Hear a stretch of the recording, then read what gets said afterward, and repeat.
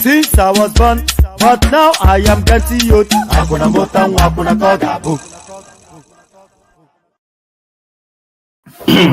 And there it is. Whatever that means, it sounds good. There it is. We're looking for a new theme music. So we auditioned that one. Let me know what you're making of it. That was one of our Yemsin Wike's theme songs, but I've managed to track it down somewhere. So tell me what you're making of it. See if it should replace. We've retired the Holy song because it's just out of skill now. It's passé. So we are auditioning new songs now as the intro. So tell me what you're making of that. A yendeba.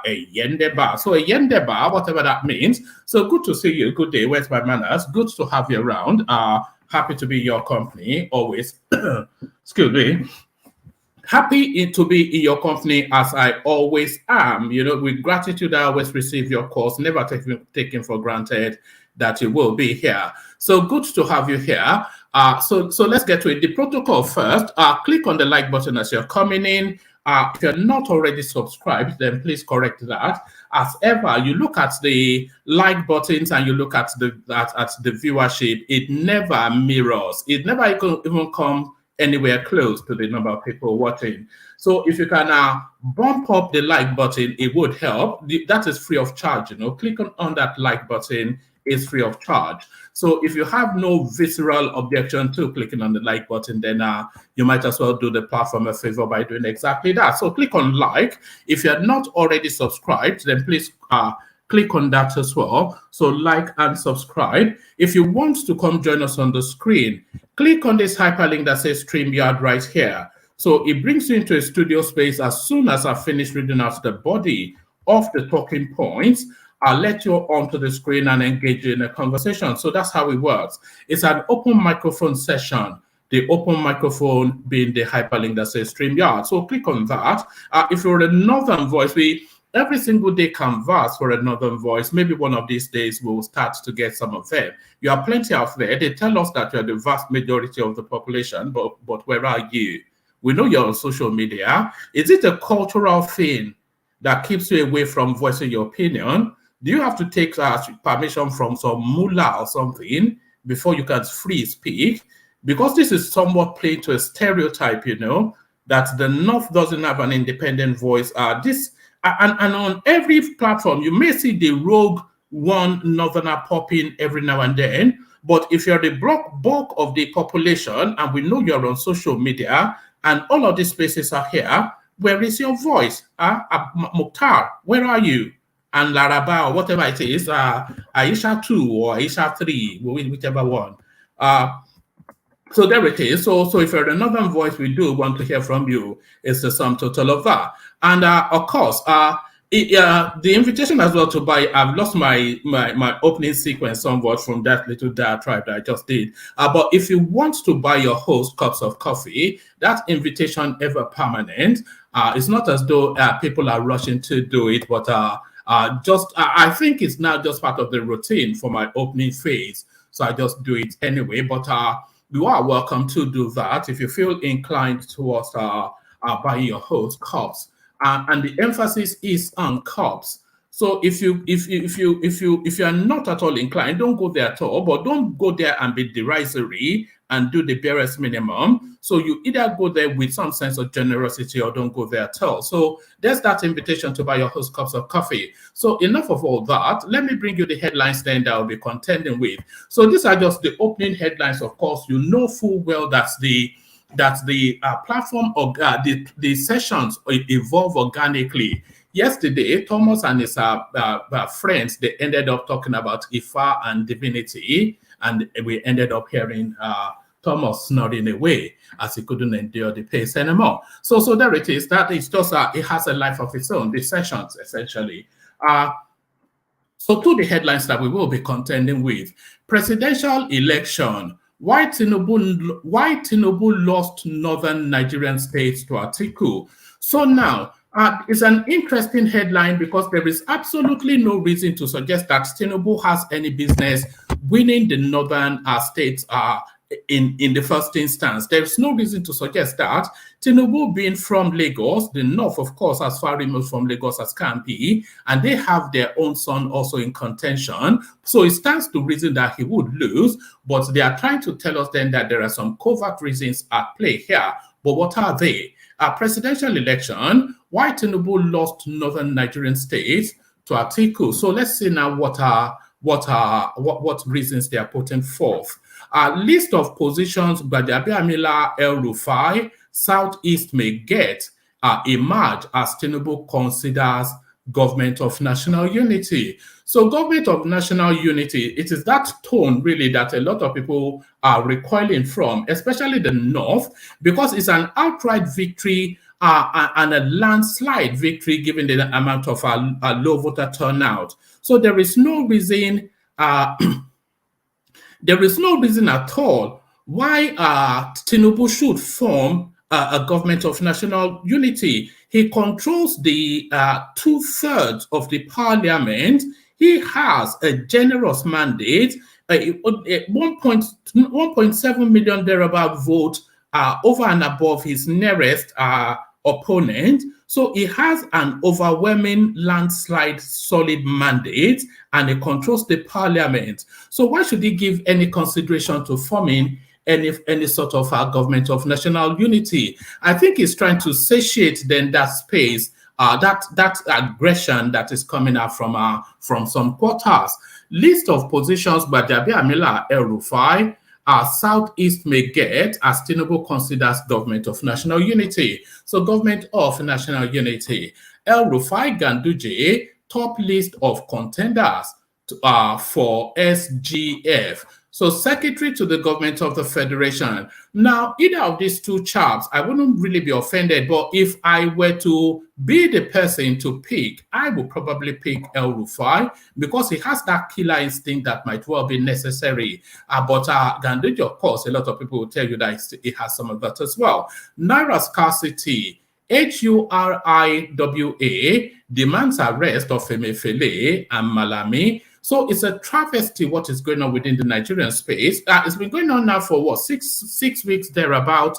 This whole palaver, this whole situation has been going on for about 6 weeks. The latest installment a doubling down on the Supreme Court position that they should set the Naira space free. So the Supreme Court position now is now going on 10 days that we've had that pronouncement, and that it has been radio silence from Emefiele all the way through. So the system is confused. The banks are churning out old Naira notes, but they're not taking it back into the banking vault. So now what happens to this situation? The Supreme Court has made a pronouncement that this currency must run till the end of the year, but the financial sector cannot make the necessary adjustment until a directive comes from the central bank, of course, because then they'll be in violation of their licenses.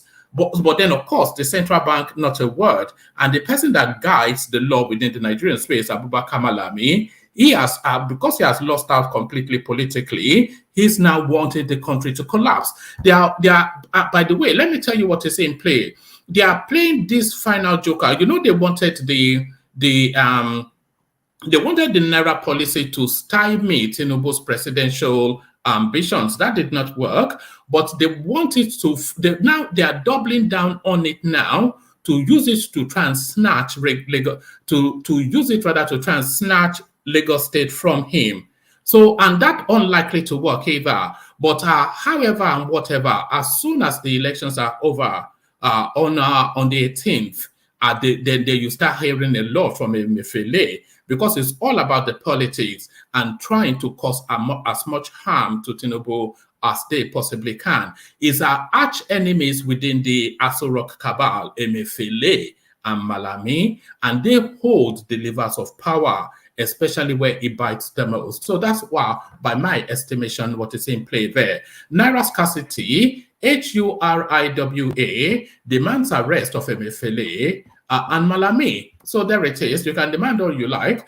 We came Messiah to restore PDP's lost glory, El Rufai's son. So he's been making a lot of noise in the papers, but this particular noise then almost re-echoes what we have been discussing endlessly on this platform for quite a good while now. So what does this mean? You know, what does this mean? Because, of course, a lot of speculation. So, because a lot of speculation, of course, that Wike will seize charge of that space, and it looks as though then that push in that direction, that's what we're hearing there. So all of that, so plenty to go through, as always is the case. So lean back, kick back, take it easy, relax into it. The usual protocol: click on the like button as you're coming in, click on subscribe if you haven't done that already. If you want to come join us on the screen, the hyperlink that says StreamYard is there. And if you want to buy your host cups of coffee, it's right there on the screen. So all that. So let me take a micro musical intermission, and then when we come back, we delve straight into the throes of it. But first, the K guys. Only water, only water, where they see my water.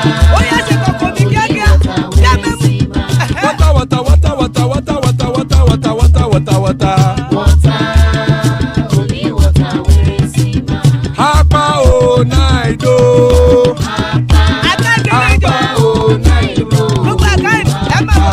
Hapa you don't come o.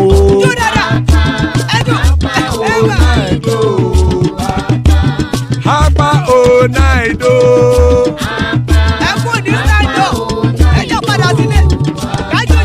Oro kẹ̀kẹ́ ẹlẹ́mù yé o. Ilé sọ́dí kẹ̀kẹ́ ẹlẹ́mù rẹ o.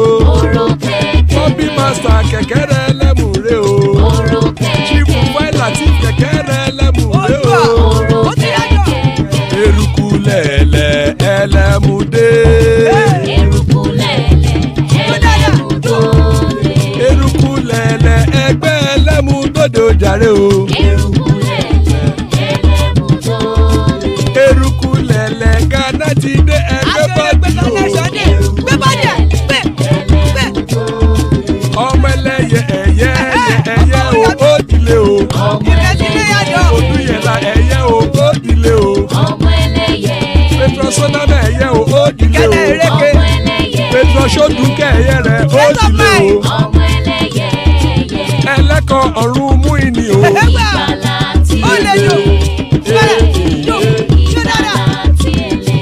ńkọ́ ọ̀run mẹ́ ńkọ́.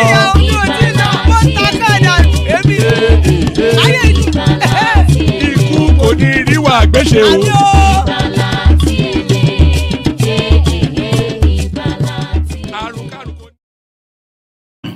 And there it is right there. May death have nothing to do with us. So, pardon me, powerful, potent prayer by the Kegites. So may death have nothing to do with us. Amen to that on behalf of myself and you, my friends. So there it is. So actually, I'm going to start off with two headlines that I had not read out to you already. So as guys, I bring you this. Parties have no right to analyze BVAS. INEC forecloses inspection of election material by PDP and Labour Party. So that should set them aflame. That should set their knickers in a twist. The Independent National Electoral Commission, INEC, declared on Sunday that no political party have the right to analyze the bimodal voter registration system, BVAS. The INEC National Commissioner and Chairman, Information and Voter Education Committee, Festus Okoye, stated this on Channels Television's program, Sunday Politics. The commission deployed two new technologies, the IREV and the BVAS, for the accreditation and electronic transmission of election results this year. However, INEC had come under severe criticism over its refusal to upload the election results from the polling units to the IREV as required by Section 60 of the Electoral Act during last month's presidential and parliamentary elections. The People's Democratic Party, PDP, and Labour Party had last week demanded the resignation of INEC chairman, Professor Mahmoud Yakubu, over alleged irregularities in the election. The party rejected the INEC declaration of the All Progressive Congress APC presidential candidate Bola Ahmed Tinubu as winner of the election and vowed to challenge the decision in court. The Court of Appeal, Abuja, last week granted INEC's request to reset the BVAS for March the 18th governorship and state assembly elections. However, Okoye insisted that no political party would be permitted to examine the BVAS or the voters' biometrics. He also declared only the people who went to court were affected by the court ruling that, pardon me, he also declared only the people who went to court were affected by the court ruling that voter could cast ballots with their temporary voter's card. The INEC commissioner blamed political parties for the poor voter turnout in the last election, saying they made the polling place inaccessible to voters. He said, as you are aware, we are reconfiguring the BVAS for purposes of the governorship and state assembly elections, and any BVAS that was used for the presidential and national assembly elections that do not push to the accreditation backend, the data relating to the conduct of the presidential and national election and national assembly election will not be reconfigured. In fact, the BVAS will not allow itself to be reconfigured or reset if the entire data is not pushed to the accreditation backend. I am sure that by Tuesday, when we hope to complete the resettling of the BVAS for the purposes of the governorship and state assembly elections, the results in all the places where elections were conducted would have been pushed to the accreditation backend. So the accreditation backend is no more than a backend server. That is essentially what that means. So they're going to be pushing all those data to a backend server. But then, of course, now this stands that no parties have the right to analyze the BVAS. So is that flouting then a direct court ruling? That's the question. We're back in Lagos State. This is now one of the headlines that, like I said, that I did not read out. My life under threat, wrote Vivo, Lagos LP governorship candidate, cries out.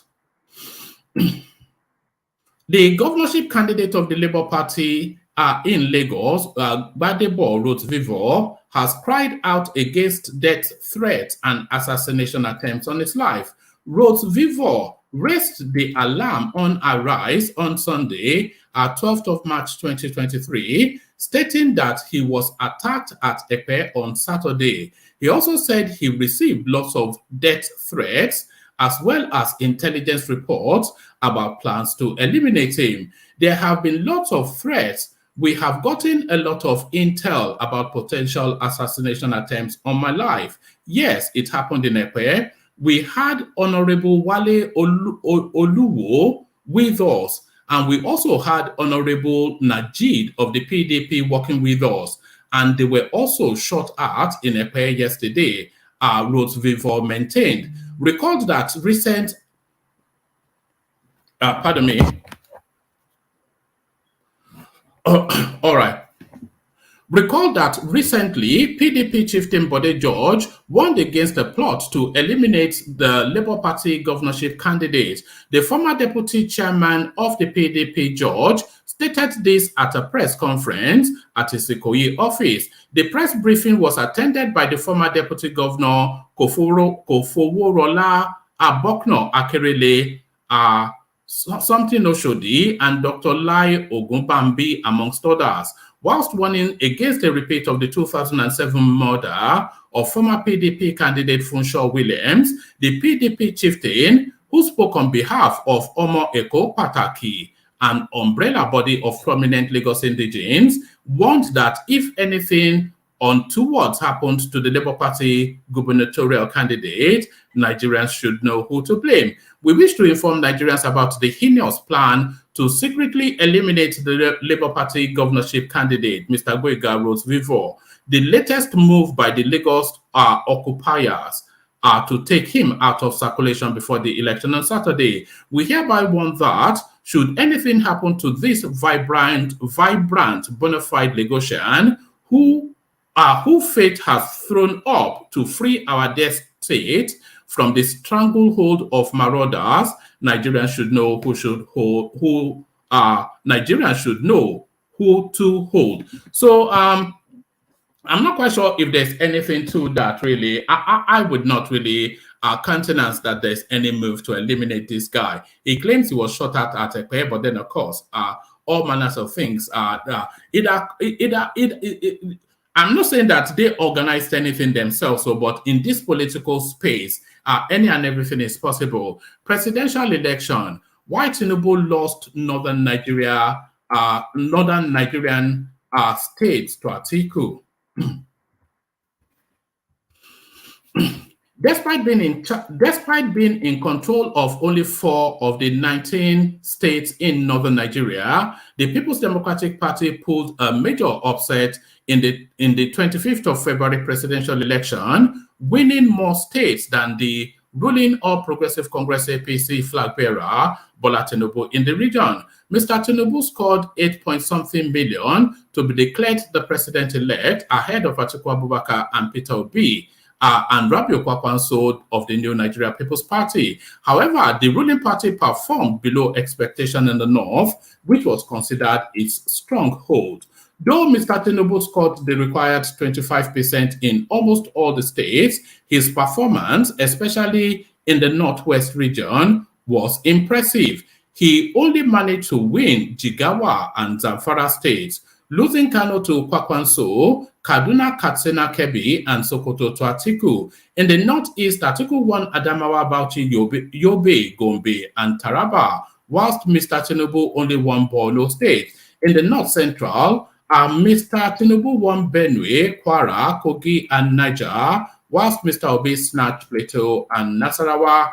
Statistically, the president-elect did not, like Mr. Buhari, secure overwhelming victory in the states he won in the region. In Zamfara, he got 59%. In Borno, he got 54%. In Kwara, 56%, Kogi, 53%, and in Benue, he scored 40%, etc., etc. The presidential election results from northern Nigeria came as a surprise to many political watchers, as the APC had overwhelmingly won the last two general elections in the region. In the 2015 presidential poll, the APC got 12.2 million votes, whilst the PDP got 3.5 in the 19 northern states. In 2019, the ruling party got 11.4 million votes, whilst the PDP got 5.2 million votes in the northern states. In the 2023 election, APC also won more total votes than the in the 2023 election. APC also won more total votes than the PDP, should say, although it won fewer states. The ruling party got a total of 5.5 million votes, whilst the PDP got 5.1 million votes. So the reason has been adduced. I'm not going to, okay. All right. The reasons been adduced are ethnic sentiment. So that are understandable enough. So I'm not going to read that out, especially border opening and economy. Atiku's campaign style no doubt helped him in gaining ground where the APC held sway. In most of the northern states he visited for his campaign, Atiku used the issue at hand to campaign for himself. When you look at how clever Atiku was throughout his campaign rallies in the north, you will agree with me that the states where he promised to open borders, revive the economy, and help fight insecurity, no doubt helped him. Abdul Rahman Ghani, a political reporter in Katsina. So those are the issues. Banditry and insecurity aggrieved APC members widespread the campaign. So those are the reasons. I'm not going to read them all out because it's too long-winded, but those are the reasons being adduced. So let's go on to the next one. List of positions by the Abiamila El-Rufai Southeast may get emerge as Tinubu consider government of national unity.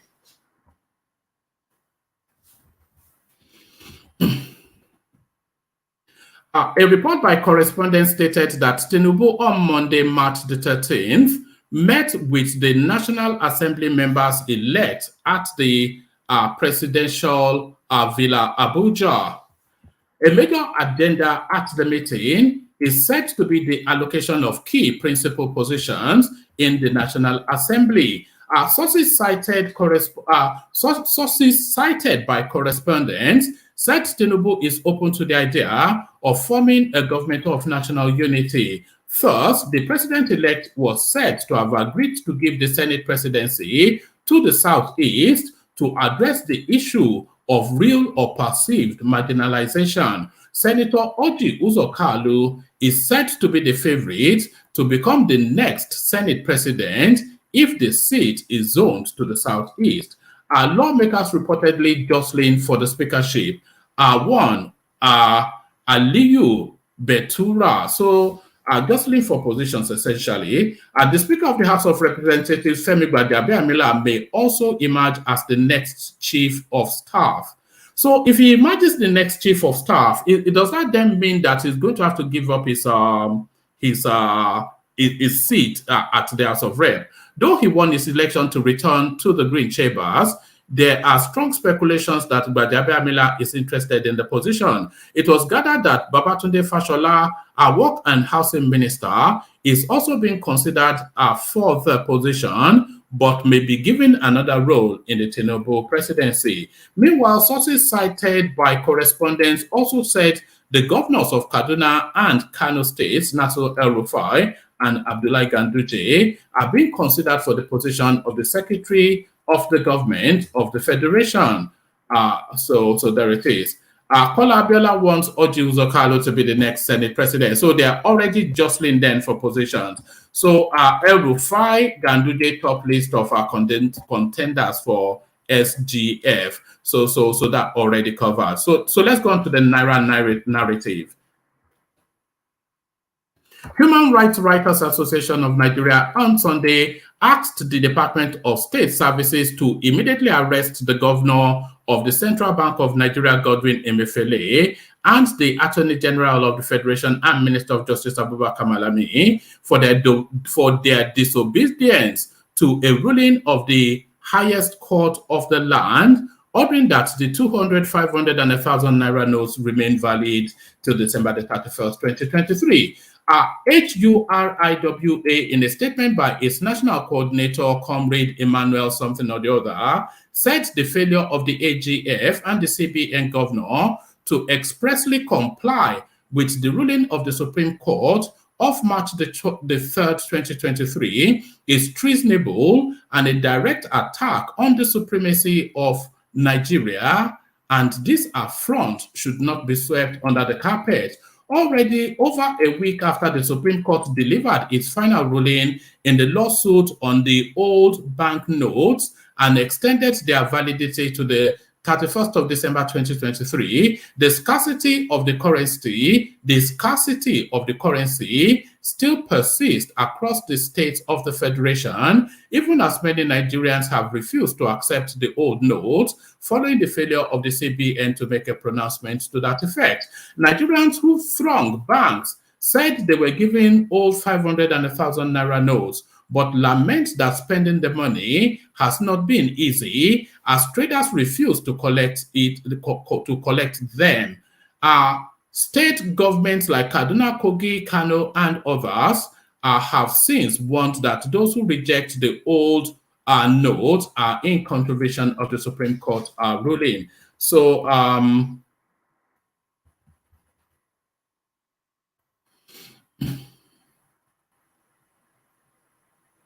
right. Reports have it that the federal government was served with the enrolled order and certified true copy of last week's Supreme Court judgment, which also ordered that the old 1,500 and 200 naira notes should be in circulation alongside the new notes till December the 31st. The silence of the president, Major Buhari, on the judgment of the Apex Court has fueled the rejection of the remaining 1,500 naira as a legal tender. On Monday, some banks commenced paying customers the old notes in partial compliance with the Supreme Court judgment, but by Wednesday, the bank stopped disbursing the old notes as the CBN insisted that it had not given any directive to that effect.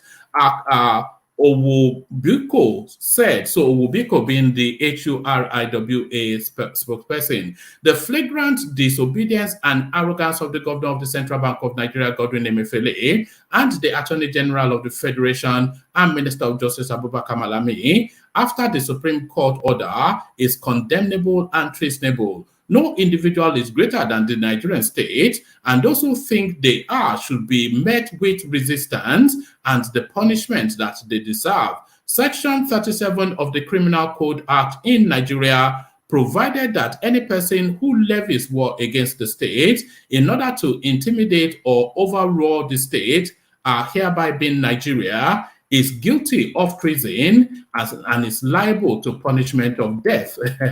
So they're asking for death penalties for Emefiele and Malami. Now that cash has dried up in most banks in the state due to what the senior bankers described as the inability of the central bank to supply them with the new Naira notes, protests have started to break up in the country. This has threatened the security of the entire nation. So it goes on along that road. But essentially, they call for the arrest and apprehension of Emefiele and Abubakar Malami. Wike, Messiah to restore PDP's lost glory, El Rufai's son. So we make this the last readout and then we come into the room. The son of Governor Nasir El-Rufai, Bashir, has suggested that Governor Yemsin Wike of Rivers State is saving the People's Democratic Party, PDP. I suspect that this guy, Bashir, listens to this program because he always seems to tweet out everything that we discuss here. Bashir disclosed that Wike could be anointed Messiah. Let's take that again. The son of Governor Nasir El-Rufai of Kaduna State, Bashir, has suggested that Governor Yemsin Wike of Rivers State is saving the PDP, People's Democratic Party. Bashir disclosed that Wike could be the anointed Messiah that will revive PDP's lost glory. Wike has been at loggerheads with the PDP leadership since he lost the party's presidential ticket. Following his defeat at the PDP primaries, Wike has refused to support the party's flag bearer, Atiku Abubakar. Wike and his D5 group also demanded the resignation of PDP National Chairman, Chair Ayu. The governor said Ayu should resign and allow a southerner to take over the party's leadership. They noted that the North cannot produce the presidential candidate and the national chairman.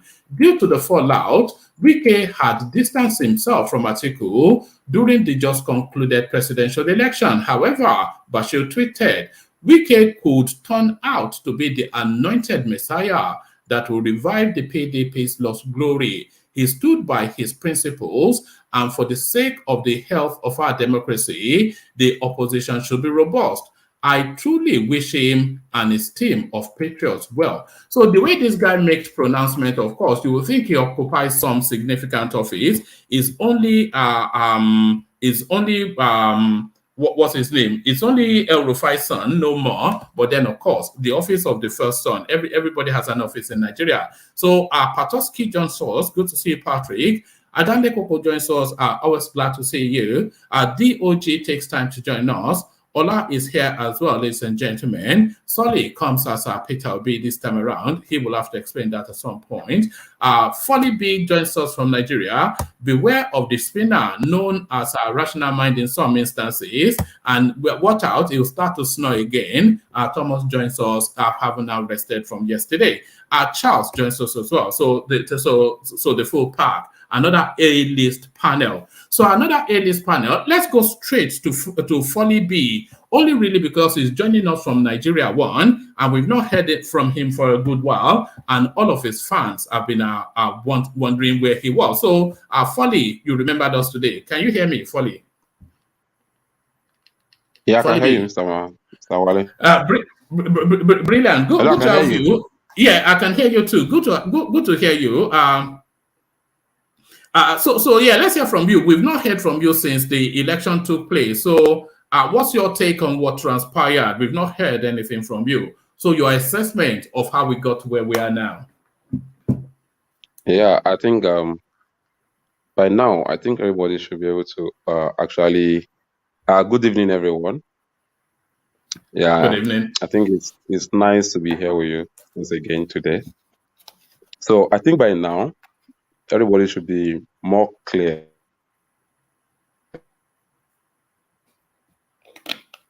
Oh, no.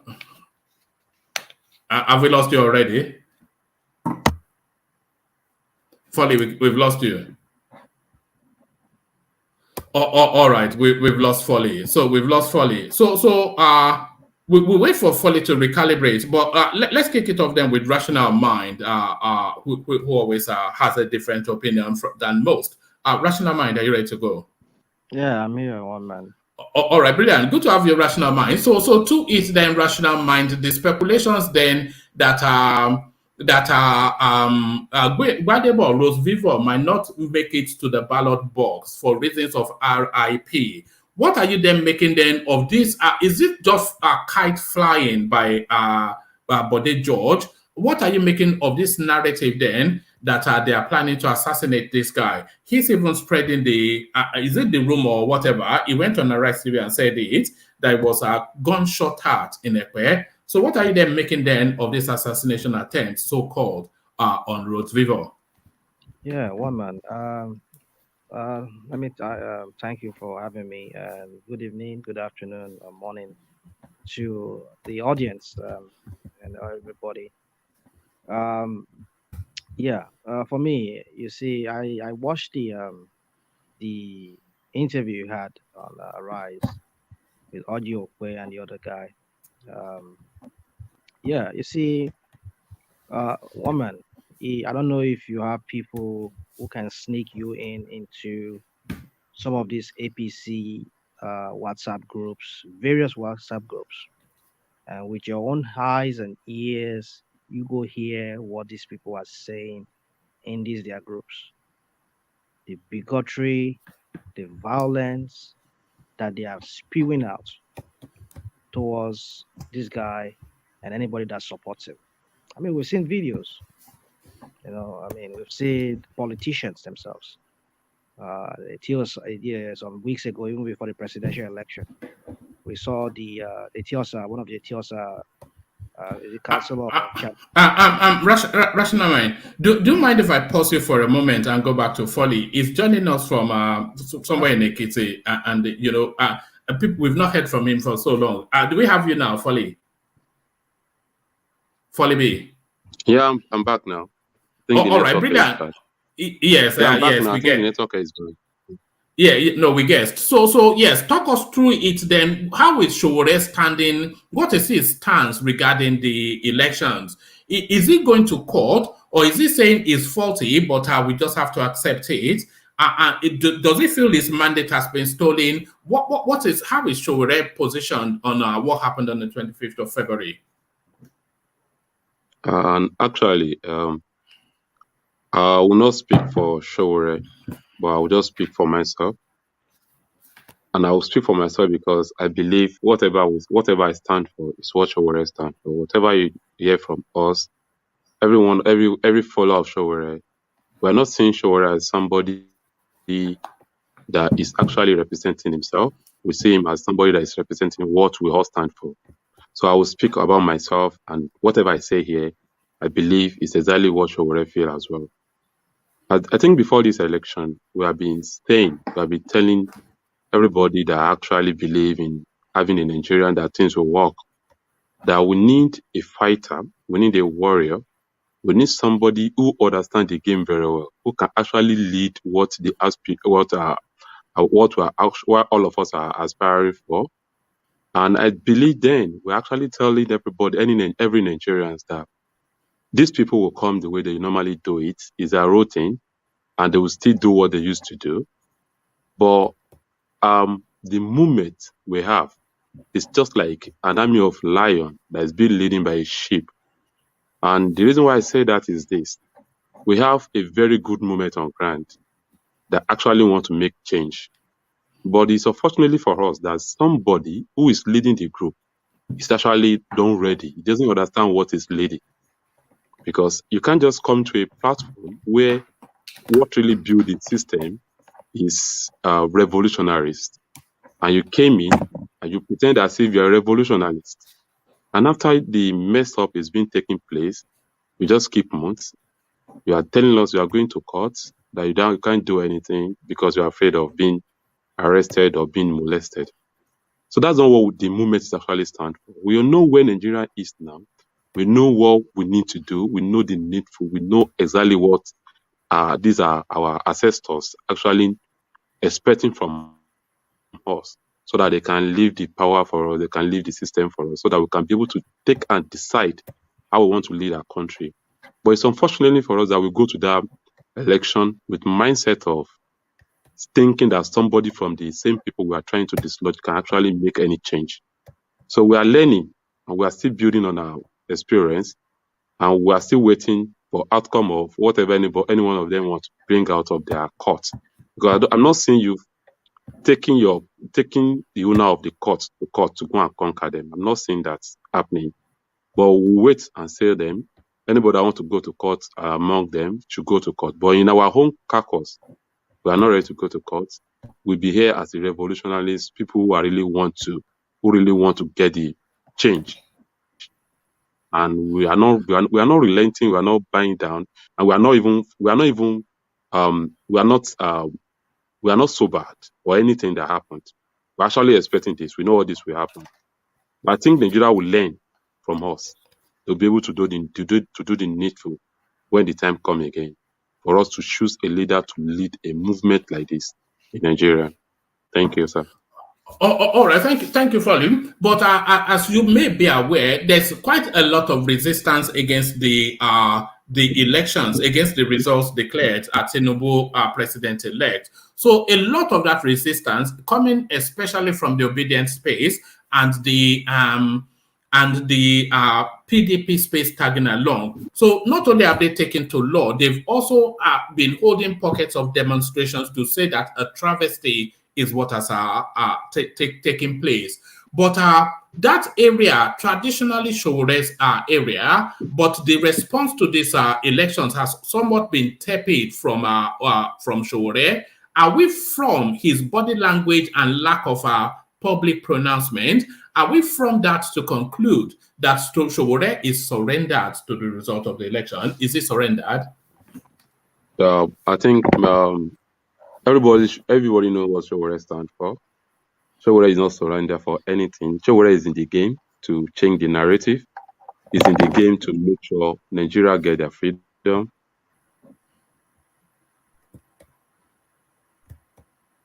And I think I just sent you a video. Yes, I got it. Yeah.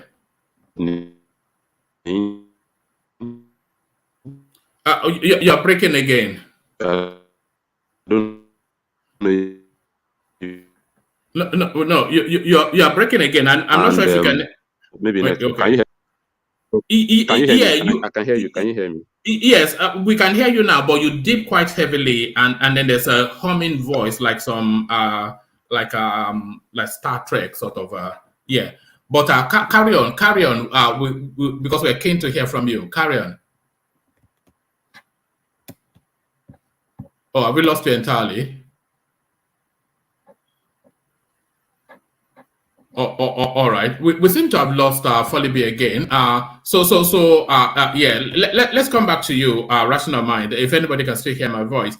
Folibi is joining us from the interlands in Nigeria, probably around about Ekiti somewhere. So, of course, knowing that, then you know the struggles. Can you hear me now? Yes, we can now. If you can maintain it at that, wherever it is you are, I think the connection is better there. So, carry on. No, we've lost you again. All right. All right. We seem to have lost you. So we'll go back to Rational Mind and hopefully get back to you in a moment. But Rational Mind to you then, just pick it up either from where you were or where I took Folibi to, that the response to this election has somewhat been tepid from Showore. Rational Mind. Yeah. Let me just quickly round up that before I go to that. You were with Gbadebo Roads, and the speculations are about. I feel they're just flying a kite. I'm not sure that anybody is after his life. What's the value of it? You can say that. I know. You can say that, but you see, what I'm trying to say is, we've seen so many videos. I mean, I have like 2 of them here, and so many of them. If I can go to that. Those APC WhatsApp group that I belong, go bring out many of them and send it to you, where they are just, breathing fire and brimstone that if anybody should not vote Sanwo Olu, they allow these people take over Lagos, blah, blah, blah, that they will do this, they will do that, they swear for them and all of that, And we hear, like I was saying, a local government, I think council or chairman was caught on video or on audio camera saying that this election, you cannot allow anybody to come and ruin the life of his own and the life of his own kids. It tells you what they're all about, that it's about them and their kids, the future of their own kids. So what I'm trying to say is that, woman, if there is no pattern, we won't complain. We just say, oh, maybe that guy is just crying wolf. It seems a bit far-fetched that they will be after his life. We saw this player 2007 or 2006. You are going back to Funshaw Williams. Is that where you're going? Oh, no, that's where I'm going now. Yeah, that's where I'm going. Funshaw Williams. I mean, a Lagosian like this guy, Gbadebo, the Williams family. I mean, they're well known in Lagos, like the Gomez and the rest of them. And this guy was looking like he was going to beat APC as well. He was going to overthrow Tinubu's dynasty there. But what did we see? So, and they killed. Yeah, what happened to him? He died under mysterious circumstances. So what attribution are you making? You might say that it's mysterious. I mean, the same way they killed the former Attorney General of the Federation, what's his name, Bola Ige, which is I would say this, that well, let me not because I've been hearing people have been threatening to sue other people for libel. I mean, I won't put it beyond Tinubu, the death of Polage. I won't put it beyond me, because Polage was somebody who could rival him. It was somebody people were looking up to, like, okay, if ever Yoruba people wants to vote Bola, so I mean, Tinubu. Let me not just go into all that. So talking about Funsho Williams, they killed the guy. There's nothing Tinubu can tell me that he doesn't know about that guy's death. No, but what would you conclude that it does? There's been nothing. There's been no investigation that it had anything to do with it. Where are you going to? Where are you going with it? Tinubu that they ever come out with anything. We're struggling to hear you as well. By the way, everybody's. Even the one they table before you guys about what he did in Chicago. How did you people play it down? Did you know people playing it down? Oh, what is there? It's nothing there. He only collected money. I mean, woman, you see. Let me not start off on today with this my way of speaking. So my point is this: we've seen the pattern of what APC do in Lagos, how they suppress voters, how they, I mean, even in this last election, we saw how they went to some polling stations, polling booths, they beat up people and allowed people, and even 2019, violence. So why should we assume that? Why should we just say put it beyond them that they cannot do this guy? I mean, they can't do this guy harm. So well, if this guy says there was an attempt on his life, I wanted to say that a long time, that this guy should watch out, so that they don't give him Funsho Williams treatment. Whether Tinubu knows is involved directly, or his minions. What if he was removed? What would be the fallout? What if he was removed? Oh. Well, I know right now Tinubu has immunity. Sanwo Olu has immunity. He might not be prosecuted for now, but definitely, I just hope they will not support. Why would they be prosecuted? What I'm saying is that you see, what I'm saying is, let me say this. That's what I say. That was why I said maybe Tinubu know directly about the death of Funsho Williams or not. Or what on that WhatsApp group? These are people who don't even know Tinubu. They're just APC people. Because they see money, they get money, or they kind of get some contract or allocation from one chairman or whatever, and they're just ready to do anything for Tinubu. If it's to kill people, I mean, it's to eliminate people, or to just do anything violent just to make sure that Tinubu's dynasty continues. That's all they care about. So if these people do it, we can say Tinubu do it, but maybe not Tinubu directly. I'll order them to go and finish this guy up.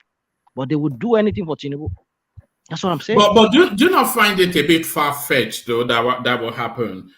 Because the optics of it's just not. It's not something. Yeah, the optics. He said a shot. If it's lying, I mean, that would be foolish on his part if he's lying. And but he is notorious for telling lies. So yeah. What lies if they're told? Sorry, rational mind. Just a quick question. If they've shot at this guy, even normal citizens they've shot at will show you a video of the car and the bullet holes, and being somebody that is contesting and wanting to capitalize on such situations, why haven't we seen like a picture of a bullet hole, or at the spot of the incident something recorded? It's just the same thing I said when people said, oh, some people attacked us during the rally for LP Labour Party. Like that is, if people are attacked, or there is always something to show for it at that moment for you to feel the realness of the whole story. We just heard it. It's just saying it. No picture, no cars, no. And DOG, it will echo more in the news if that exactly the whole of the news space will go wild. It's a non-liar anyway. Down and buy all these stories because we think, these things happen. Even the one they showed all of you. Rational man, before you move on, good evening. One man, did the guy report himself to the police? He's a liar now. He's a liar now. You know he's a liar. No, can I say something? See, I think no, because the first thing to do, Ola, hold on. Ola, please hold on. The first thing to do is to report to the nearest police station. I You was Thomas, shot I just at. want to tell you what Let me happened. finish think now. Okay, Let go me on. finish. The first thing to do is to report to the nearest police station. At least there will be there will be passerby, people that will witness the scene. So I don't know. Yeah, Yeah. it was contained. This is not like you Australia said, now. Nigeria is not Australia now. hold on, and like you said, there will be bullet-riddled vehicles to. They could shoot in the no, air. Mama, It the doesn't situation mean they was not shot like at that. him. They could shoot in the air just to No, scare him no. off. The situation was not like that. I listened to these guys speak and see. Don't let us play down the what rational mind is saying. Even though I know that we know him as spinner sometimes, but then it doesn't mean that he's always wrong. See, I listened to this guy say this thing. So it was on his campaign entourage. So they were using like open roof, and he has some police orderlies. So they were going together, and so they got to the stage and they saw some kind of a crowd ahead. So all the security personnel said, "Okay, boss, you just have to wait now." It's like something, we got information that something is happening ahead, and about three of the guys, they just stepped down of the car, and they have to ask the guy to stop popping his head through the roof, and should just go down to the car. So they went forward to see what was happening. As those guys were approaching, they fire some shots. So I listened to the interview. They fired some shots. So police were already there. So they knew the event. Whether they document it officially is another thing we're saying. That they should have gone to report it to the police.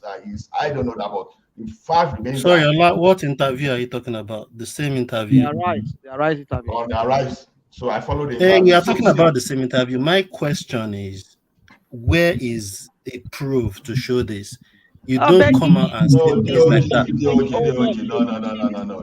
Don't let us pretend that we don't know what can happen in Nigerian politics. No, hold on. DOG's question is either is able to verify that this happened, or then we are taking it at his word. So are we taking it at his word? No. See, one man, something happened in Lawe Ekiti No. Don't take us on a long story now. No, one man, let me speak now. Yeah, go on. No, you see, if you control what I'm speaking now, then I won't be able to. No, because I want to narrate today. Okay, go on. See, in 2009, right in the Lawe Ekiti there, if this guy Foley is here now, let him bear me witness. A former graduate of University of Ekiti, was just signifying his intention to contest at the opposite, right in front of the Obi'S palace in the Lawe Ekiti. They brought this guy out and they did this thing to him just for signifying intention. So we can't pretend that this thing is not happening. But because we know it happened doesn't mean we should accept every story. I mean, that's why I didn't want you to, because that doesn't have anything to do with what we're saying.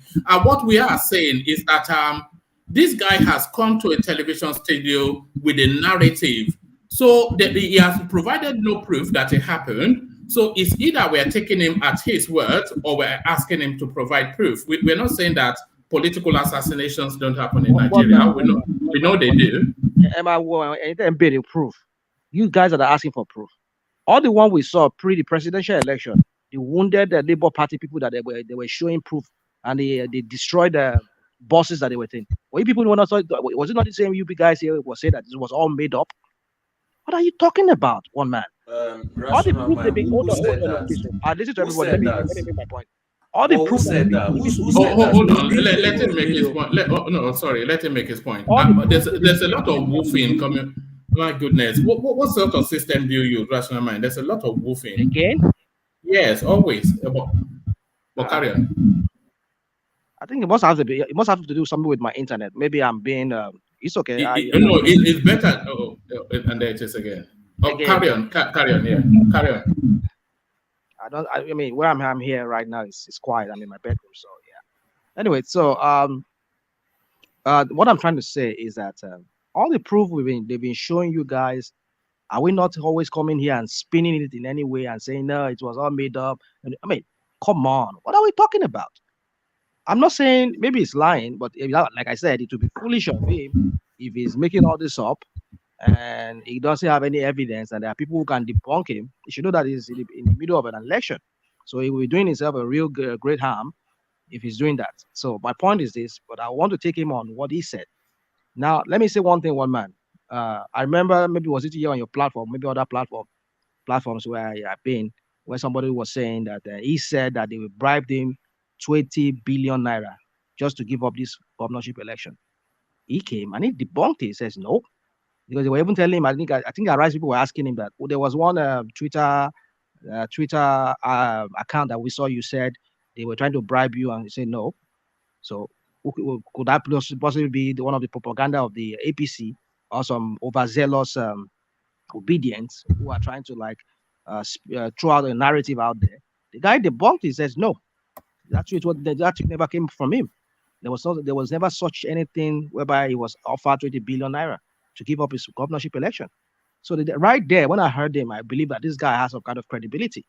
Because if it's that kind of the obedient, overzealous or the obedient that will spew out propaganda like the APC they do, maybe they would have said, yes, it's true, they try to do it. You know? So I would not expect him to be saying this when in actuality it never really happened. Rational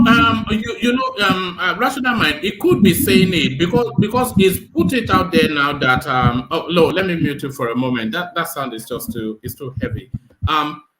So he could be saying it because he's putting it out there that his life is at risk, which will gain him some sort of sympathy and way against and then you see they are already starting to regurgitate narratives of Alphonso Williams and all of that. But he only needs that story to live for 3-4 days, and it wouldn't matter after that. He's either governor or he is not governor, and it won't matter. So I think he could just put it out there, but I don't believe him, of course. But a rational mind. Can I interject? Yeah, come in, Ajale Koko.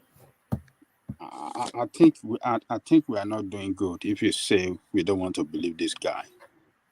Why would this guy come on an open TV, live TV, lying that his motorcade was attacked?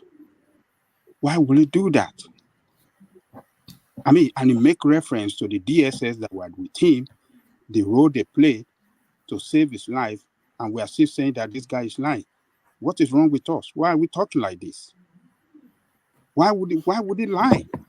I can tell you why. You can bribe the DSS police with him. They are all police officers. I have friends that have orderlies in Lagos State. You can give them money and tip them and say, this is the news we are selling out. I'm not saying it didn't happen, but it's not verifiable. There is nothing to show for it to prove it. So we can't just buy it and just, why would they want to kill this one again? No, we're going to vote for him. We are not going to buy all these stories. And this is what I think the Sorosuke generation should be like.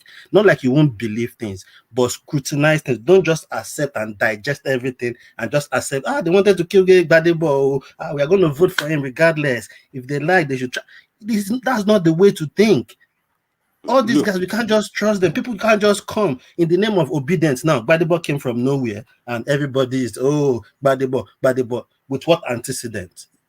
Look, let me tell you this. Don't let us, recently, Jandor was attacked as well. And the way APC administration in Lagos State, the way they deny these people to use to put up their posters, the way they deny them to use billboard. We have seen all the tricks that APC in Lagos State have used to suppress opposition in Lagos State. So we cannot conclude that what this guy is saying is lie. We cannot say that. Can I interject? Police, let me run it out, please. So police were with him. incident like this have happened to another opponent, why is it that it's only the opponent that this thing happened to and it never happened to APC? It is APC's thugs that are carrying out this attack against opposition. We know the way the politics is played around Nigeria. It played as well like that in other parts of in several states in Nigeria, where you see the sitting government using thugs to attack their opponent in order to suppress them from carrying out campaign. The same thing that APC is doing against this guy. Let us just call spade a spade. Don't let us say because we don't want a LP or we don't want Labour Party, and when incident like this happen, we don't want to condemn it, but rather we want to start questioning him that is lying and stuff like this. We should stop this. Can I say something? Hold on. In the build up to this now narrative that this guy is giving us, Bode George had come out into the media space that there was intelligence that what they did to Funshaw Williams, that they have rumors that they are going to they want to do it to him. So shortly after Bode George put that narrative out there, this guy then came up with this storyline which he presented on Arise TV. So with that sequence of events, you can see that it's just a build-up of a storyline that they wanted to put into the public space. It's just they're just making it up. That's it. It's not fair. Can I interject? Can I interject? It's not fair to say it's been made up. Security life is not fair. The opposition, if the opposition or the Lagos state government particularly have responsibility to protect him, it is the job of the Lagos state government to ensure the security of this guy, to do everything to secure him.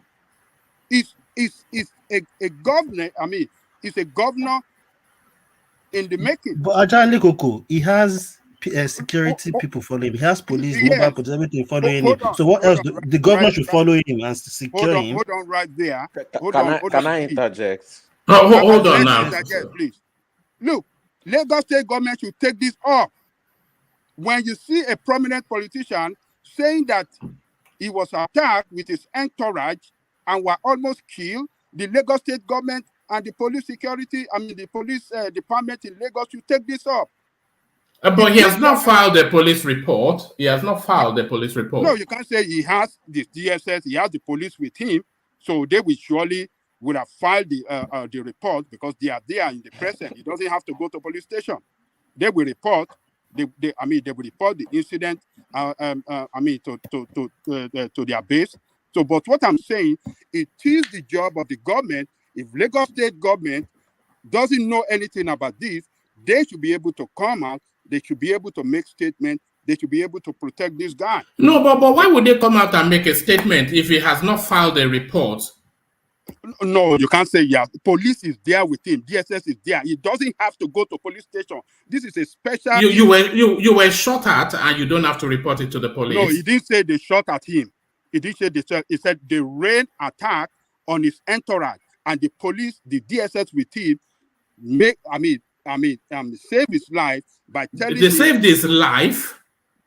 Hold on. My goodness me. There's a lot of embellishment going on here. You know, when I was listening to that, interview, hold on, Yeah.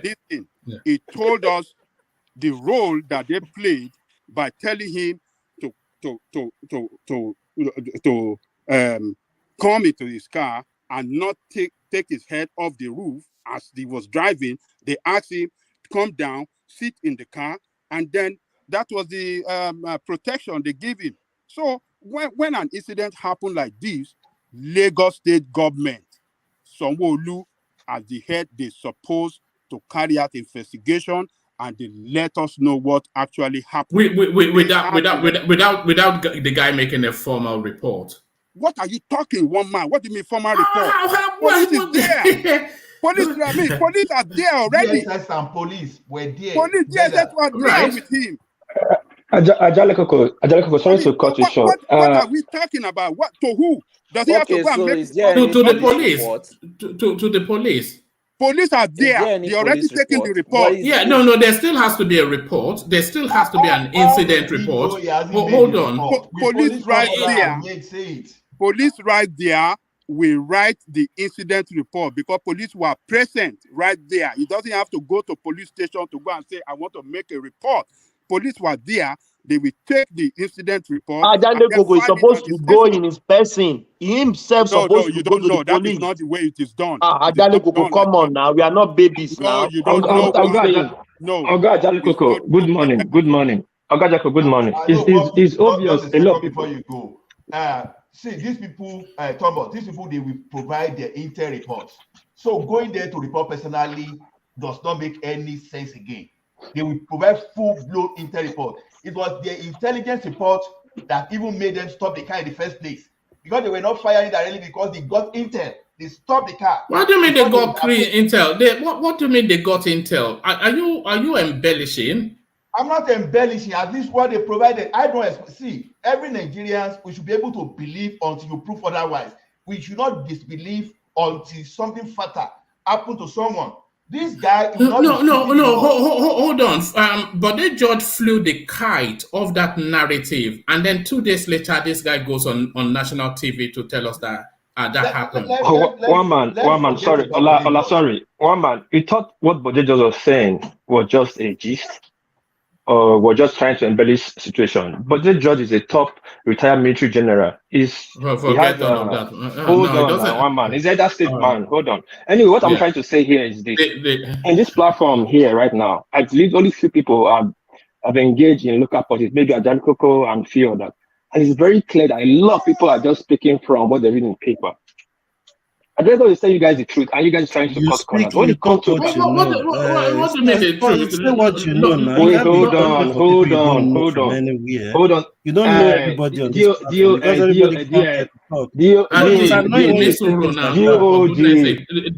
have to let I didn't call your name. So you relax. When you make it personal, right, like this, then you are proving what I'm trying to say. No, hold on. I'm not using any foul word. I'm just saying. I'm just reading now. Yeah, go to the point. I don't want it to get rowdy so early. Yeah. How do you think political stuff carry out political violence? Is it are they coming to announce it on a billboard that we are going to carry violence on Viva or Jadon before they carry out? We saw Jadon when they go attack Jadon on live media. Nobody came out to say it was you have to bring proof. Now this guy came out and told you that on live TV is a candidate. This is what happened to me, or what almost happened to me. You guys say she's going to bring proof like a receipt that it really happened. It's funny now. When so are you saying they should take him at his word? Is that what you're saying? Of course, it is word. Right. And there's DSS because politicians don't lie. Politicians don't lie. One man. Yeah. Why is it that everything that happened to the opposition is a lie? And what if it happens to APC is not a lie? It's a master's truth. Lie a lot. They cry wolf a lot. They make up stories a lot. Hold on. Sorry. This guy took the story. Sorry. We are not dumb. We are not Sorry. Yeah. Hold on. Sorry. If we are not dumb, none of these political parties will be in power. So don't use that word. Both APC, PDP, or Labour won't be in power. So let's forget about that. Let's look at what really happened and let's judge it properly. The guy didn't die, fine. We should condemn it so it don't happen again. We saw this happen before to Sean Williams. Now we are saying a mysterious death. We saw it happen to Bola Ige. Now we are saying it's a mysterious death. I saw it happen to my friend's father. Thank God we were at home in Yanupaja. Go and take the former commissioner of police. He was found for fire all night. It's 92. They must come and take him out. So what are we now saying? It happens. It does not happen to you. Don't pull it, don't downgrade it. Until it happens to you, then you know it happens. It happened this election season. Assassination, target happens a lot. If you make any mistake, you are gone. Why do you think they assign police to them? If there's no assassination, there's no target, they'll be working on their own. Because they know their life is in danger, that's why they give them police escort. Bola Tinubu that have gone right now, they gave him maximum security. Anything can happen before swearing in. Or you don't know that? Anything can happen. So, world peace, because we now know anything can happen and political assassination that goes on in the country or anywhere in the world and all these things happen. So somebody should just come now on live TV and tell me, oh, they are just trying to kill me down the street now. So we should just believe him. I think we are too. I know we have our sentiments in parties. He has something to gain in this. There is a lot to gain there. At the back of it was just. Hold on, Ola. Let Charles come in. I know we have a lot of sentiments, especially when it comes to this party politics. But let's be honest about it. The way we're going about it is wrong. If a fellow family member should walk into your house and tell you that they almost shot at me, we will not tell that person and say, I beg, carry your matter aside. Go and bring police report for us to believe you. We understand that some of us are. Let me ask you a question, Charles. Does Rhodes Vivo, does he have reasons to lie about that, and does it gain for that narrative to be out there? I really won't see any. In his report, he stated that there was some PDP chieftains with him doing that campaign, and they could also verify that. So I don't think we even use those PDP chieftains or whatever to lie. Because they are with him now. They are now with him. They are now working for him. They've left PDP and they are working for him. Not like PDP was going on their own and he's going on his own and it happened. Okay. But at the same time, yes, he would also milk the situation in terms of, even if it had happened to him, he would milk. This is politics. Even Sanwo Olu is going to churches and shaking hand members and licking ice cream and doing everything. It's part of politics. If it presents itself, he's right to actually use it for his campaign, which all politicians do. So if he's milking the situation, that's fine. It's only normal in politics. I'm surprised that anybody is giving any credence to this. But Ola, you wanted to say, yeah. No, see, one man, even though I was very young, in 1983, from 1983 to date, I can list some kind of political assassination victims. And by play-by-play people, I don't mind them. People go and ask about Agbayewa. Oh, people don't ask them. Go and ask about Bola Ige. This guy that was accused, although people were accused, I don't know, I'm not accusing Fayose for the sake of for TV. There was a politician in Ekiti that time too, that they were accusing Fayose, and eventually he assassinated that guy. Funsho William is there. Bola Ige is there, and people, even this guy, this Buhari. Yeah, but Ola, nobody said that political assassinations don't happen in Nigeria. What people are saying is that is this guy making up this particular narrative? So of course we all know that political association. Because this has to do with life. We have to be very careful. We have to be very careful. No, let me just round up. We have to be very careful how we do this thing. We can't just dismiss this guy just dismiss him. Oh, he's lying. See, what about? No, hold on. What about the fact that Bode George had been building up that narrative before he went to land it on a rise? You see, one thing is this: we are talking of the former governor of Ondo State, a top military officer. It's just like we are saying Obasanjo is saying something now. All of a sudden, we say Obasanjo is telling lies. For example, how does this sound to me? So Obasanjo cannot lie. Obasanjo cannot lie. Thomas, what are you saying? Obasanjo cannot lie. Thomas, wait. You don't have your basis. Even if you want to say someone lies, you have to look at that person. Is this person in their position to know the truth, to have intelligence? Do you know Bode George was an ex-convict that was pardoned? Forget about whether it's an ex-convict. All those are sentiments. No, you can't rely when you say an ex-convict. Okay. If he was not pardoned. When Buhari, when people were saying they should protect Buhari, when they almost got Buhari down, this is the way people are saying, oh, they should not listen to Buhari, and they almost got Buhari down there at that time before the federal government had just to double under the protection. See, like someone said, here is this: if this thing is happening to us, let's not look at how we are going to react, and don't let us dismiss. I'm not saying this guy is even saying the truth or not, but the way we're quick to dismiss. Is this thing? It was just too. Personally, I'm talking about me. It will just be inhuman to me for a fellow human being to say, "Oh, attempt on my life and get out. No, I won't do that. I will just It's a politician though. It's a politician though, and it's a man of dubious character. In addition to Allah, it doesn't matter. It doesn't matter. He's talking of potential fatality here, and we have to establish the truth before we can accuse. We don't take it with just a pinch of a finger. And but that's what we're saying. To establish the truth, there has to be an audit trail. So where's the audit trail? In addition, we only have his word. We only have his word. Okay, Coco, let me ask this question before you say what you say. Sorry. It happened to someone I know personally. Look at someone was no, that's different now. Yeah, that's like I said. Nobody is saying it doesn't happen now. So. We cannot give examples of we all know it happens. It's not like it. Yes. One man. Hold on, Ola. We know all the examples that it does happen. Yeah, Ola, please. Look, in a civilized society, when a citizen reports that his life is under threat, it is the responsibility of the government to protect the life of that person. That is what that guy has done. So the issue that is lying or not lying should be put aside.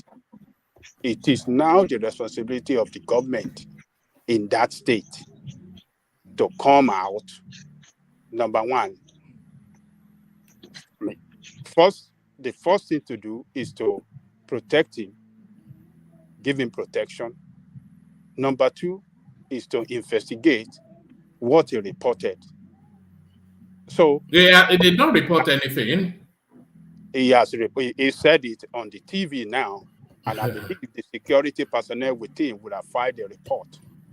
So if it is actually true that is lying, the state government should be able to investigate and unravel that this guy is lying and come on air that this guy is a blatant liar, that what he said on the TV was lying.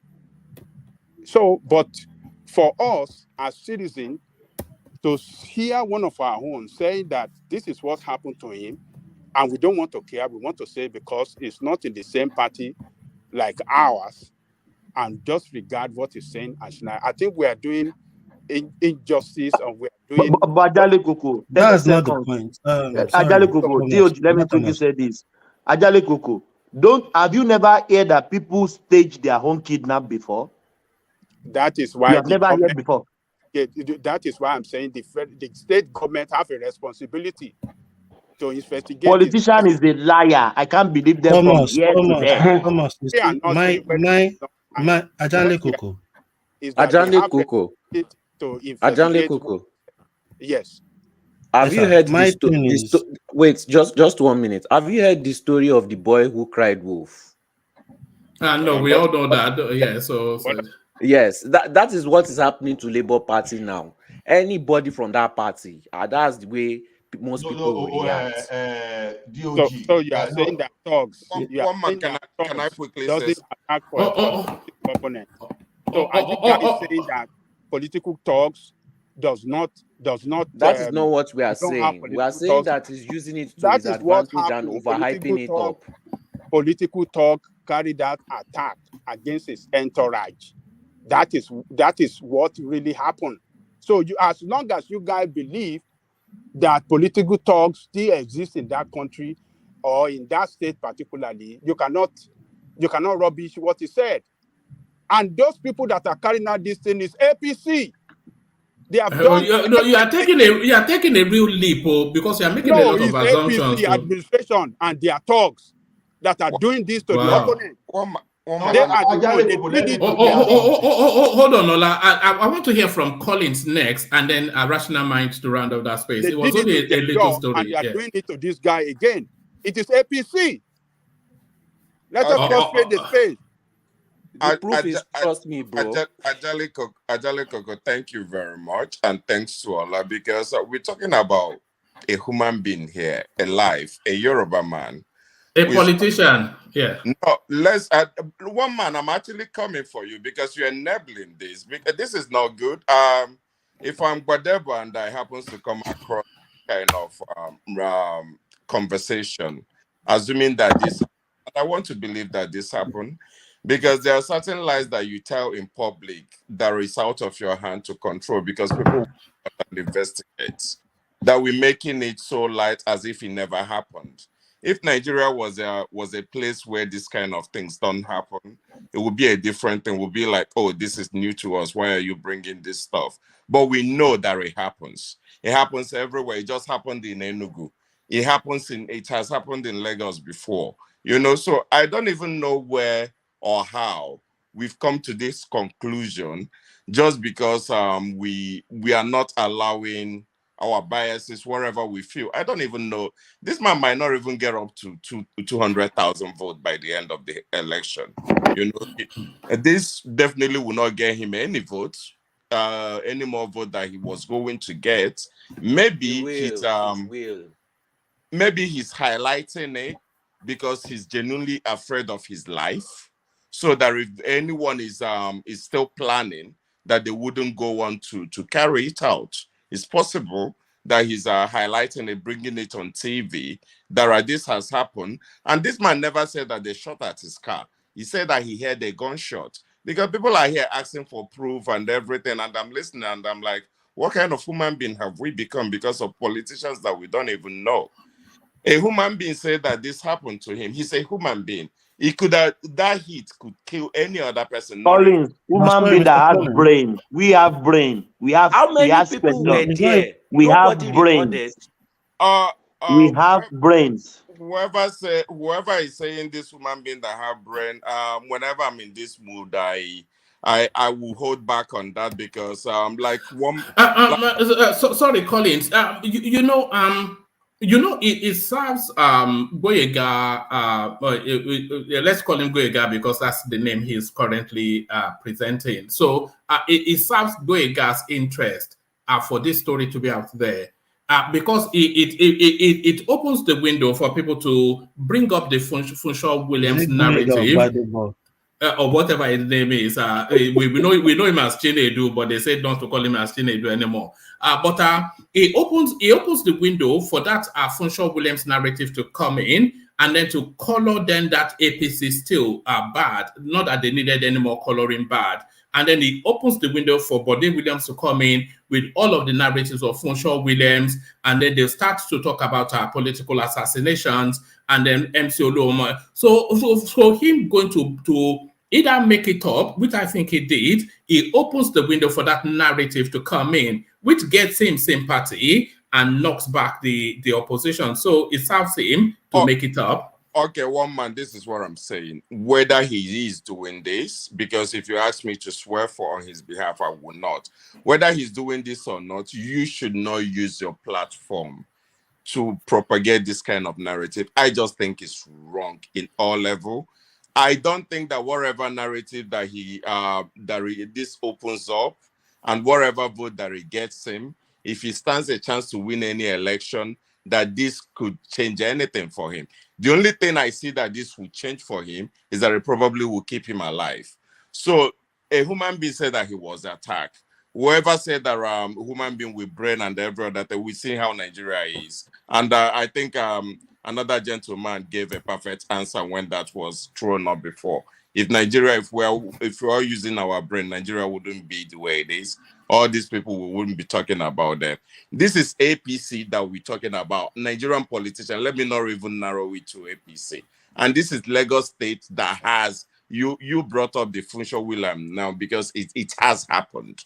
We know it to happen. So this man says that this happened and there was a policeman. He's saying it on TV. He never said that they shot at him. He said that he heard a gunshot. I watched the TV myself. He heard a gunshot after they told him to go back into the wherever, the van or something. He heard a gunshot when they went up front to confront wherever it was. He heard a gunshot. So that could have killed anybody. And we'll be here talking whether somebody died or somebody didn't die. Woman, let's talk about any other thing. I was actually listening for any other things that you have to. Let's not talk about human beings like this, because what if we wake up tomorrow and this man is murdered? will you come back here and what will you be saying? Will you be let's not give. These are politicians. These guys are desperate. We already see that APC is more desperate than ever because they now feel like they can potentially lose Lagos State. And who do they think that can lose? They can lose it to this Labour guy. Whether he's even able to bring anybody out on Saturday or not is left to be seen. But they still think that he's capable of doing it. That's why we see Sanwo Olu running around. And if he thinks that he becomes Sumo, that the only thing to do was to take him out, a politician, you think he wouldn't do that. So let's not play this down, please. We're talking about human life. No matter which party we belong or who we support, he's a human being. Could he be lying? That's left for him and authority to figure that out. We are not dictatives. Let's not be here and be doing dictative works for Nigeria. Hold on. I want to play you a clip, Colin. So this incident that Gbadebo alleges, it happened in Ekpe. So I'm going to play you this clip and then from it then discuss what could possibly have happened. I'm only really talking so that it loads up. It's loaded up now. So watch this.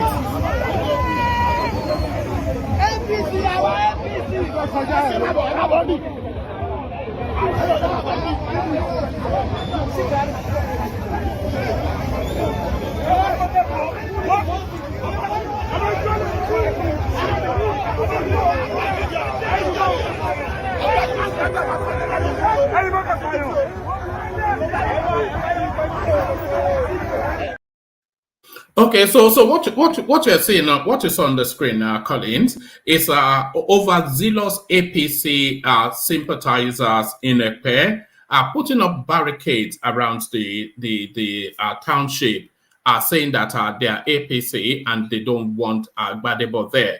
So I think that was more the resistance to him coming to campaign in Ekpe rather than an attempt on his life, because that's what the clips, the only clip, yeah. I think it was more, and that was what the police would have seen as a reason for him to hold back. Yeah, yes. That overzealous people, even without being sponsored by their political masters, can do anything believing that they're doing them favors. These guys are high on drugs. Let's not forget Nigeria. There's heavy drugs going on in Nigeria. And these people have access to guns. Because let's not even always blame the politician. The people working for them could sometimes go overboard in trying to defend whatever they are trying to defend for them. So is this possible? I think what we should be focusing our attention on right now is this a possibility? And the answer to that, I don't think anyone here, especially those that have a lot of brains, can say that this is not possible in Nigeria, because we all know that it is possible. And if we already know that, before we could say any other thing, we should come with a serious counter argument that we but we just did. That was a political hijinks by overzealous party members of the APC sympathizers, political hijinks by them, excesses, preventing somebody from campaigning. He's then taking that, and by the way, what we just saw now was what the security personnel guarding him would have seen to tell him that, okay, there might be trouble ahead. So they didn't get some FBI reports being parachuted into their whatever. So it was just skirmishes by the opposition space resisting him to come there. And they said, okay, turn around. Were there gunshots? Probably not. There might have been a sound misconstrued. But the overriding thing was that it was just some rascally Ekpe, and then he's gone to studios to say, no, they've hired assassins to go. It's just one man, please, one man, let me say this 30 seconds. We have brains in Oyo State during Babade Dibu, politicians stage assassin themselves to color the opposition. You can't tell me what I know. We that have brains, that's where I'm talking now. Politicians stage assassination themselves to color their opposition bad. Just manage that language. It might trigger you too, but carry on. Yes, yes. Politician stage all those things to color their opposition bad. One man, are you not thinking maybe this shot is even from the police? I'm not sure. I'm not sure that there was a shot. I think it was just over exuberance, which we saw, which then led to them saying to him, "You have to turn back," and he's then gone to the studios to embellish. So, my brother, anything politics, I have brains. I ask questions. Thank you. Sorry, woman. I'm just gonna say, for me, I see this platform as a platform where topics are brought up on and people have their say and their opinion. If a normal citizen come out and say, oh, maybe a video is being played, a normal citizen say, oh, they tried to kill me or they tried to abduct me somewhere, nobody will be saying all this. But for a politician, and with what this criminal Bode judge has said a few days back, and this guy capitalized on it, and the way he was saying it, the story was not well put together. I can't match the story, and I will agree it is what happened you've just said now. There were some people blocking the road that they were not going to pass through, and they went back, and is already automatically attempt on his life. And for me, I'm not saying the police or commissioner of police should not take it up, but what I'm saying is I don't believe his story. How that is a problem on the platform, any platform. Not everybody would believe every story, and this is a platform everybody share their own opinion and their whole view. What else are you going? Hold on. What else are you going to believe? The other time when what you else saw, am I going to believe? Hold on, that you are a spinner. Hold on now. The only thing I will believe that you are always a spinner. Anyway, let me land. I'm a spinner now. I don't know why you are interrupting me. What I'm saying. I just want to make a point. Let me see you guys. Don't tell me to let me land my point so we can move on. Hold on. One mic at a time, please. So let's not do it in this fashion. Thomas, I'll take over for a moment. But one mic, just one mic. Yeah, Thomas, to you. Woman. Yeah. Can I ask you a question? Hold on, please.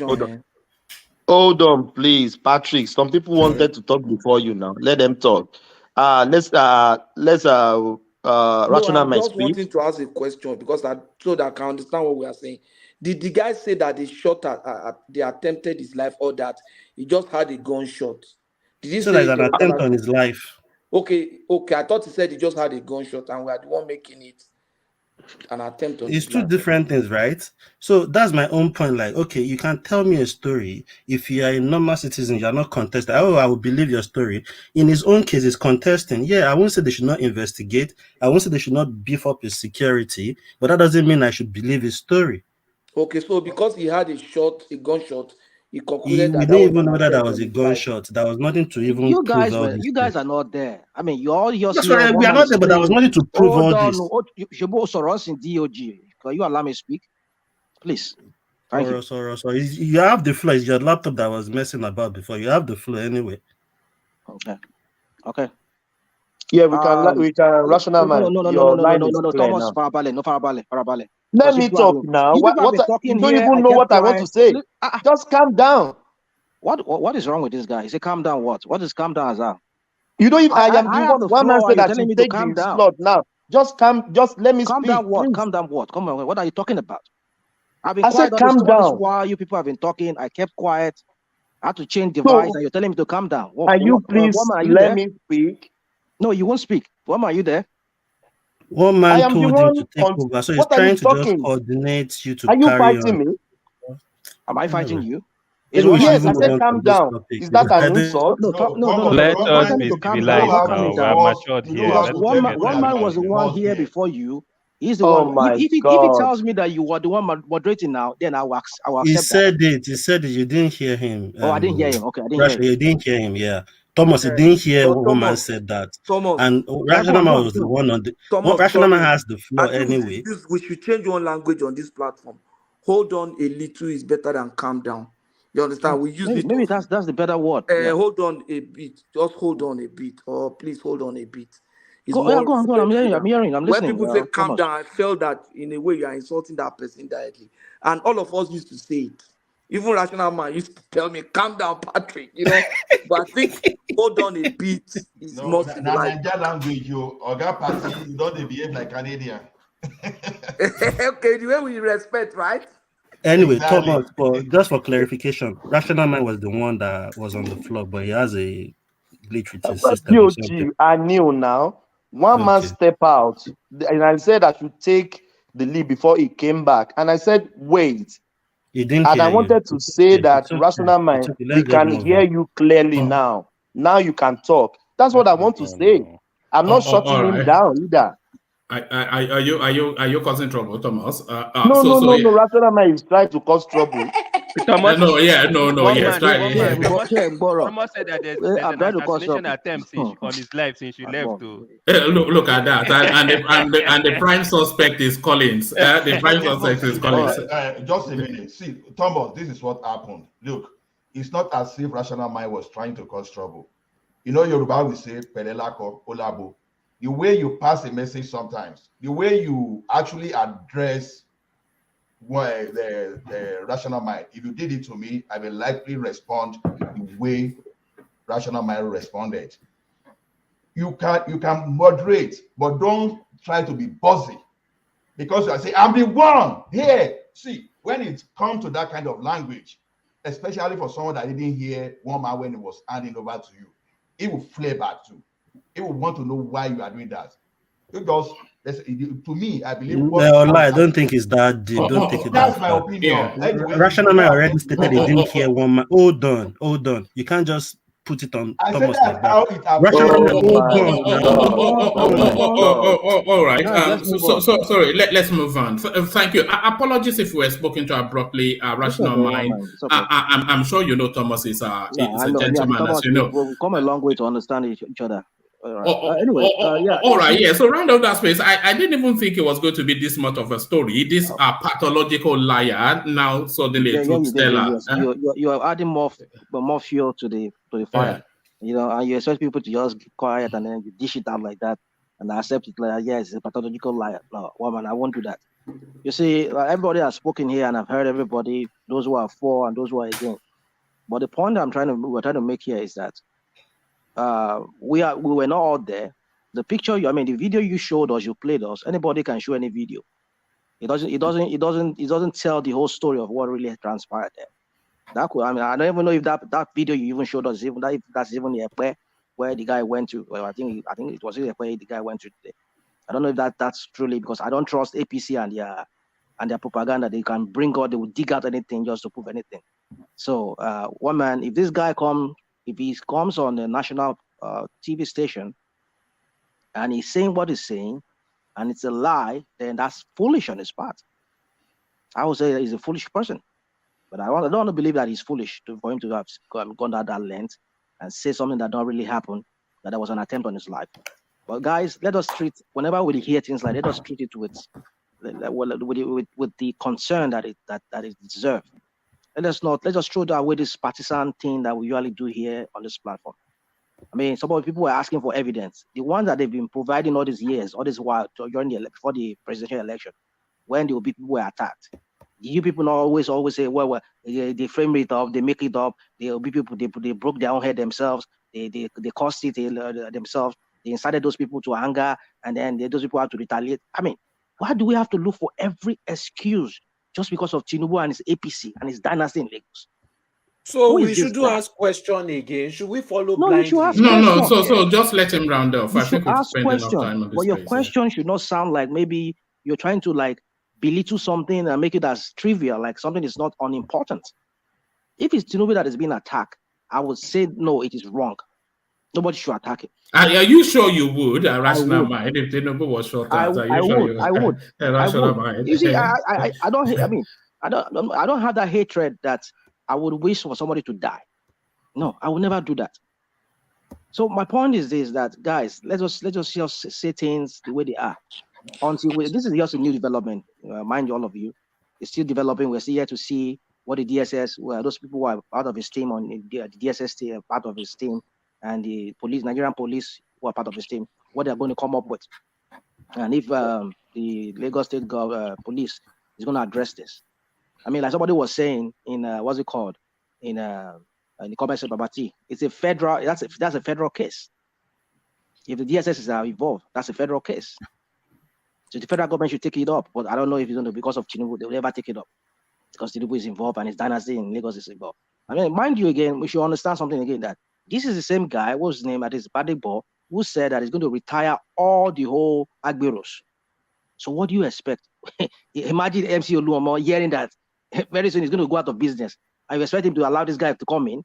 My goodness, they would do anything just to snub the life out of this person, because they know that their source of income, their source of wealth, whatever, is going to be totally taken out by this guy. If this guy ever becomes president, becomes the governor of Lagos State, like he said he's going to take out all these Agberos that has been hijacking Lagos, that has been milking Lagos and taking money from Lagos without any accountability.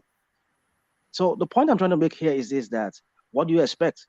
So are we surprised if we hear that there was a gunshot or somebody was an attempt on his life? Maybe not necessarily Tinubu himself doing this or asking them to go and do this for him. They are overzealous APC people. We've seen them on their APC group, how they swear for this guy. They said he will die. They will hang him or whatever, all this kind of... Yeah, but that's just loose talk now. That's just loose talk. It could be loose talk, but this is what... Okay, who are the people okay, look at what you just said now, woman. You played us a video now. These are the overzealous APC people who are going to block a candidate who has his right... Hello, woman, can I say something? Who has his right to campaign. Same thing with Sanwo Olu. If he goes to any stronghold and then maybe Labour Party, I would say the same thing, that it is wrong for them to do that. Let him campaign. He should campaign. So the point I'm trying to make here is, let us not trivialize things because our party is involved or our man is involved or somebody's dynasty that rational mind, depending on how big a deal they make out of this, that would tell us the veracity of it. Because if it's actually happened the way he described, then they should make a big deal out of it. But if they don't, then that just tells you that it's just padding it up. But if he makes a big deal out of it, are you not going to be the first person to say, look at it, he's trying to score a political point? Hello, woman, can I say something? Sympathy from people. I mean, woman, let's not spin things. We can all spin things. However, I can spin it too if I want to spin it. But the point is, let's just speak objectively as to things the way they are. Well, you have your point. If you want to say, until you see evidence, like DOG is saying, before they can believe, it's up to you if that's what you want. But for me, it will be foolish on him for him to come on national TV, knowing that he has DSS on his team, he has Nigerian police on his team, and he's lying to Nigerians. That it's funny how you keep talking. Hold on. Let's hear from Crown, who wanted to come in, and then I'll move Rational Mind on. It's just because we spent so much time on it. Crown, come in. Sorry, D, but yeah. Sorry, guys. I just want to say something concerning this particular issue. Because yesterday I watched what happened around that Ekpe yesterday. I watched it on Twitter and all that, and I think it was Babatunde Gbadamosi that posted that. If anybody knows, Babatunde Gbadamosi is an opposition to APC, but what he posted, he just like a kind of what one man posted. He just like guys on the street, they don't want him to campaign on that road. You know, they just blocked the road and they were destroying he was throwing their flag and all the souvenir to them and they were trashing it. That is what happened. Even, okay, let's say they shot at him, because initially he said they shot at him. Because I watched that Arise TV interview. Later, they now asked him, how come? Why did they shot at you? And I said, no. They did not shot at me. That they shot at my supporters. So the guy, to me, is a very controversial guy. That is what I know about. Because if you are being shot at, or somebody shot at you or whatever, you will have reported that. And you show the evidence or the gunshot of everywhere where that thing happened. Not that somebody blocked you. Instead of you to say, oh, they don't want you to have access to go and campaign so place. So that's one we can say, oh, that is true. Because what I saw yesterday is different another video from what one man, just play now. But what I saw is just like the same thing. They don't want him to go into that Ekpe side to campaign. That's what happened. But what I see about us is that all of us, when we hear something about somebody, because we are supporting we are supporting the person, we will not investigate or okay, what is really happening here, because we want to know. Now, somebody said, oh, he believe him and all that. But when Sanwo Olu came out, he said he did not order for police to be people to be shot at Lekki. This guy, the same body boss, said no, that he did not believe what governor said, that the governor knows about it. And if that person says governor knows about it, now the same person, now we are believing him that, oh, he said something, so we have to believe him, but we cannot believe governor. So the problem I have with us is that all of us, we are sympathizing to one person or the other, but when we are sympathizing, we don't want to take an objective mind to look at the issue, what really happened. That is what I want to say, because this guy, he said his name on his certificate now, to rational mind, to his certificate, his name is Patrick. When he contested that, because I know when he contested in 2017, 2017, he contested for local government chairman. Then he contested as a Chinedu in Ilikeja, because I was in Lagos then. He contested as a Chinedu. Now, in 2019, he turned to Gbadebo. Now, he's now Gbadebo, Chinedu, Oluwagbenga, or another. So let us investigate. You say, oh, you want to go ahead, you will just stop Agbero, you will stop this and that. The people that are shouting Agbero, is there any state in Nigeria that there's no Agbero? Tell me, any state in Nigeria that's no Agbero? So let us do things objectively and forget about this. You want to do this and not that. And what are the experience the guy have that you want to chase Agbero? Tell me one state in Nigeria that doesn't have Agbero. Rational mind, please let me round up and go. I want to finish on this and leave, so you guys one man can let us. You want to run away? I mean, you cannot bear it. All these wild people. Yeah, one man can continue. The thing that there are a few things that gets me. Tribal sentiment and people's life. I just feel I'm just scared that we are slowly losing our humanity, and we will excuse anything. And to use the comparison the last speaker made about what the governor said about the shooting and every other thing. Yes, I also did not believe him.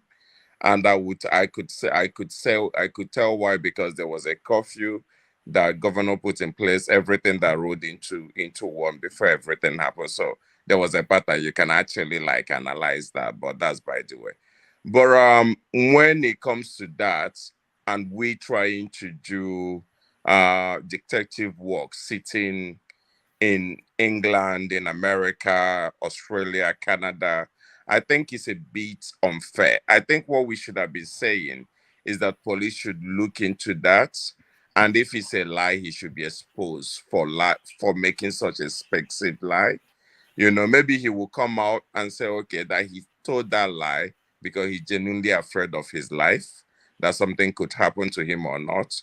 But for us to now sit here and conclude that he was lying about his life being in danger, but the judge said it, that they were building up to that.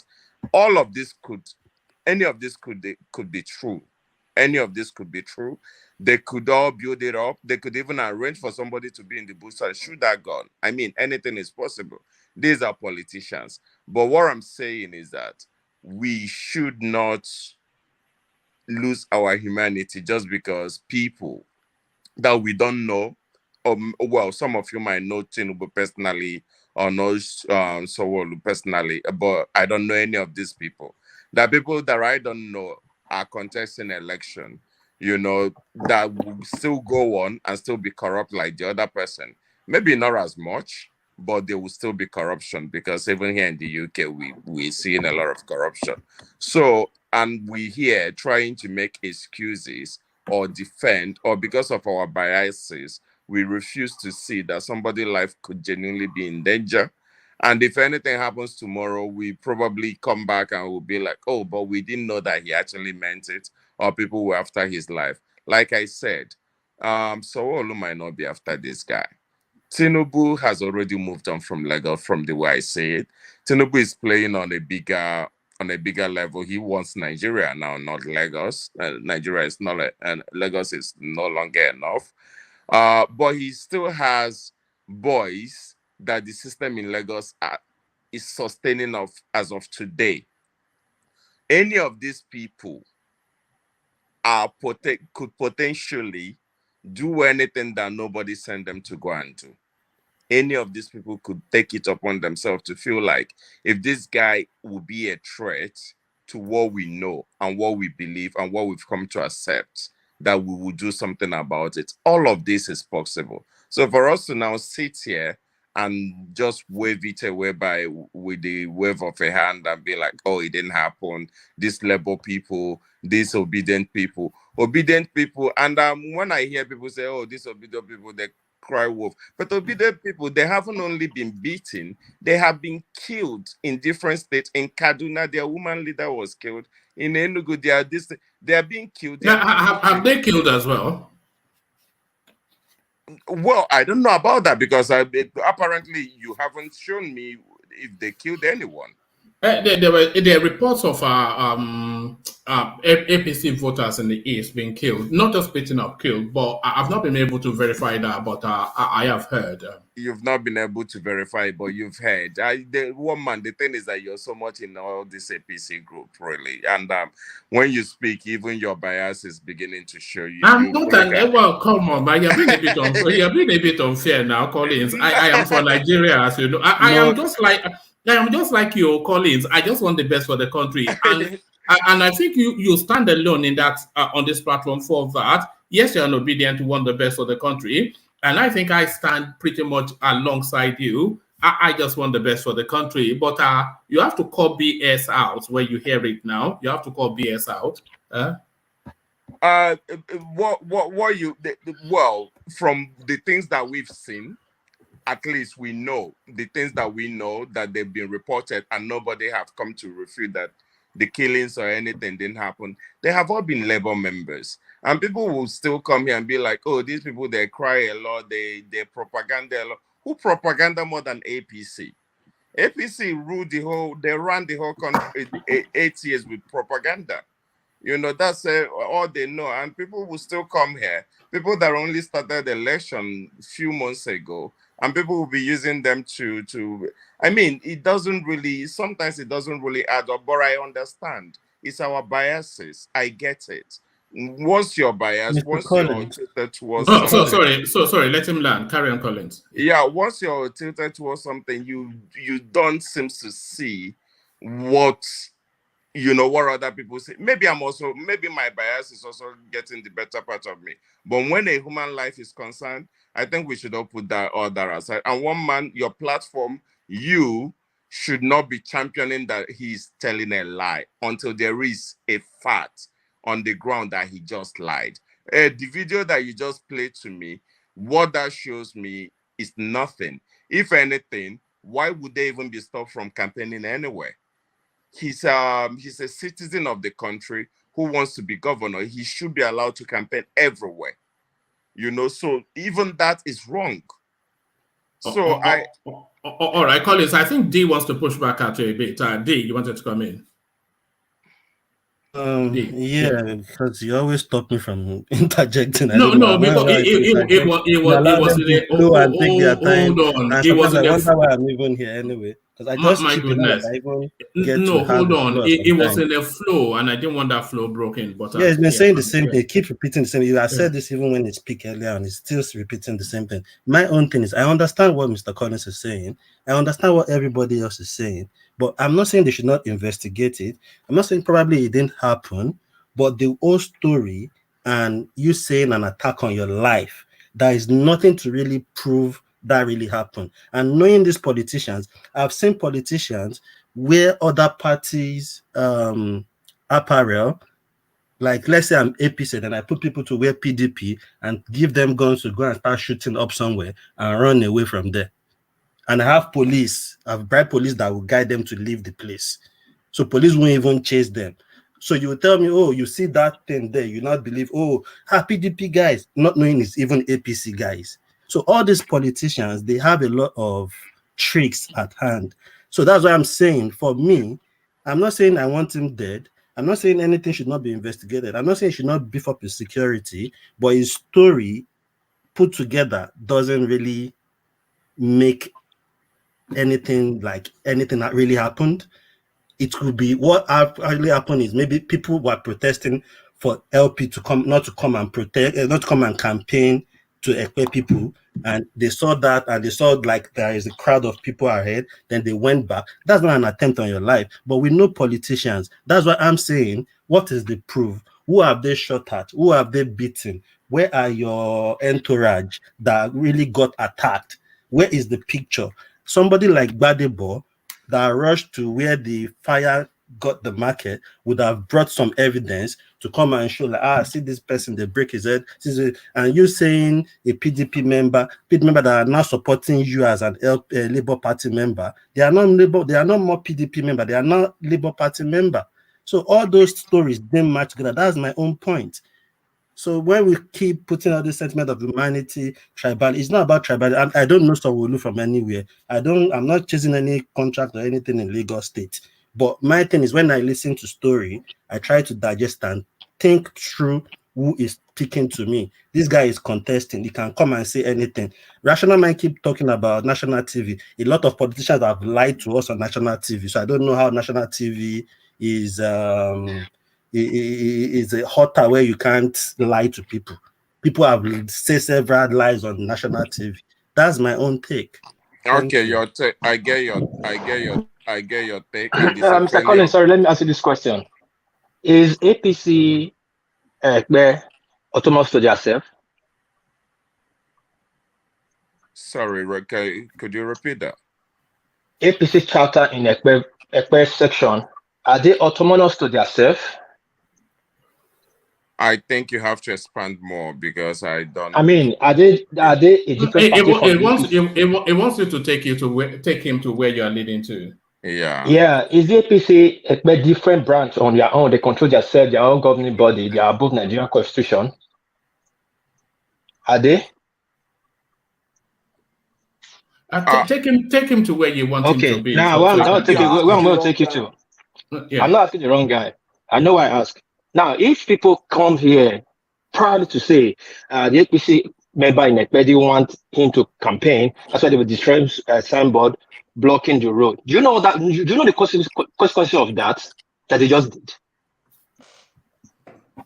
Okay, you're probably asking the wrong guy because I did say that even that on its own is wrong because they really. No, I'm not asking the wrong guy. I just want to ask you so you can answer them so they understand what their member are doing. Yeah, that's the funny thing that we all overlook because we already have our biases against or for people and people lying on national TV. That's also a failure of the state. It's not a failure of the individual that lies. And DOJ that I've seen people that organize crime with different people's logo and run away. It's like it looks like you've been a witness to a lot of crime. It sounds like maybe you should do more reporting to the police. Maybe those people should be investigated. And let me ask you one more. Sorry before you go. We saw on TV, on news, how the Labour guy was taken out and his entourage burned. I never saw anybody say politicians are they are liars. They propagate lies and stage things to make it look like they are being attacked or they are trying to get sympathy. We all saw it here. A Labour Party senatorial candidate taken out, burned, and with his entourage, police details and all. So why are we like this? And nobody spoke about it here. Nobody will condemn like the way things are going. No, we can't speak about everything now. But then we can speak about this now. We can so bend on trying to bend the narrative what this guy said is. is not true. We're not cutting costs. Nobody's saying both the politicians, both the PDP or the Labour, they don't propagate. But what you are saying, this act should be condemned. And if the APC chapter put up this move in national TV, they are national leaders supposed to be arrested in the same country. You don't block or stop anybody to campaign. We are all Nigerians. They don't even know the law, so that they act like they create the law or they're above the law. And we still support it. And when somebody comes out and says, I was attacked. Who is supporting it? What are you even talking about? Okay, let me tell you what I'm saying. One man, let me tell you what I'm saying. Maybe I talk too fast. No, it's the content of what you're saying. Let me put the context right now. If Badibos comes out on his friend and said, my life was attempt, he has the right, because somebody, when he was coming, people blocked the road and they saw his signboard. That's an attempt of life. In Japan here, if you honk your horn on somebody moving, hold on, even in your country there, if you honk your horn on somebody crossing the road, it's an attempt of life, it's an offense in your car. Talk about somebody blocking the road. We are hearing gunshots and we are hearing people blocking the road, destroying signboard. That's attempt. It's an attempt, and he has the right to say on national TV. He's not lying. And you have evidence to prove it by yourself. And you say, no, maybe they just talk, APC talk that is just blocking the road. What is the difference? Say, you CCC father. You're saying the same thing. If that didn't happen at all, then we can say that guy was lying. We just try and bend it. We should try and tell these people, don't do this, don't do that. This is wrong. Let's not overflog this thing. Let's just move on. Let's move on. Yeah, move us on. Let's move on. I didn't even think it was that much of a story, but it certainly got our Collins excited. No, thanks to you, Wamba. Thanks to you. It was. There are a few voices that will say things that are.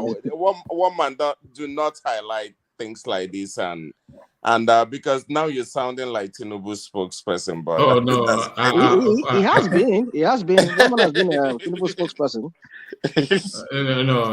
You're trying to blackmail me. Look at that. I'm being bullied. Let me ask you a question. If he calls you to come and be part of his government, wouldn't you? No, why would I? I have no reason to. I don't really like. I have a steady life, which I like. I don't like. Man. They give you contract to come and be NDDIC chairman. I mean, whatever. You won't go. No, I don't think I don't think I would. Because it would disrupt my life. I'm not sure that. Just go. Leave the platform to Thomas. To Thomas, so that he can be shouting at National Mind. That's the funny thing about life. It's not really even about the platform. Some people are not just interested in such things. It's not about. I don't think it's about the platform for one man. Some people are not just really interested in taking a position in government or this political appointment. Some people don't like it. Everybody think everybody would jump on that on a platter of gold thing. Not everybody like those kind of things. We force him to go and represent all. The only thing I can do one man go, I will support you. The only thing I can do in politics is governor for your state, and it's not open. Let him go and represent. Yes, noisemaker. Special advisor on noise. On internet nonsense. If one man doesn't want to go, we carry him there. By force, by fire. All right. Thank you for all that. I wanted to bring you a clip on that Gbadebo as well, but I think maybe we'll leave that space because that space somewhat it pushes back quite heavily. List of positions Gbajabiamila El-Rufai as list of positions Gbajabiamila El-Rufai Southeast may get as Tinubu considers government of national unity. So there are several spaces being just locked into that headline. So Gbajabiamila, just for the permutations of how the structures of our federal character should work, he's unlikely to hold on to the Speaker of the House of Reps because the slot doesn't open anymore, especially with Tinubu being the president. But then the Secretary to the federal government, they are talking about El-Rufai in that space. But they're also talking about ceding the Southeast, ceding the Senate president to the Southeast, which brings Obi'S of Kalu into play. But then this narrative of government of national unity, a lot of people are not comfortable with it because it's an outright victory and it's not really necessary. So what are you then making of all of that rational mind? Yeah, I think Tinubu will need to. Oh, we lost Colin. Yeah, go on. Is it still making noise? I think I tried to change the volume. volume. No. I was saying no. Colin's left, but carry on. Yeah. Okay. So I think he needs to placate the other opposition, knowing the illegitimacy that has the shroud of illegitimacy that he or the cloak of illegitimacy that he bears on his election, on this election victory. Like I said some few days ago, if you look at the pattern in Nigerian every election time, ever since 1999, whenever there's things like this, we saw with Yadwa, even with Obasanjo, but Obasanjo was not that more pronounced, but with Yadwa, Niger Delta people, they started their Wahala and all of that, and Boko Haram and the rest of them.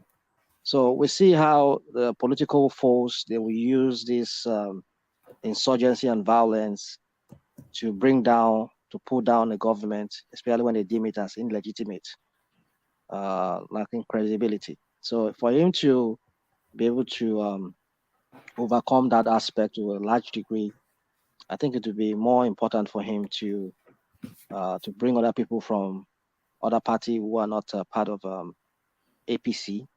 But the question is, would APC allow it? That's the question.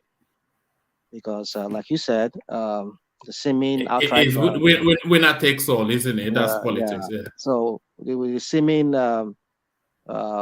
margin that he had over the other two candidates, you can see... And it controls the House overwhelmingly. Well, we shall see how that plays out, really, one man, because I think there are so many litigations still on. But then right now we see the numbers that they seem to have the highest. So we shall see if they will eventually have the full control. But even with the litigation, they seem to have 2/3. Even if they hemorrhage 10, they will still have an overwhelming. We shall see, yeah. Because even though they have the 2/3, I mean, like you're saying, there are some bills that will need to be passed that will need a overwhelming majority from both APC, from PDP and the other Labour Party and other parties to support the bill. Because if those other opposition parties they form an alliance to kick against it, possibly they could not really scale through with it. We shall see how that plays out. But it's seeming like they seem to have the majority right now. But what I'm trying to say is that his composition of his government, I think it will be important to that he does that. But the question is, would the APC allow it? Because so many wolves, lions, hyenas are already in that APC. They're all jostling for position right now. A lot of them have been saying that we work for you, we work for you, we work for you, we did this for you, we brought about your victory. Now you're going to bring some other people from other parties that didn't even do anything for you. I mean, we shall see how that's. So there's a lot of things that Tinubu has to grapple with when he eventually gets sworn in and he occupies that Aso Rock office. But I think it will be important for him to look at it from that point. The form is so-called was stupid Nigerian language kind of word we use here, national government of unity or unity of whatever they call it. Sometimes I even just don't even like that. How do we even use language in that country? But anyway, let me use it because of so our people understand. And to the space of the Senate presidency being yielded to the Southeast, we discussed it previously. I doubt. And I doubt if Southeast is going to have that Senate president. But do I think that they deserve it? Well, I think they do, but not the person that they are trying to put forward. The criminal, a felon, and a convict. If Tinubu does, if he seats the Senate to the Southeast, would that be sufficient enough to assuage them? Or do you think they will just be winning? Because I anticipate that they will just raging against him throughout his administration, no matter how long it lasts. So do you think sitting the Senate presidency will be sufficient enough to assuage the Southeast? Or do you think they'll be raging against him pretty much throughout his administration? I don't think it's going to assuage them. The reason is because this guy that they're trying to put forward, or who is putting himself forward, this son that has this former Abia State Kalu, Uzo Kalu. I don't think he has the popular votes of the people of the Southeast. No, I don't think. I mean, a lot of the Southeasterners that I have spoken to, they see that guy as a pest of a person. Like it doesn't represent them. He's a thief. I mean, he's been convicted of fraud and all of that. So why would you see? That's to tell you that, I mean, I don't even see how this government of Tinubu is going to work. I'm just trying to see how it's going to work. You people talk about it brings the best team. Now, the best team I'm seeing here are ex-felons, ex-this, ex-that. I mean, people who, even though they've not been convicted, we've seen them with question mark on their record. The likes of El Rufai. I mean, El Rufai, we saw how he governed Kaduna State. I mean, even currently right now again, they are also touting their Muslim ticket again on their APC. I think the APC is another Muslim ticket. I mean, what kind of life? I mean, I just don't understand. You see, woman, I mean, it looks so bleak for me. This is Tinubu's administration. If ever gets one in. But let's see how he's going to do it. But well, is the political landscape not filled with all of these characters that you are recording from? If you take Sowore, somebody of that Sowore bracket out of it, the rest of the political field is filled with rotten apples. Exactly. So we wonder what impact are they going to make in the government? So, and even those people who seem to have good track record, I mean, they are not part of people who will help him to win the election. That's what I'm trying to say, man. That the people that Tinubu should have maybe bring aboard into his government, very likely, very possibly, will not be the people who are clean. There will be people like Ganduje, like Jigawa State Governor, like all these people we're talking about, El Rufai, the likes of Femi Agbajabiamila, all of them.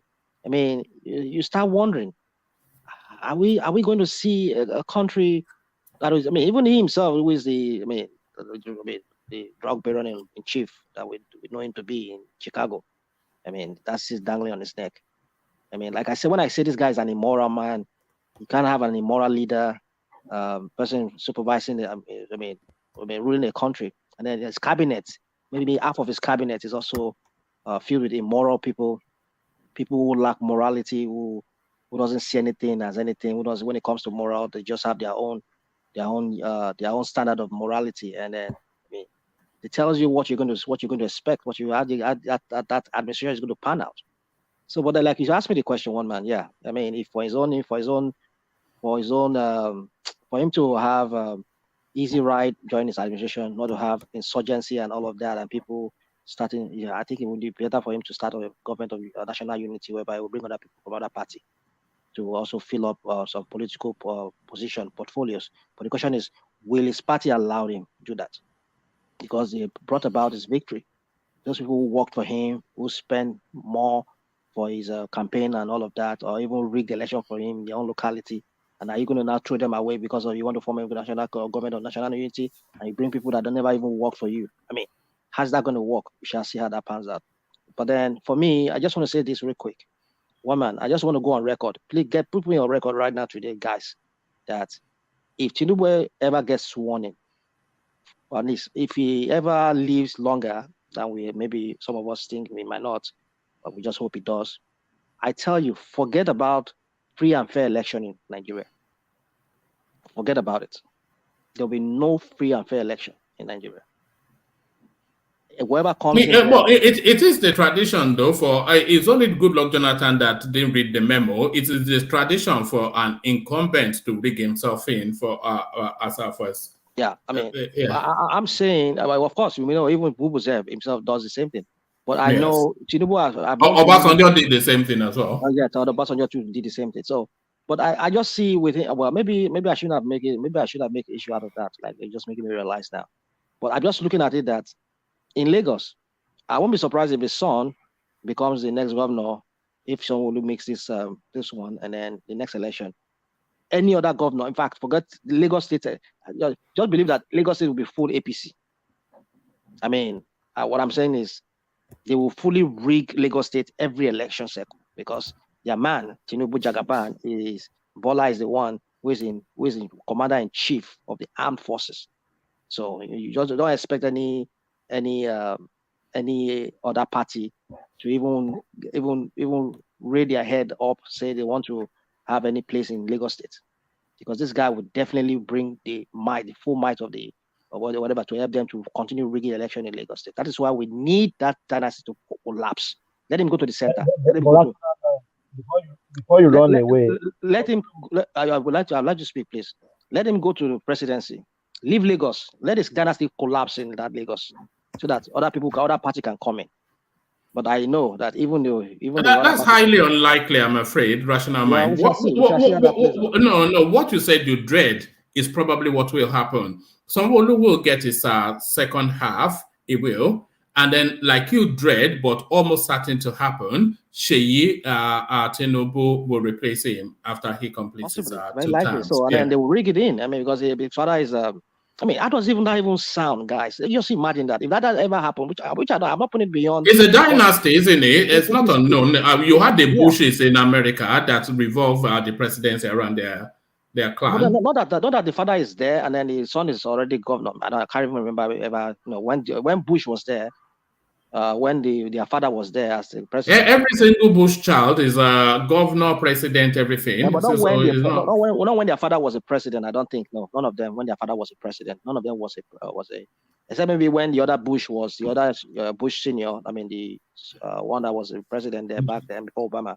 I think his brother Jeb was also Florida. I think was it the same time? I think something like that. Yes, it was. Yeah, so except that, well, maybe that's another thing to think about too. But what I'm trying to make is that it will be, oh my goodness, we'll be servitude to this family called the Tinubu or whatever, Grabuji man. If he ever becomes the president, even to give it up now, he's the president already. But if he says the president, I mean, I accept that. I've said that fact right now that he is declared. You know how long you have been doing. If he ever. You started off with if he ever gets the ticket, okay, and then he got it, and then you said if he's ever able to campaign, and then he was able to, and then you say if Buhari ever backs him, Buhari showed you that he voted for him. You say if they ever declare him, they've declared him. Now, when are you going to give it? You just just put your hand up and surrender. You can't stop it. You recount all this thing for me. Because I document it. One man. We're all permutating here. Yes. I'm only permutating based on what I see. I'm not. I'm not a clairvoyant person that sees the future. I don't have some supernatural power to read. I only read based on what I'm seeing.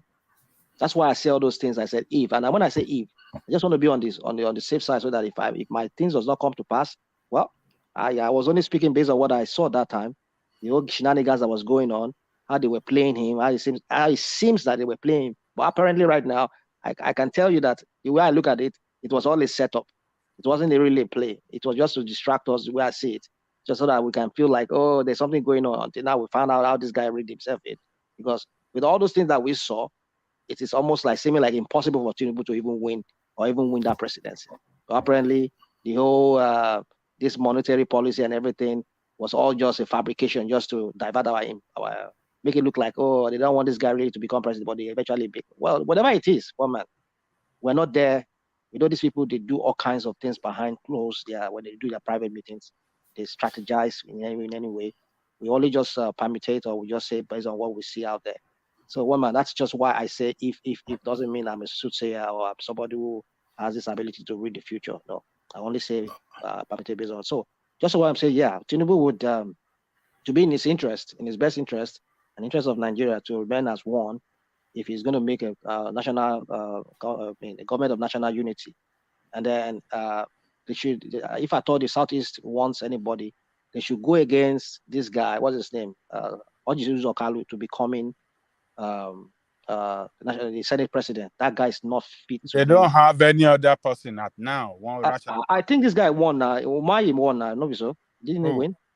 Who is Umahi, Umahi? Dave Umahi. He cannot because it's first time in Senate, so he's Senate, not Abi? qualified. Yeah, you're right. He's not a ranking member, so they don't Yeah, have you're any right. other person. The only Yeah. person that is qualified for that. Ekweremadu is still languishing in jail, right? You want to go and bring him out to come out? He's still cooling in jail. You see, it's just So they don't have any other person. That's what I'm saying. Just imagine all these people are just criminals. They have one criminal record. How did we even get to this point whereby we allow criminals to be our leaders? Some of them confirmed in court that they have been. If they have voted for APC, it would have been a different case. Maybe they will have voted. If they have voted for APC last election, and today maybe they will have. This one that they just did 2 weeks ago. Maybe they will have a ranking member that. Abaribe. Abaribe is not qualified because it's not an APC. It's not APC. Yeah, APC. Yeah. Abaribe would have been the most qualified for that, but it's not an APC member. So. This other former. What about Akpabio? Oh no, Akpabio is Akwa Ibom. South. Yeah. It's Akwa Ibom. Well, himself is not ranking, except maybe it was a one time. Yeah, it's not ranking. He just Yeah. So, I think so it defaults then to Ojekalu. There's no one else. And then this guy too is a first time senator too. What's his name? This guy from Edo State, which I think would have been Tinubu's best choice. If Tinubu is allowed to choose, let us forget his ranking or not ranking because of being a long time senator. I tell you, Tinubu would go for he will work better with what's his name?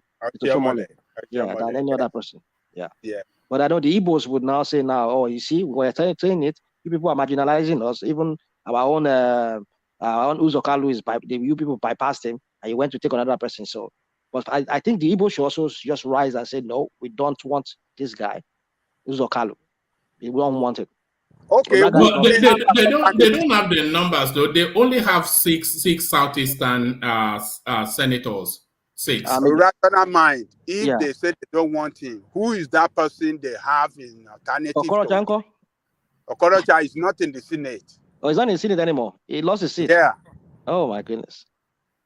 So you see, he's the only APC guy standing there. You see, so I think, the way I think the zone is going to play out, they will bypass him because it will be a dent on APC that all the composition of their of their government is all by just ex-convicts, people with cases. If they bypass him, then they'll have to bypass the Southeast because it's the only name. And that will bring up a lot of agitation. Still, the agitation will not rest. Because it will go so glaring that these people have been schemed out. I mean, one of the third largest ethnic group in Nigeria. They don't even feel any position. Number 1, number 2, number 3. They're not there. So what are we there? Why are we part of this union called this stupid union called Nigeria? So I think it's going to bring up. So they might want to use that and placate them and just allow him. But that guy is not fit. I think Igbo should stand and say no, we don't want this guy, and maybe put forward another person. I don't know how that's going to work. So let's just see how that plays out, one man. All right, brilliant. Well put. Stay with us, Rational Mind. Let me move the conversation on to Ajanle Koko, Rational Mind. And I want to take Ajanle Koko to the Naira swap space and the radio silence that we're hearing from Emefiele. People asking for his arrest. That because what he is doing is actually treasonable. If you look at the quantum of it, it is treasonable. But let me take you there. But before you go to that space, Ajanle Koko, I want to play you this video clip. It's just 40 seconds and ask for your reaction. We're going to Rose Vivo again. Here he is. Okay. My intonation is something that makes people laugh at me. Okay. But I understand Yoruba very well. I understand Yoruba as well. Right? I understand Yoruba very well. But speaking Yoruba dada. Boy Yoruba. Dear. Igbo Nko. Not really. Okay, right? Not really. But also, it didn't help that I schooled abroad for so long. Yeah, right? But I'm learning, and it wants to go and bring you a fluent speech in Yoruba. Maybe it's with on my inauguration day. Where are you learning your Yoruba at this point? Oh, you have a teacher right now. You think it's necessary right now to govern Lagos State? See, there's so much richness in the Yoruba language. Look at that. So yeah, your incoming governor, Adanle Koko, is learning Spinner. Yoruba. He has a he has a teacher. He's learning Yoruba. Adanle Koko. Hey, one man. Well, you know my position on this. My position is very clear. Is that anybody that cannot speak the indigenous language of people you want to govern is not qualified to assume the position of leadership. So this time around, I will advise him to intensify his effort in learning Yoruba language very well. Learn it, how to speak it, how to write it. Maybe it can come back in the next 4 years. And by that time, I think his popularity is well known now. He can carry it along for the next four years. And then he can come out, campaign in Yoruba, talk in Yoruba, convince people that, yes, he is now, he can really communicate in Yoruba language to indigenous people that he seeks to govern. So, Adanle Koko, him saying that I schooled abroad is not tenable because the way he speaks English is with a Nigerian dialectation. So is with a Nigerian. So it's not from. It doesn't have a from abroad English. So him No, saying he's the schooled school, in France. He's schooled in France. yeah, but his accent is Nigerian. His English is Nigerian. Yeah, but I mean, you don't expect him to have British accent now. Yeah, but he doesn't have a foreign lilt. He has a Nigerian tonality. He has a Nigerian twang. You know his audience now, Nigerians. It would be wrong for him to be speaking for them now. No. He's not for now. You speak in the way you speak naturally. He's saying I schooled abroad, but you don't hear any abroad in his accent. But one man, let me ask you a question. Bro, the way this guy sounded, does it sound like an Igbo person to you? Well, I don't know, but it sounds Nigerian but anyway. It sounds like a Yoruba person. One man, I know he doesn't speak the Yoruba very well. One man, can I ask you a question? Yeah, go on. I don't know if you have that experience, but I have that experience with my kids. Anytime they are speaking with their friends, their accent is Canadian. They speak like Canadian or Americans. But anytime they are speaking with me and their mom, they speak typical Nigerian English.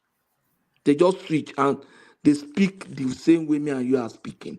And yes. I'm sure some parents here can relate to that. So that might be his own case. Because he's speaking to the Nigerian audience, he's speaking like my kids will speak to me. But if he's going to be speaking, maybe addressing a foreign press, you'll be surprised the kind of accent you will get. I don't know if you have that experience with your kids, but I have it with mine.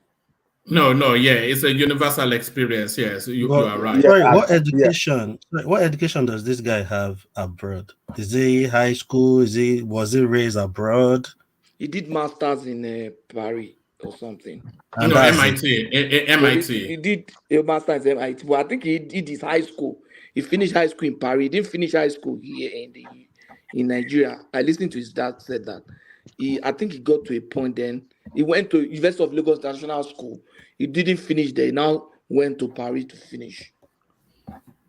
I think he also did a bachelor in Paris and then did masters in MIT. All right. The plot thickens around that guy. It's just such a dubious character, you know. But two more important matters, Adanle Koko. People now calling for the arrest of Emefiele. The stories that we're hearing from Nigeria are so harrowing. You know that even to transfer money now, the system is so clogged up. Monies cannot even transfer electronically anymore. Emefiele, 10 days later, he's not giving any directives, and the banks who were originally issuing out old Naira notes, they've now gotten the signal that that the central bank has not spoken yet, so they've stopped that. So there's a squeeze now. The new Naira notes still not coming out. The old Naira notes is stuck in the ether somewhere, held in abeyance. The Nigerian persons buying money with money. And all of this, they are calling for the arrest of Emefiele and Malami for treason. Do you align with that, Ajanle Koko? Look, one man. Anybody thinking that anything will be done to Emefiele while Buhari is in, that person must be a joker. Nothing is going to happen to Emefiele now, and nothing going to happen to him if Tinubu when Tinubu assumes office, rather. The only thing that Tinubu could do is take him out of that office, replace him with another person. But to say anything will happen to Emefiele, I don't see it, because we have people running that country that are highly corrupt, as well as Emefiele. But what Emefiele has done to that country, he has destroyed for this little time that he changed the currency, make life miserable for Nigerian people. He has destroyed, the economic base, the the productivity base of this thing we are looking at. We think it's a very small thing.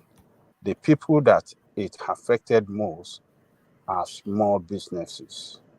And when you have a country that the small businesses cannot operate freely and as as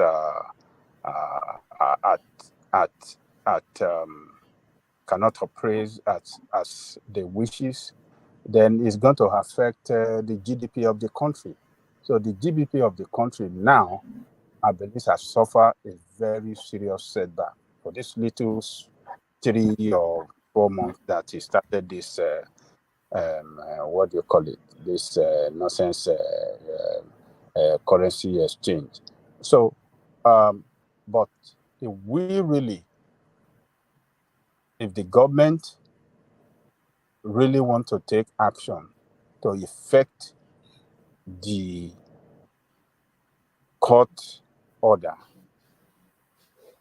I think the state government across the federation has the responsibility to effect this order by going after bank in their various states that they must accept that money from people. The state government in that country, in every state, have a responsibility to effect the order from the Supreme Bank and from the central bank, from the Supreme Court.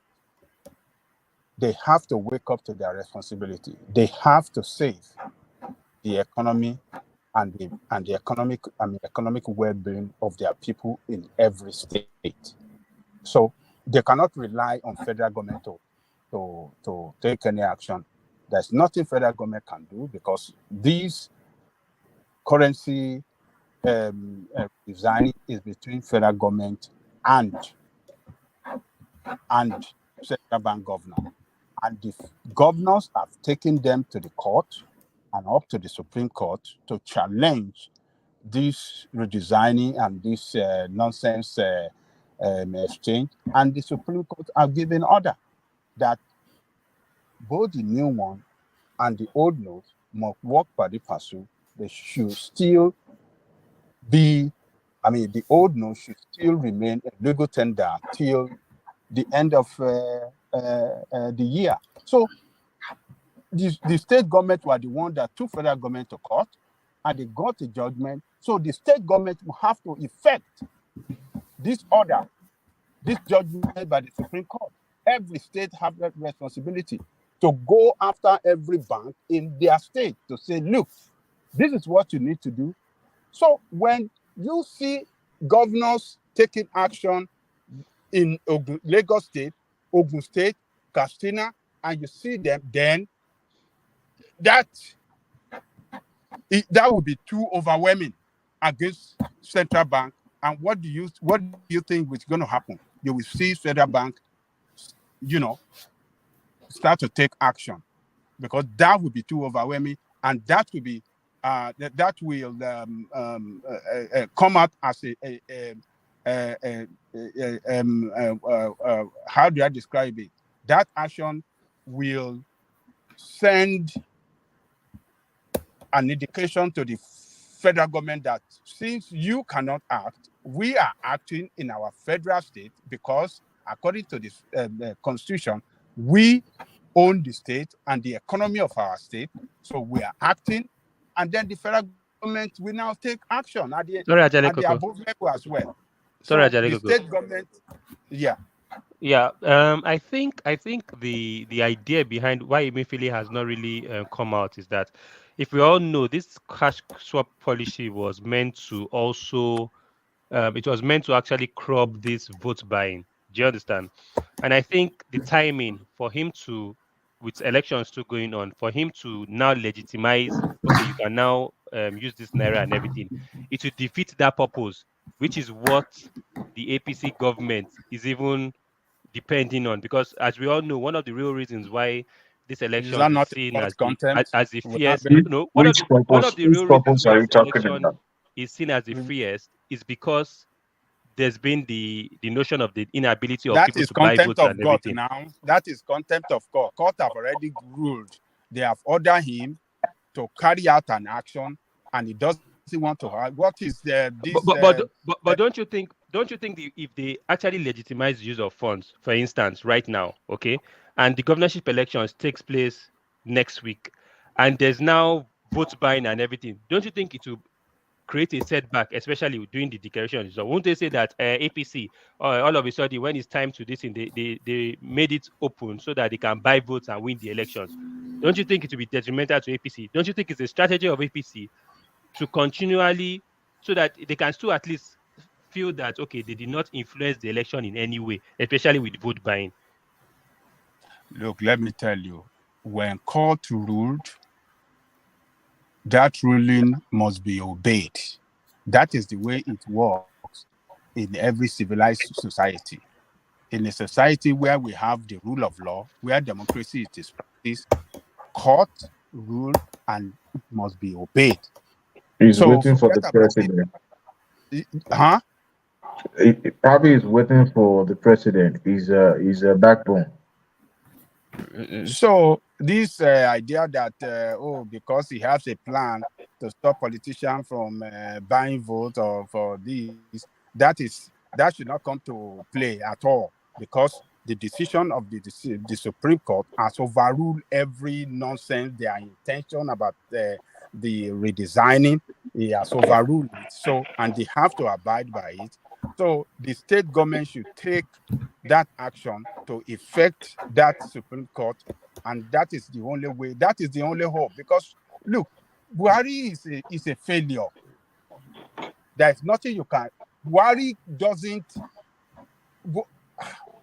I've never seen this kind of. But let me be honest. You said it. Let me He is be a honest. failure. This You're right, naira brother. swap. This naira swap is not. I don't think it's a failure He party-wise, as is far a as I'm failure. concerned. Hold on. Let me bring you this. You said you don't think it's a failure. It's on the It's a screen as failure. well. Yeah, let me bring you this. You say it's not a failure. Economy loses 20 trillion on CBN's 70% cash mop up. That's the report. Nigeria's economy is grinding to a halt and has lost about 20 trillion naira following the over 70% mop up of cash by the federal government through the Central Bank of Nigeria, a report by an economic think tank, Center for Promotion of Private Enterprise, said on Sunday. It said the protracted acute cash scarcity had not only crippled economic activities across the country, but was now a major risk to the livelihood of most Nigerians. Millions of citizens have slipped into penury and destitution as a result of the disruption and tribulation perpetrated by the currency redesign policy, especially the mopping up of over 70% of cash in the economy. The director, CPPE, Dr. Muda Yusuf, stated whilst reacting to the currency redesign. So, let's paint this scenario. Let's say Lagos State elections. Now we have the governorship elections, and last week CBN allowed the use of the Nigerian currency, that the status quo. We obey the court orders. Naira can flow anyhow, and we hold the governorship elections. Okay, and APC should win. Don't you think that in itself would, and Labour comes and says, okay, the real reason you won it's no more even as tight as before. The real reason you won was because you were able to buy votes this time around. Don't you think that's justifiable by that move? No, I think Labour Party would when they lose, they will claim they were rigged out anyway. That's just the norm, isn't it? But I don't think that the money to rig the elections, I don't think that would be a difficulty for it doesn't affect it. I think you know that it's now. only a safe move for the party to actually keep on with that policy pending till the elections are over. I have a feeling that once the elections are over, Emefiele will come out and normalize things. But I Yeah, think no, he will. Yes, he will. Nobody But need him to normalize anything. Nobody need him to normalize. This is the right time to normalize the policy. Give directive to these financial institutions and let them start disbursing the old currency. What is this like a medicine after that woman now, right? It is indeed. Look, we cannot operate a country like this the way they are operating that country.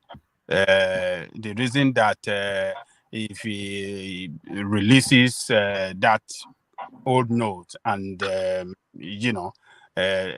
politicians can we have their way by buying votes or something like that. In the last election, politicians still buy their way.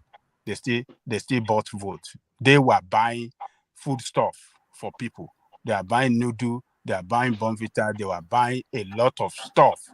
Even cards. They were giving out cards to people. The scratch card where they transfer money. They transfer money. Adewale, the SDP, said he saw big people in Yeah. his own polling booth. They were giving Even dollars. we were giving out dollars. Yes, so you saw the APC, they were transferring, PDP were transferring fund. So what are you talking about? How do you want to disturb? I mean, what is the point about this? Must Nigerian people die because you want to get things right in that country? Does it just, I mean, how justifiable it is for our people to suffer and die because we want to get things right? It doesn't make sense. So this narrative of keeping cash away from people, starving people to death, cash-strapped Nigerian people because you want to get your electoral process right, it is just absolute nonsense. Look at how much the economy has suffered. 20 trillion. 20 trillion in a country that is near bankrupt already. 20 trillion? That is more than the budget of the whole for a year of Nigeria. That is more than our budget, what we budgeted for a whole fiscal year. What are we talking about? I mean, sometimes when I listen to this obedience, sometimes you just want to scratch your head and say, what is going on? No. What I'm trying to say that, see, look, this Naira swap thing, we understand the hardship, but I'm just trying to tell you that it's also a political tool that has been used to actually legitimize the openness and sincerity of these elections in terms of representing the people's will. See, look, I've already painted the scenario. I've already painted the scenario for you. I've already painted the scenario for you that if right now LP won Lagos State, okay, if the situation changes and APC wins that state, and this Naira policy automatically was discarded before those elections, there's room for LP or other parties to say that after all, we had a strong hold of Lagos. How come immediately they removed that policy, everything reversed? Do you understand? There will be legal grounds. There will be sufficient grounds. I heard you clearly. Let me tell you. What happened to 20 trillion? That is what you are saying. That was going to deficit. That's a dent in economy. I mean, how can an economy that is already down suffer another 20 trillion loss? Do you know how long it's going to take to catch up? To catch up with that amount? When are we going to catch up? When will we be able to recover from this? Look, you guys that talk like this, you don't know what is going on with common people. Do you know our people have to pay certain amount, certain percentage from their money in order to get some certain money? If they want to get like 10,000 naira or 5,000, they have to pay like 25%. They pay 2,500. You use money to buy your money. People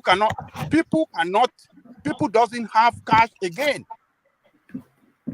It is this system that caused a serious setback, in this last election we have, that is why you see people did not turn out to vote.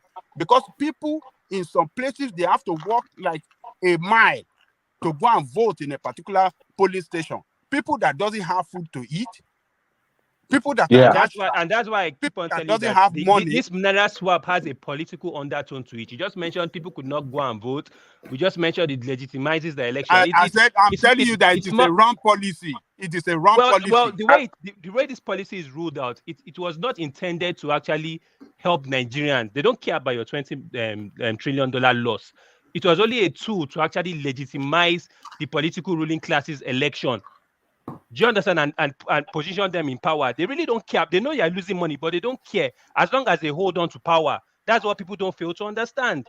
If it was about the economy, economy has been dwindling for years, for almost 8 years. They never did anything to solve it. Answer the question. Who is holding on to power? APC now. APC. My brother, look, let's call a spade a spade. It's a failure policy. It doesn't favor anybody, despite the fact that the government implement this policy.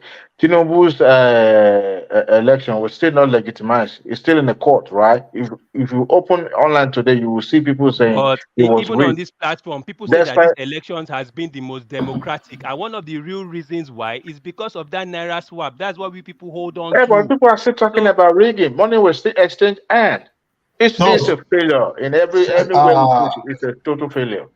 Charles, why we say this election is credible is not because politicians they spent money. They only spent differently.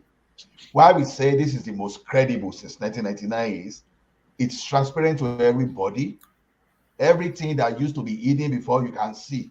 We can see how people read. So that is why it's the most transparent. So how was it transparent if they're not transmitting? What is hidden? What was not hidden in these elections? Okay, look at it this way now. Before you hear that someone has 63 votes somewhere, it's just word of mouth. You cannot legitimize it. It's whatever they post. But this time around, you can go to that IRA portal and just try to download and see for yourself. And it is the same IRA portal that this guy, the Obi'S were using to carry their narrative. But they got to a point where they realized that this thing was no longer favoring them, they shut it down. What's that telling you? It's talking about credibility. If hadn't been, they will not have access to that website. You understand? They will still be carrying the propaganda around. But now, anybody that want to push any agenda, you have something you can use to prove that of that pathway, you are not saying the truth. That is the transparency I see there. But when it comes to all that, the monetary policy we are trying to defend, honesty is one of the okay. Also, the last question is that don't you think that if APC comes out and tells you that the real reason why the economy collapsed, okay, is not even because of Buhari, but because of this Emefiele's decision, it's not even because of the 8 years, but because of the few months of this election, will you believe that? I don't understand what you are driving. I'm trying to tell you that if APC should come out, let's say Tinubu assumes power now, and they tell you, and things are not going on well, and they give a justification that the real reason was not because of the 8 years of Buhari or the whole crude excess accounts and some other mismanagement of funds, but because of the Naira swap, that alone was what destroyed Nigeria's economy. No, they are going to limit you within a time space. They can't generalize across 8 years. But even at that, that won't be new to us. We lost 20 trillion. What you know funny thing about that 20 trillion that we lost during that very short, within the period of 4 months, we can never really feel the full impact now. We are still joking. The impacts are not staring at us now. Just wait for some months after. The incoming government have a lot to battle with just to correct that, because you see, one thing is this: once investors lose interest in you, it takes even more time to rebuild that interest. So don't see Emefiele. There's no way we can give credit to him. Because what I feel is that, are you sure they're not setting up Emefiele to take the blame for the 8 years of economic deficiency in terms of the poor policies and everything? Who is setting up Emefiele that has been partisan? When in the world have you ever heard that someone is sitting CBN governor will take nomination form to become the president. And this guy, the way I'm seeing Emefiele is, he tried everything to say, okay, you are not allowing me. Me too, I will frustrate you. So I am just seeing as a guy that is fighting back. I don't see all this justification of trying not to buy votes. See, whether we like it or not, it is not only in Nigeria they buy votes. Politicians will always find their ways to buy votes, whether through trader money, the one Buhari did in 2019, that they use the instrument of the law or whatever, the fiscal policy to do, or they do it in a crooked way. So you can't stop them. If you say they should not use money, they will start giving you bag of rice, packet of indomie. They can even buy you and Ankara, buy you everything. They will still buy that vote. At least they gave example now that even the obedient, they even went through some innovations. They started distributing dollars for someone that would not give tissue. So it's just a joke. This guy was just trying to fight back. Probably, if you ask me, he was fighting against Tinubu. They could not. Maybe he was working with some cabal, and they want to make sure that Tinubu will not get to that place. They would have been comfortable with person like Atiku or maybe other person, but Tinubu, no. So you won't say APC was fighting to just blame Emefiele. That argument is weak for me. It's very weak for me. Did you And watch again, the Charles, Fayose to add to interview? that, you said Tinubu will use it as excuse. Who was the first person to complain about the policy, even while the rally was going on? It was Tinubu, while the so-called obedient were in support of it. And this thing, No. What do you mean by obedient? Obi, mention Obi. Obi too, in particular, Thank you for that. Obi himself was in support of it. And this thing has even nothing to do with that election. You need to see, I saw a video. I almost starting to shed tears because I know what it cost those people. Old women in the marketplace with their plantain rotting in the market there. Because people That's doesn't a have loss. That's their farm produce. They've gone to farm. They've walked in the sun, in the rain. It's just evil, pure evil. I'm telling you, people are suffering. So it has nothing to do with the election. Till today, there is still problem because Nigerians, people don't know where to go now. Whether to take, some people don't know whether to take the money. Only people know that they can be taking the money. So there is so much. It's caused so much trouble in that land that is even beyond this election and all these things you are actually trying to relate it to. It's totally two different things. Thank you. less. And in addition to that, and to what Ola said too, look, Charles, what is happening in that country is a war against Nigeria. War inflicted on Nigerian people by both Emefiele and Buhari. But you see, the politicians, they are playing smart now. But please, include PDP, Atiku, and the rest. They were also involved. No, what I just want to Fayose confirmed it and said it was PDP and work. It was one of their grand work. you see, okay, let's do this. Let me say this. You see, Emefiele was the one that came out with this proposal. He took it to the presidency. The presidency approved it, and then he failed to implement it well. The presidency does not comply with what the Constitution says on the way to go about it if they want to redesign the currency. Those that are supposed to be involved in that, those that are supposed to make up the committee to discuss and, carry out this thing together, they were not involved. So the president failed to comply with the Constitution, on how to carry out this thing, to carry it out.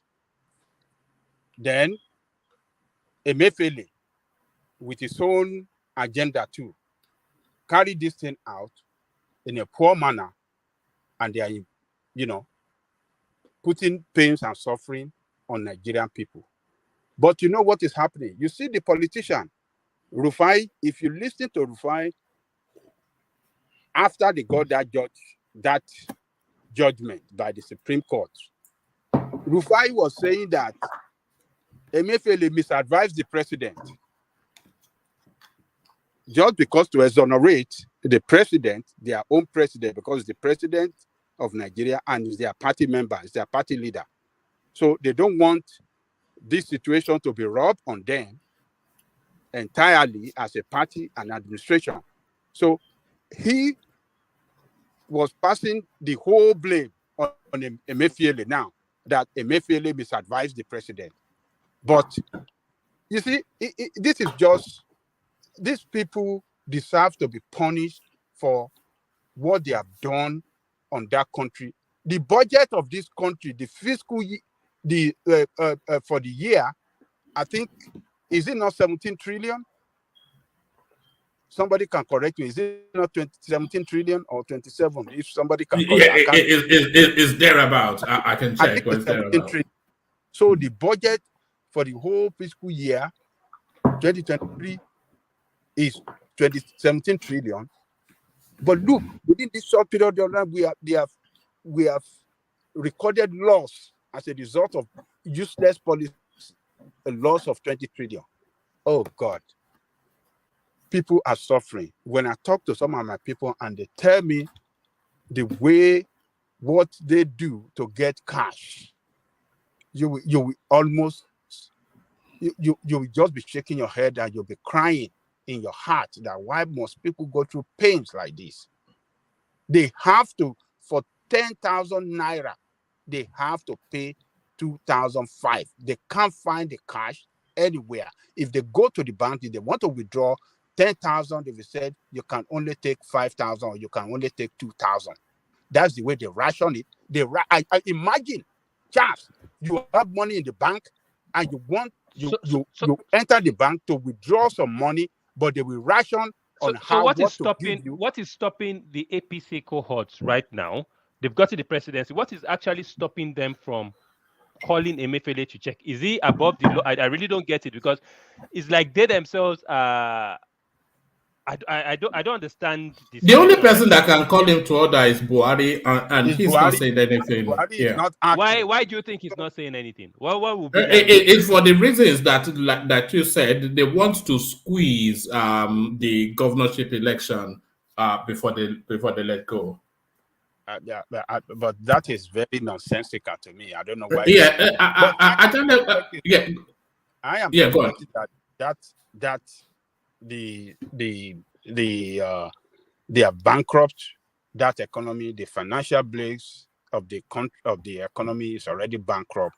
So they are just managing, using some kind of strategy, and to so that you offset that blame. That's what I'm saying. Yes, to cover up some to hold back the damage. Yeah, you know the current misery index. It climbed by 11 point something percent.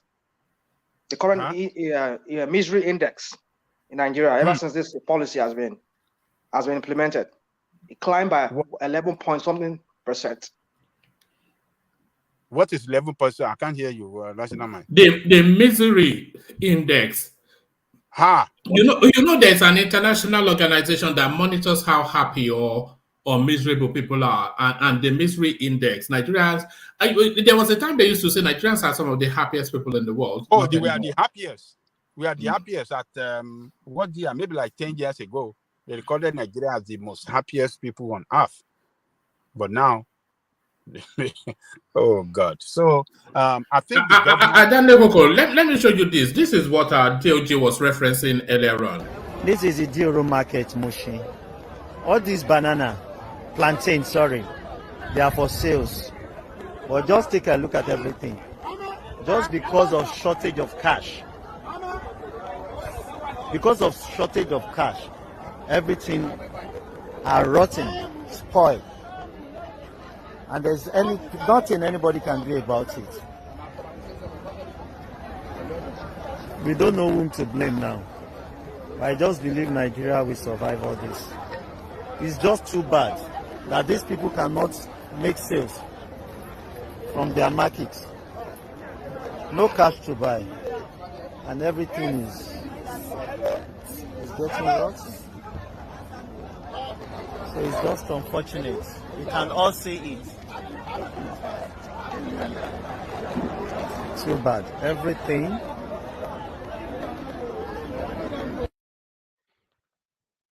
So there it is. Ajale Koko, you know what you just saw there? That's school fees not being paid. That's rent not being paid. That's hospital bills not being paid. That's bankruptcy. What you just saw there, that's bankruptcy.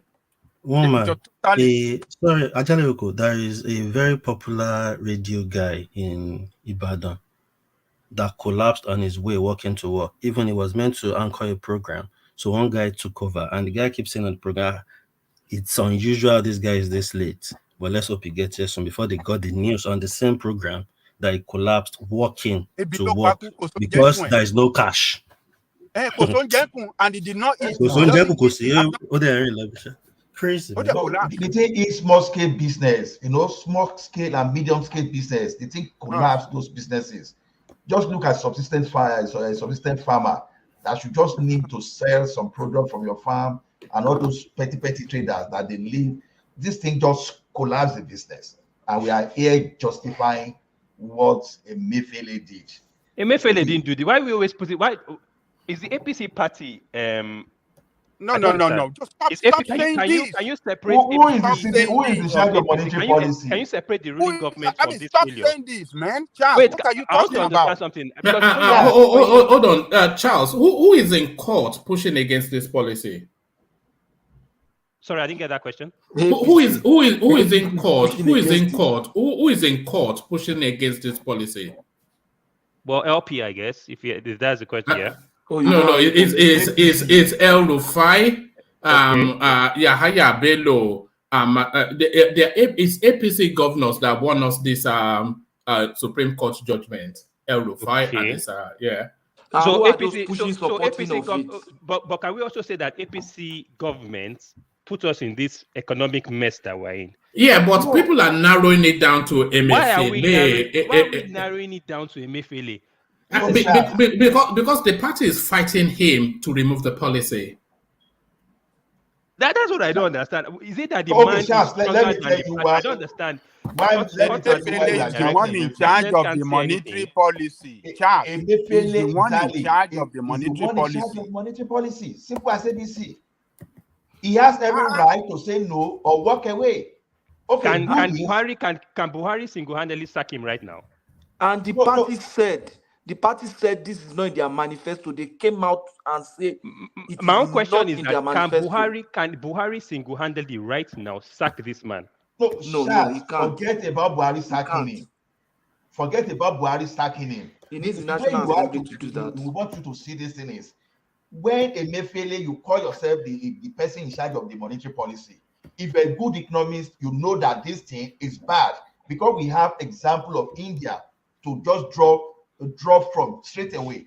But just because of your partisan interest, you went ahead and implemented this bad policy.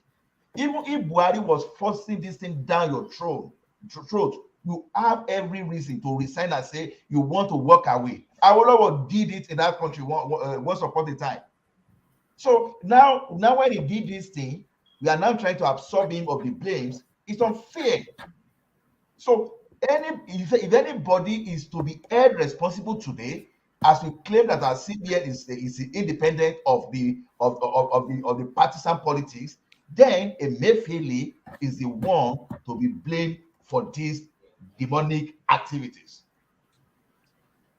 Even this obedient guy from Alaba that comes on this platform sometimes, he said impacted his about 80% of yes, I remember.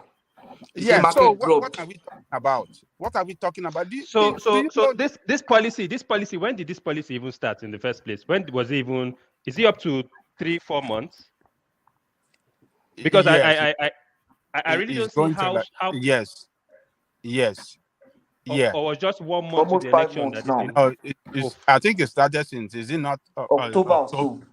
October, yeah, it started since About October 5 now. months now. Yeah. So because look, I'm still trying to think how that particular policy within a short time frame has crumbled the entire economy.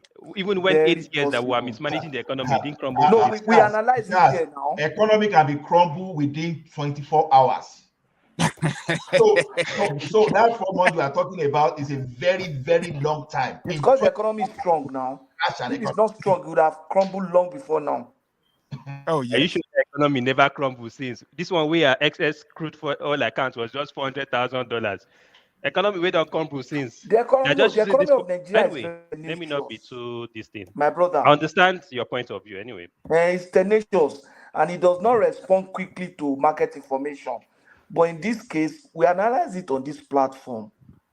We talked about transaction cycle and we say that not having a medium of exchange that is definite will slow down the transaction cycle. Somebody that sells a product 2-3 times in a month, maybe if they do turnover 2-3 times, maybe in a month, is only going to do one turnover in 2 months. And that's where all those losses came from. And you know, the real business that is driving this economy is the small and medium scale. And those are the ones that don't have big and complex accounts. The Dangotes of this world, they have their accounts. So the small business are the ones suffering now. And that's the one driving our economy.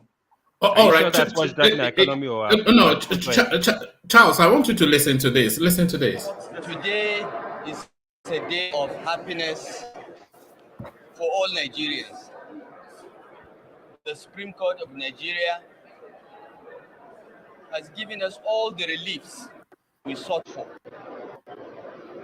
By a very unanimous judgment, the full court of 7 justices gave a unanimous judgment 7-0 that all our prayers to the court have been accepted. This is a victory for Nigerians because this policy, which was designed and targeted at a political party and its candidates, has brought untold hardship on our people. This is why the 3 of us took a decision to come to the Supreme Court. We are APC members. The President of Nigeria is from the APC, but we disagreed with him on this policy and its implementation. And when we tried everything to settle this behind closed doors, we had no option but to come to the Supreme Court. We are very grateful to the court for its unanimous decision and the orders it has given to the government, federal government, that from today till the 31st of December 2023, the old Naira notes of all denominations shall continue to circulate side by side with the new Naira notes. That's the major decision of the Supreme Court. The other decision is that the policy of currency confiscation, where you deposit money in the bank and the bank chooses what to give you, is unlawful and illegal and shall end forthwith. So Nigerians can go to the bank and collect whatever they have deposited and get on with their lives. Those that said that we went to the court because of elections are wrong. We went to the court because our people in our states are suffering and businesses in our states are coming to a halt and lives were being destroyed. That's why we went to court. We left elections in the hands of God and we all know the result. Even though this policy was designed to ensure that we did not win the presidential elections, we have won. But the policy must go because the Supreme Court has now decided that it was unlawfully conceived, it was unlawfully implemented, and the Supreme Court has extended the legal tender status of all our notes, old and new, at least to 31st December. And if before 31st December, we feel they need to come back to the court. I will not be a governor then, but these two, by the grace of God, will still be governors. They will come back to the Supreme Court if we need to extend it further. But we hope that will not be necessary. That is all I have to say. I would like my colleagues who started this reform journey with me, because it's not rebellion, it's reform. We came to the Supreme Court to make Nigeria better. And by this judgment, no future president or central bank governor can come and announce a policy that ambushes the lives and the livelihoods of the Nigerian people anymore. We are very proud of what we have done, no matter what people say about us. So I would like to ask my colleagues, Governor Yahaya Bello, to add to what I have said, and Governor Matawale of Zamfara State to also add. Your Excellency. Okay. We personally had disobeyed the earlier order as members of this cabinet, and we advise you to obey this order. So my question is, if no, sorry, yeah, go on. But there's something he says later that I want you to hear about us. Say what you wanted to say. So if El Rufai at the Supreme Court had passed this even before the elections, right? That was last year, and they said that the policy was unlawfully implemented. Why isn't that enough sufficient ground for the president or whoever is in charge to actually have sacked Emefiele? And why haven't they still done that? Yeah, that's the question of everybody now. That's the question. But if you listen to the end, you might find some of the answers. It's only a few more minutes. Listen. In addition to what our senior brother and our leader have said, we appreciate God and we appreciate the Supreme Court justices. They have proven that this is the place and the hope of all men, not just common man, men and women across this federation. Secondly, this particular decision today has laid a solid foundation for our incoming president, the president-elect, Asiwaju Bola Ahmed Tinubu, to start and cruise on a solid foundation. This particular decision today has proven that Nigerian law is a respecter of no one, including Mr. President. Nobody can take the laws for granted and go scot-free. This is what it has proven today. I congratulate the Nigerians. I congratulate the common man. And I sympathize and condole those that have lost their lives in these struggles to ensure that they earn their livelihood. You did not deserve it. And that is why our leader here, Governor El-Rufai, myself, and Governor Matawale, and all other governors, including some PDP governors, especially the governor of Rivers State, Sokoto and Abia. That is Governor Wike, Governor Tambuwal, and Governor Ukupeazu. You know, we all jointly come together to make sure we save our people. And today, Nigerians can have their lives. We appreciate all, and we appreciate the media for the role you have played in this struggle. You ensure that our struggle never go in vain. You are the real heroes of our democracy. Thank you and God bless you. Yes, we'll take your question. Let's take your question and let us comment, please. Okay, thank you very much. Though my colleagues has already said everything, which you all understand why we're here, and I saw from all your faces that not just we that approach the court, including all the cameramen and the interviewers, you are all happy, you are all smiling because of this judgment. So we are all excited. As they said, you know, many people have been challenging us that because we have huge amount of money that we put in our houses, that's why we come to court. But you know it is not true, because like myself, I challenge EFCC that they should go to any of my property and boggle it and take any money that they have seen in my houses. Therefore, it's not about me, or about El-Rufai, or about Bello. It is about the Nigerians.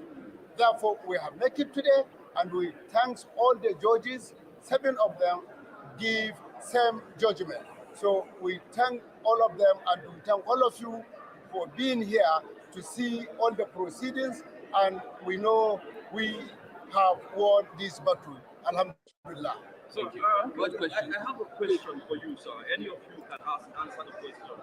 The opposition party has said that this policy has shown to Nigerians that the All Progressives Congress is confused.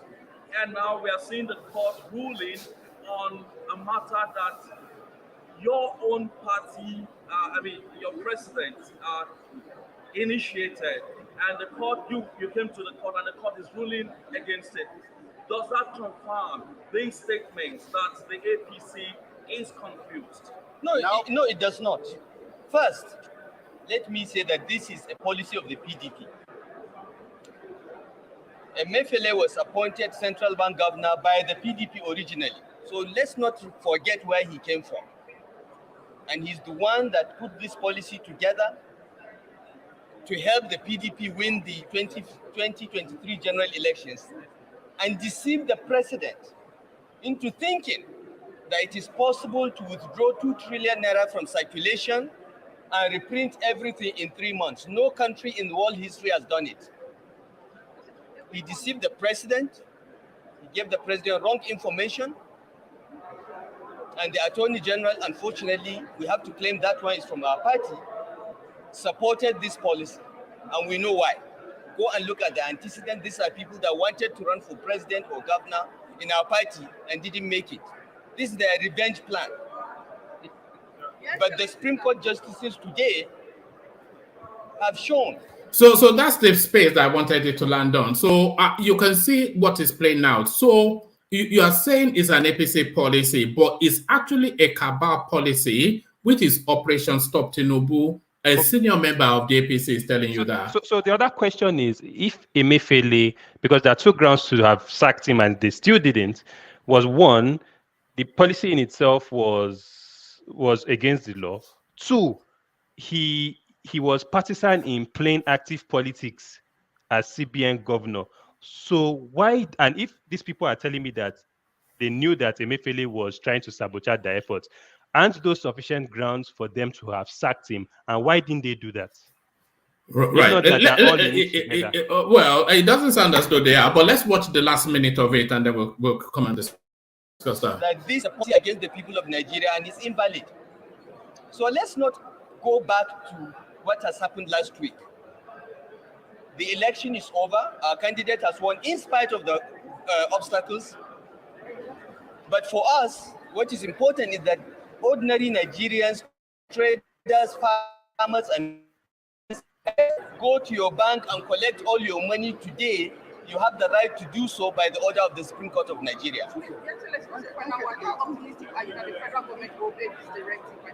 Whether the federal government obeys the order or not is up to the federal government, but I know President Muhammad Buhari very well.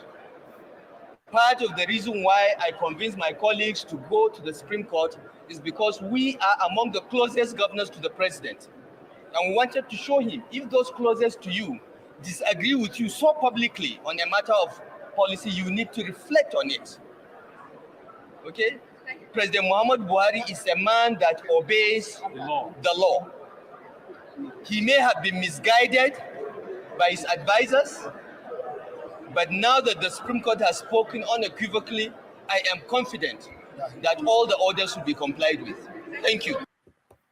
So there it is, Charles. So you can see that this is an internal battle within the APC, and this is the cabal. If you want to see how powerful the cabal is, you are seeing it now. So this is the cabal sitting outside of the law, wanted to influence the presidential election. You heard it from El Rufai that the people that ran for offices didn't get tickets, out to punish. So they failed in that space, but they still want to inflict whatever. The target of this policy now is Lagos State. They want to get Lagos State off him, which they may not succeed in. But as soon as by Monday, it'll be all gone. But you see how it is now. And Emefiele, the only person that can sack him, Buhari, and Buhari not saying a word.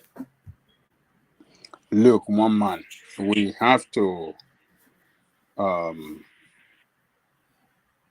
we have to thank these governors for saving that country from total economic and financial collapse.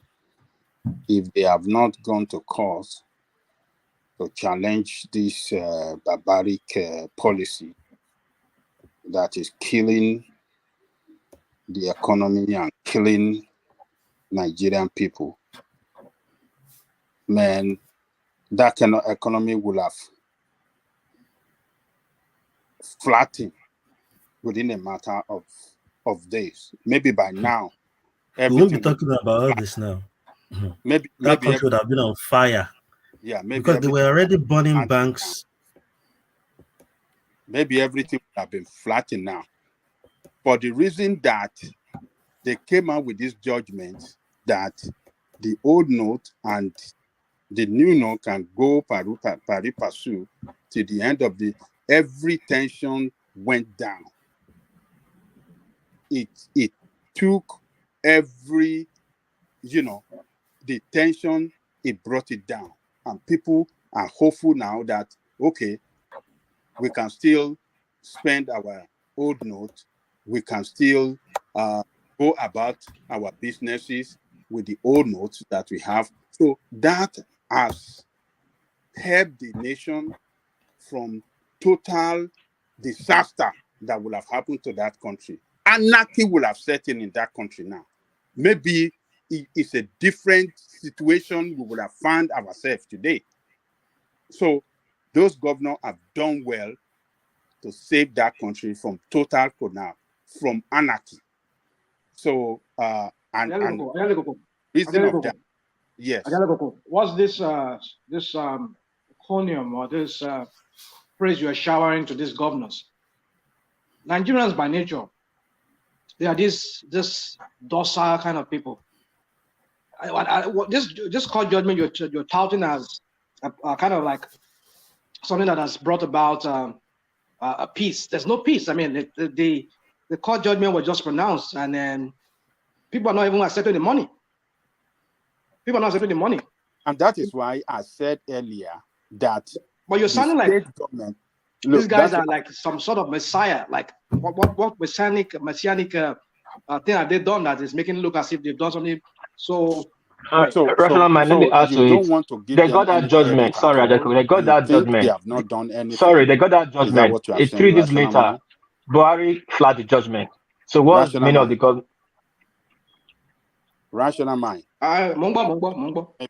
So you are not giving any credit to them at all. So you are saying they have not done anything. They don't deserve any credit. Is that what you are saying? You see, they really haven't done anything, no, because I think, okay, they got the court judgment, and so what? Has it stopped the suffering of the masses? Exactly. This court judgment was done. I mean, this court judgment was gotten since when? Is it November? When? Wait, and now it's not November. It's about a week, 10 days. Yeah. Okay. As in after 3 days, Buhari came out to flat that judgment. What difference does it make? When did he do that? There was no judgment there. No. This is the second judgment. This is the second judgment. Okay. Because I know the first. After the first judgment, Buhari came out to flat the judgment. So what difference does it make? No. But this is a second judgment. What is? I know. I agree. I will tell you the significance of what the governors are doing. It's like you didn't listen to Ajale Koko very well. Even though these people are still very stubborn in implementing it, but the fact that the citizen can see that the governors, that some of the leaders are standing alone, it can still make them to hold their actions. We are talking of the citizen that already started burning the banks that were ready to do and undo, but these governors stepped in and those things subsidized. If those guys did not step in, maybe these guys would have even escalated and started even targeting the central bank itself. So we shouldn't say they did not try. Yeah, they might have failed us somewhere, but regarding this particular content in this contest, regarding this demonic monetary policy from Emefiele, honestly, these people, they've managed to subdue, they've managed to reduce the impacts that we should be experiencing in that country today. That's what Agalekoko is saying. So they've done something. So Ola, there probably won't have been an all he did election, was to sef. curb violence. That's what There he would did. have been Nigerians That's what free. he did, really. Maybe there wouldn't have been an election. There Listen would to have what been Probably would have Nigerians been an free. election. Yeah. Yeah. Yes. So all that Yeah. did was to curb violence, not to correct the economy, not to make things better for At all. Nigerians, just violence. That's all. Yeah, so that kills Tinubu's ambitions, isn't it? We there So even people the will think, economy his is APC violence. party, is Tinubu's party, so it kills his In other ambition. words, it is a selfish. This thing was not actually meant to actually help Nigerians, but to help their Forget political. about how we do the forget Because about I the don't understand what you're coloration. praising them for. No. This thing wasn't obviously meant to actually make Nigerians' Forget lives about better. the coloration. Where the politicians too are protecting their interest, it can affect the citizen positively or negatively. Now, Emefiele and the Cabal, they've been trying to protect their own interest. It's affecting the citizen negatively. Now, these guys, governors, they are protecting their own selfish interest, but they are helping to stop the country from going on fire. So that's the way you look at it. We don't just channel it through one view only. So if you want to say these people are not doing anything, then they maybe adding be that we could we can play the scenario where they didn't do anything, and by today maybe they'd have cancelled the election. The election is not holding, and people are, even the bankers are not able to work on the street.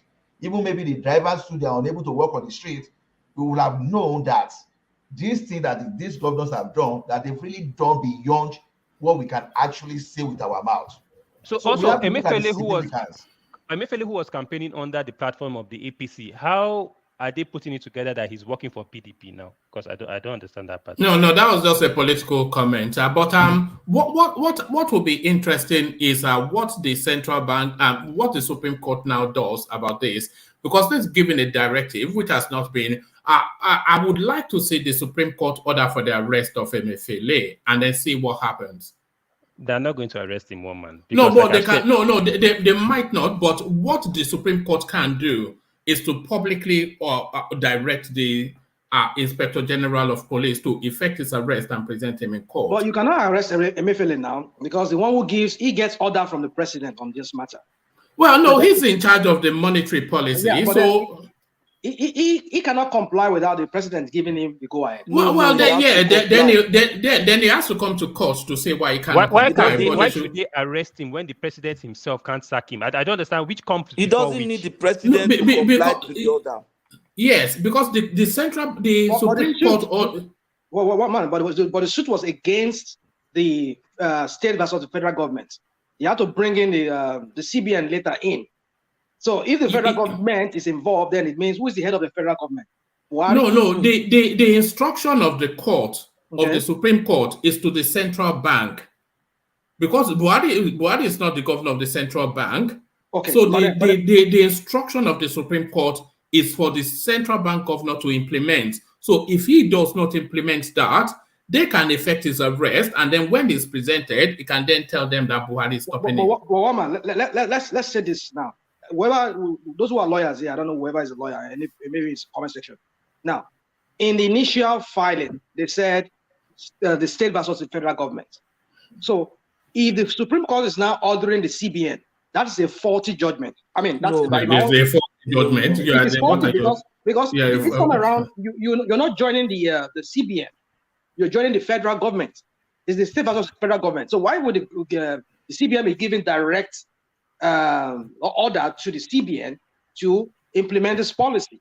I mean, to reverse the Supreme Court. Rational mind, don't let us act as if we're lawyers. See, that's what I'm saying. We're not lawyers. But you are saying it's a faulty judgment when you don't know anything about it. No, by logic, it's faulted. I mean, maybe I could go to court and challenge it still again. I don't know. Which court? The Supreme Court? Which court were you going to challenge? I mean, that's reputable lawyers.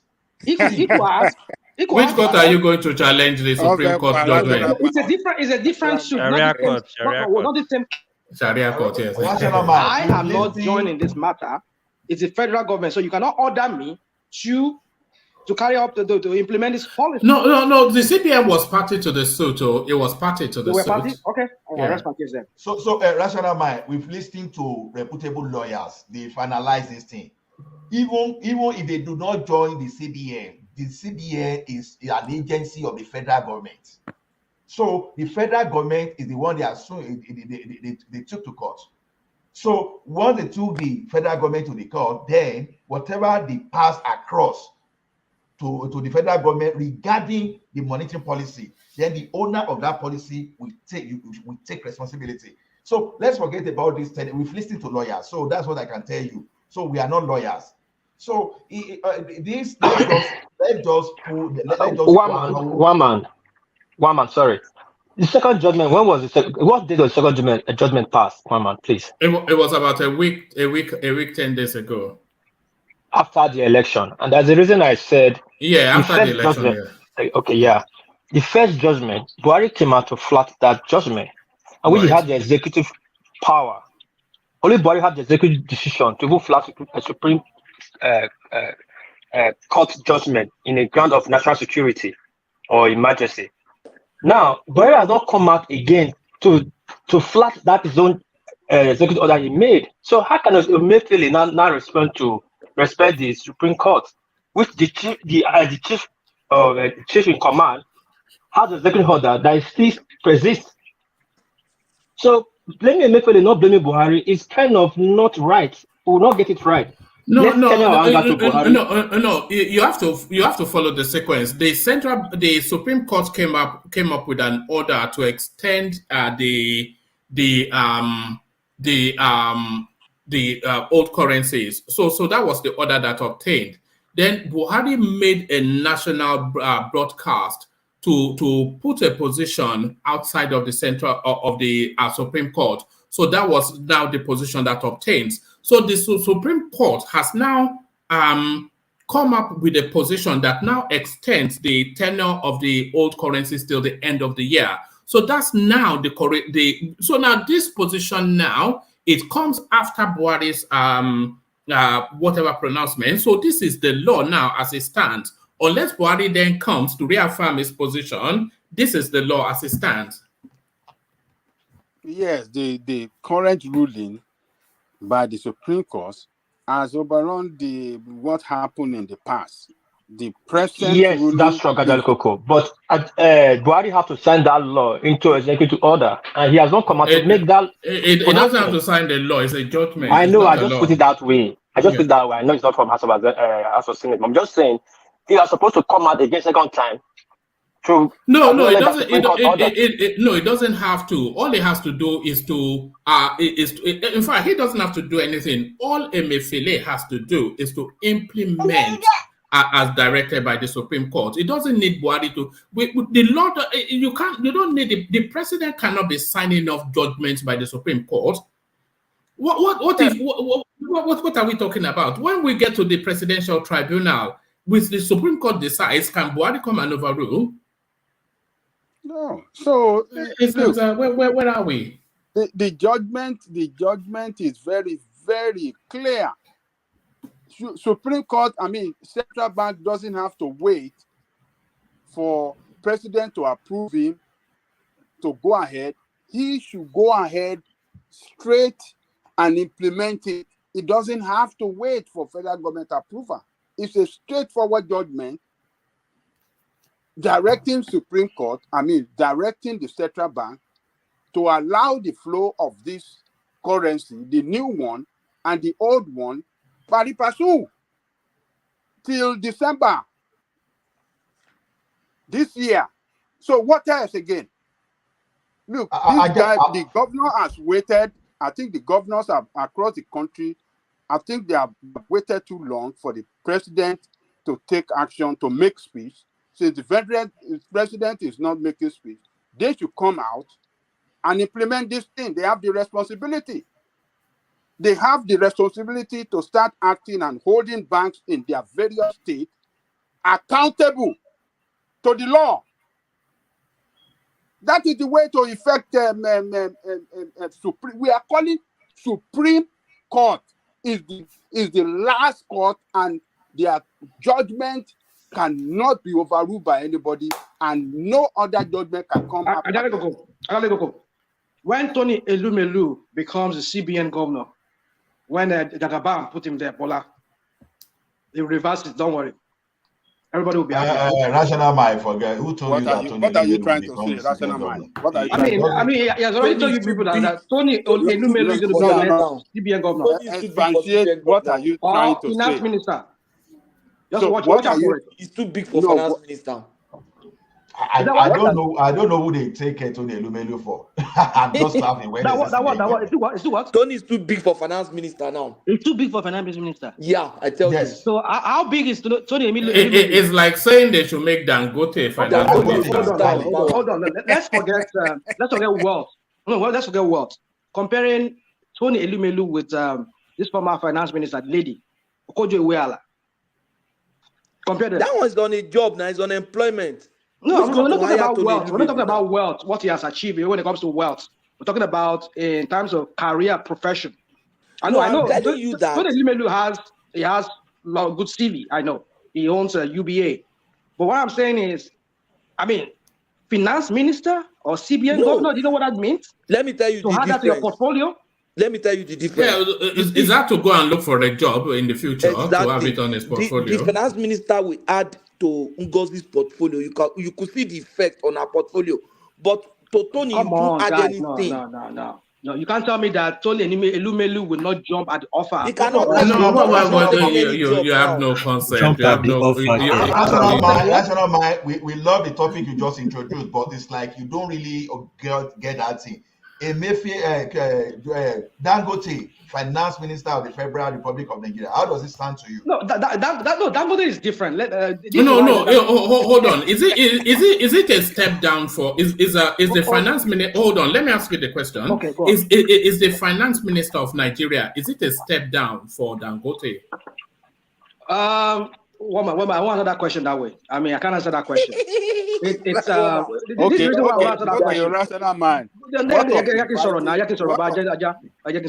reason why I want to answer that question that way is because the Minister of Industry, Commerce and Industry, or something like that. You know, step down. No. That is a step down, I would say. But finance minister, hold on. No. So answer the question. Dangote is the finance minister of Nigeria. Hold on, please. Please let him answer the question. Is it a step down for Dangote? Dangote is a businessman. Tony Elumelu is a banker. It's a businessman. I know it's a businessman. businessman. Of course, we know it's a businessman. Yeah, but his real field is banking and finance. So Elumelu will be a best suit. I mean, let me not say best suit, but qualify for that. Should I give you one information? Do you know that Jim was the one that presented the Mayfield as CBN governor? Jim was too big for that. Jim was too big to take that role from Sanusi. So he presented Emefiele to Jonathan. And Tony is in the same rank as Jim and the rest, if not bigger than Jim now. But Patrick, that video we saw of Tinubu, he is sending a message that Tony Elumelu is going to be part of his government. Tinubu went to visit him. If it's somebody Tinubu is going to give an appointment, he'll be the one that will be coming to visit Tinubu now. You know what that was signaling? It's not that Tinubu, that Elumelu will be part of his government. It will be part of his strategy. That's what he was saying. Exactly. That's what that visit. What are you talking about? What strategy? Go on. Let me ask you a question. So when he visited Dangote, you saw when he visited Dangote, does it signal that it's going to be? If he said Dangote, I didn't see that one. Yes, and Otedola, all of them. Does it mean that they are coming to serve in his government? What? Let me support you. Let me support you in this. When Dangote was the Africa's second richest man and Nigeria's richest man, he was the head of Nigeria's stock exchange. I bet you forgot during Jonathan regime. Who was that? Dangote. When Dangote was Nigeria stock and exchange, and where the deputy was Tony Jr. No, I don't get you. when Dangote was the second richest man in Africa and the richest man in Nigeria, he once had the head of Nigeria Stock and Exchange. As Why Tonelli? chairman, as chairman. It's not position. Chairman, not chairman. It's not no? position. That's ceremonial now. Is it an honorary position? You don't. now. Oh God. Was he chairman or he was the head? His deputy was Tonelli. That's how I saw it then. Woman that was here that time. What's this woman? Did you Okereke? What piece? It's just a Dangote was ceremonial just head. chairman. Okay. It's a ceremonial head. But he was in that position. But he was in that position. Dangote was a ceremonial. It's to add value to the exchange now. That's Yeah, why they put that's it. Yeah. Not just let's put Dangote there so that everybody will be respecting this exchange. That's it now. But I'll be surprised. But I'll be surprised if Tony Elu is not part of Jagaban's government.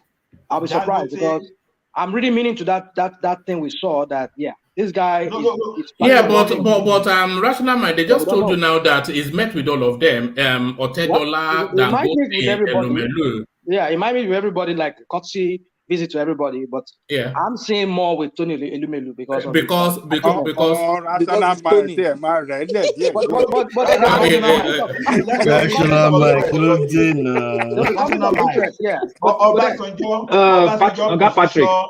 Patrick.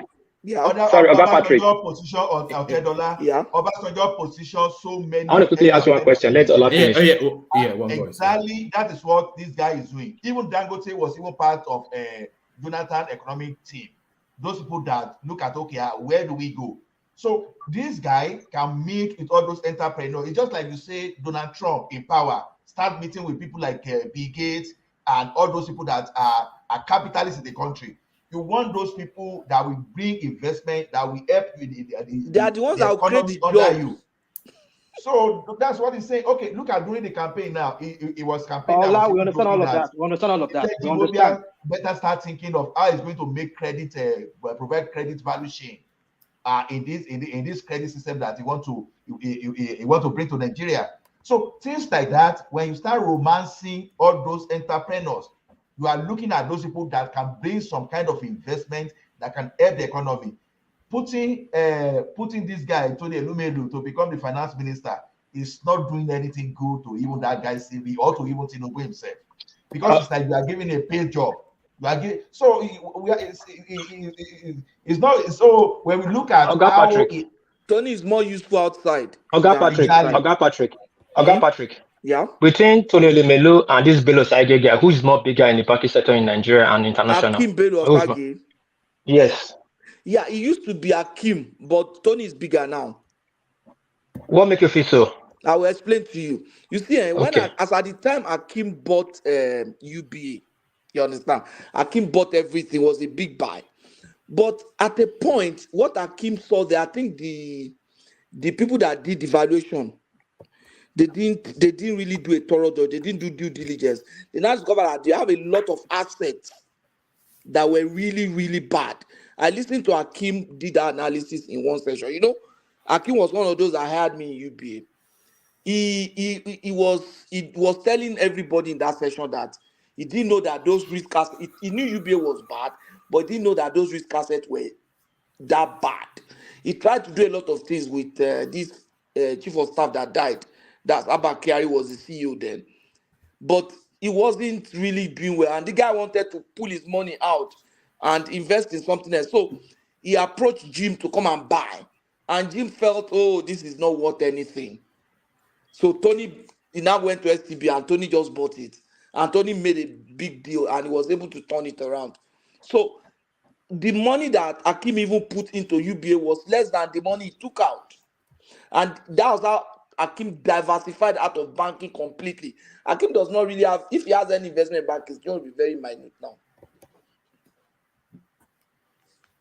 You understand what I'm saying? Mm-hmm. All right, back to Adan Lekoko, if you remember where you were. We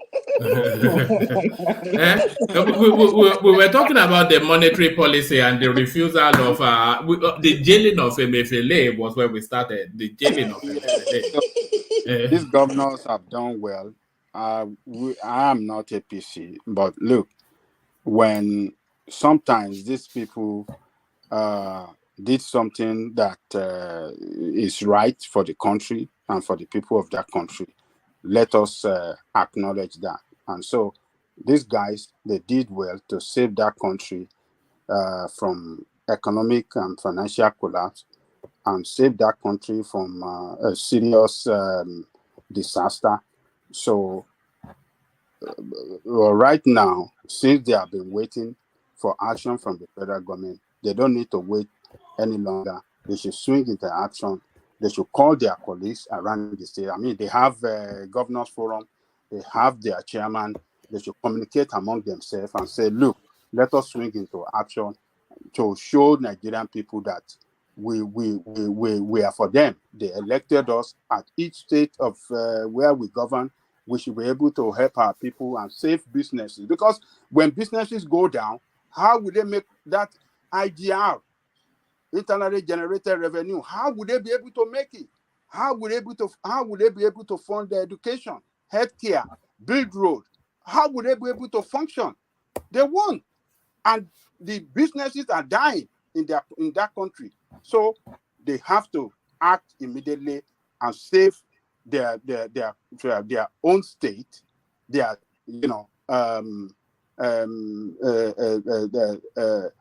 state they govern from total collapse, because it looks like Buhari is an irresponsible president, a president that doesn't give. It's just like a man that is just there to enjoy himself, use that state fund to service his health, and then he eats and drink and then just enjoy himself. He doesn't really care.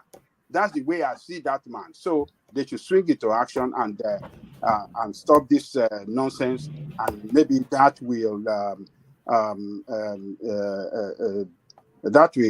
force the federal government as well to act in addition to what they are doing, and so we can get the country back on track. So that's my take on that one, man. All right, brilliant, Adale Koko. So Adale Koko, the story we kicked off with, it looks as though we're getting more details on it regarding Sanwo Olu. So there it is on the screen. It says panic as Ambody's ex-commissioner orders escape bullets during Labour Party campaign rally in Lagos. So it looks as though there are more details coming through. It says a former commissioner under the immediate past administration of Governor Akeomi Ambode in Lagos, Olawale Oluwo, was reportedly shot at during the campaign walk of the Labour Party governorship candidate, Gbadebo Rose Vivo, in Epe local government area. So that tells us already that Ambode is working with Gbadebo. So all of the enemies of Tinubu, they are gathering. Correspondents gathered that Oluwo, however, escaped unhurt.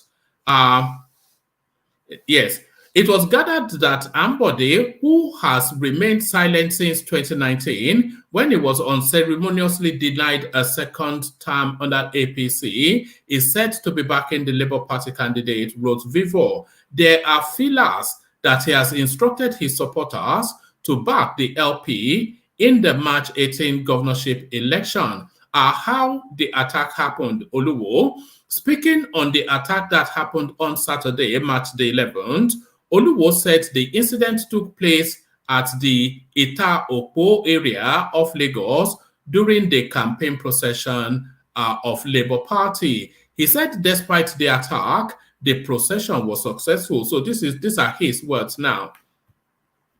Honorable Nohim Balogun and I were shot at point blank today at Ita-Opo area of Ekpe, whilst leading a very campaign procession of the incoming governor of Lagos State by the special grace of God, Mr. Gbadebo Rose Vivo, he said.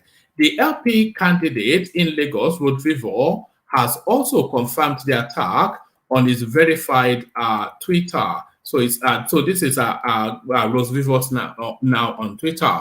So he tweeted, yesterday's rally was great. We connected and saw supporters in Epe. We were attacked, but we are all safe and secure. It is a shame that some deem it fit to use violence to try and intimidate those who want a better Lagos, and such actions have no place in Lagos.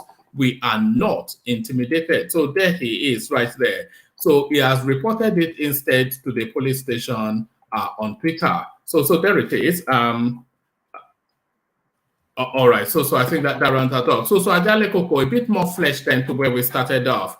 So there is Oluwo, but what we have gleaned is now that Ambode is back in. So he's playing all his cards now, Ambode, because a lot of people will be punished after this election, though. If Sanwo Olu wins, but what we're finding out, one of them, woman, it is Ambode, former Ambode ex-commissioner for. Yeah, no, I didn't say it was. What that thing told us was that Ambode has lent his support to Badebo, and he has invited all of his followers to back him, and he has even sent. That's what we read. Yeah, that's what we read. I didn't know that. Okay. Yeah, that's what we just read. Yeah. So one man. Yes. What is happening here is that. Ambode, that Oluwo guy that you're talking about, is also a governorship candidate of one of the parties.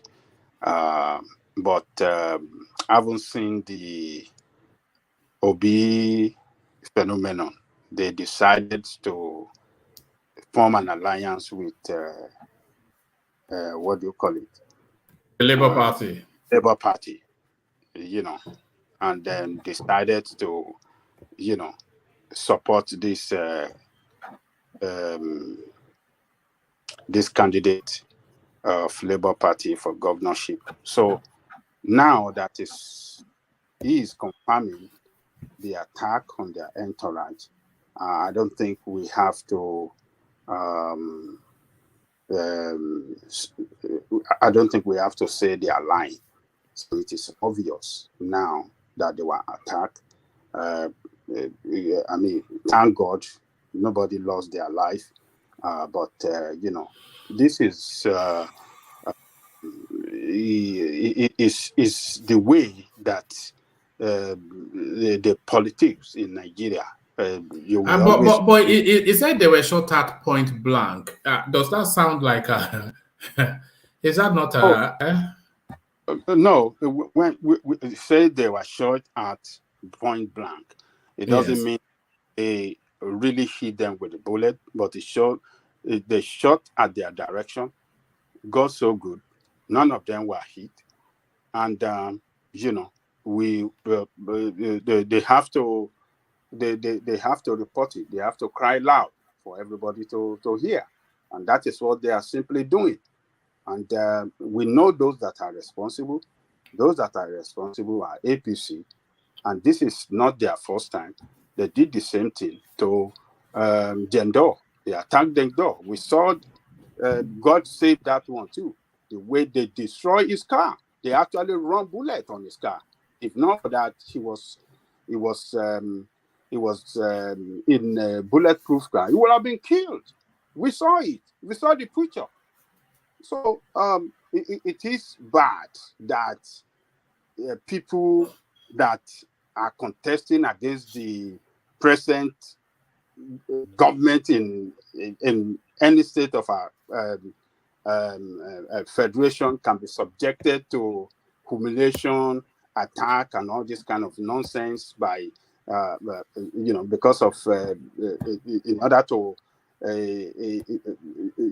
to scare them from carrying out campaign, in order to scare their followers, in order to suppress people from voting for them. It's just insane. And when anything like this happens to anyone of our people, we should be able to come together and condemn it. It doesn't matter whether they are in the same party with us today or not in the same party. We should condemn it because power can switch over anytime. Power can switch over anytime. Whoever on earth dreamt that Tinubu will lose in Lagos? Nobody dreamt of that. But it happened. Could it happen again? There's possibility that he could lose Lagos. There's possibility. So If power shifts hand tomorrow and Labour guy becomes the governor and they start inflicting this kind of treatment on them now, what would you say? How would you feel if you are a supporter of them? How would you feel by then? We cannot continue like that. We should be able to stand up against this kind of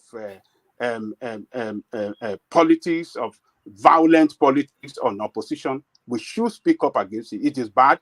It is not good. So this guy, Oluwo, is confirming it again. I think we should accept it that, yes, they were attacked.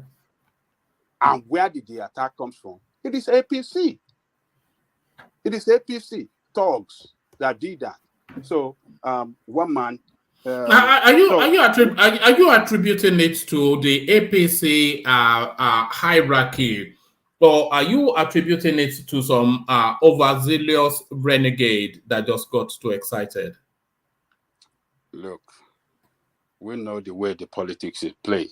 And what happened is that direction is always part of their strategy across the state. They have boys on the ground in each local government that are funded, that whenever these people are carrying out their attack, their campaign, attack them, disperse them, do not let them carry out a campaign.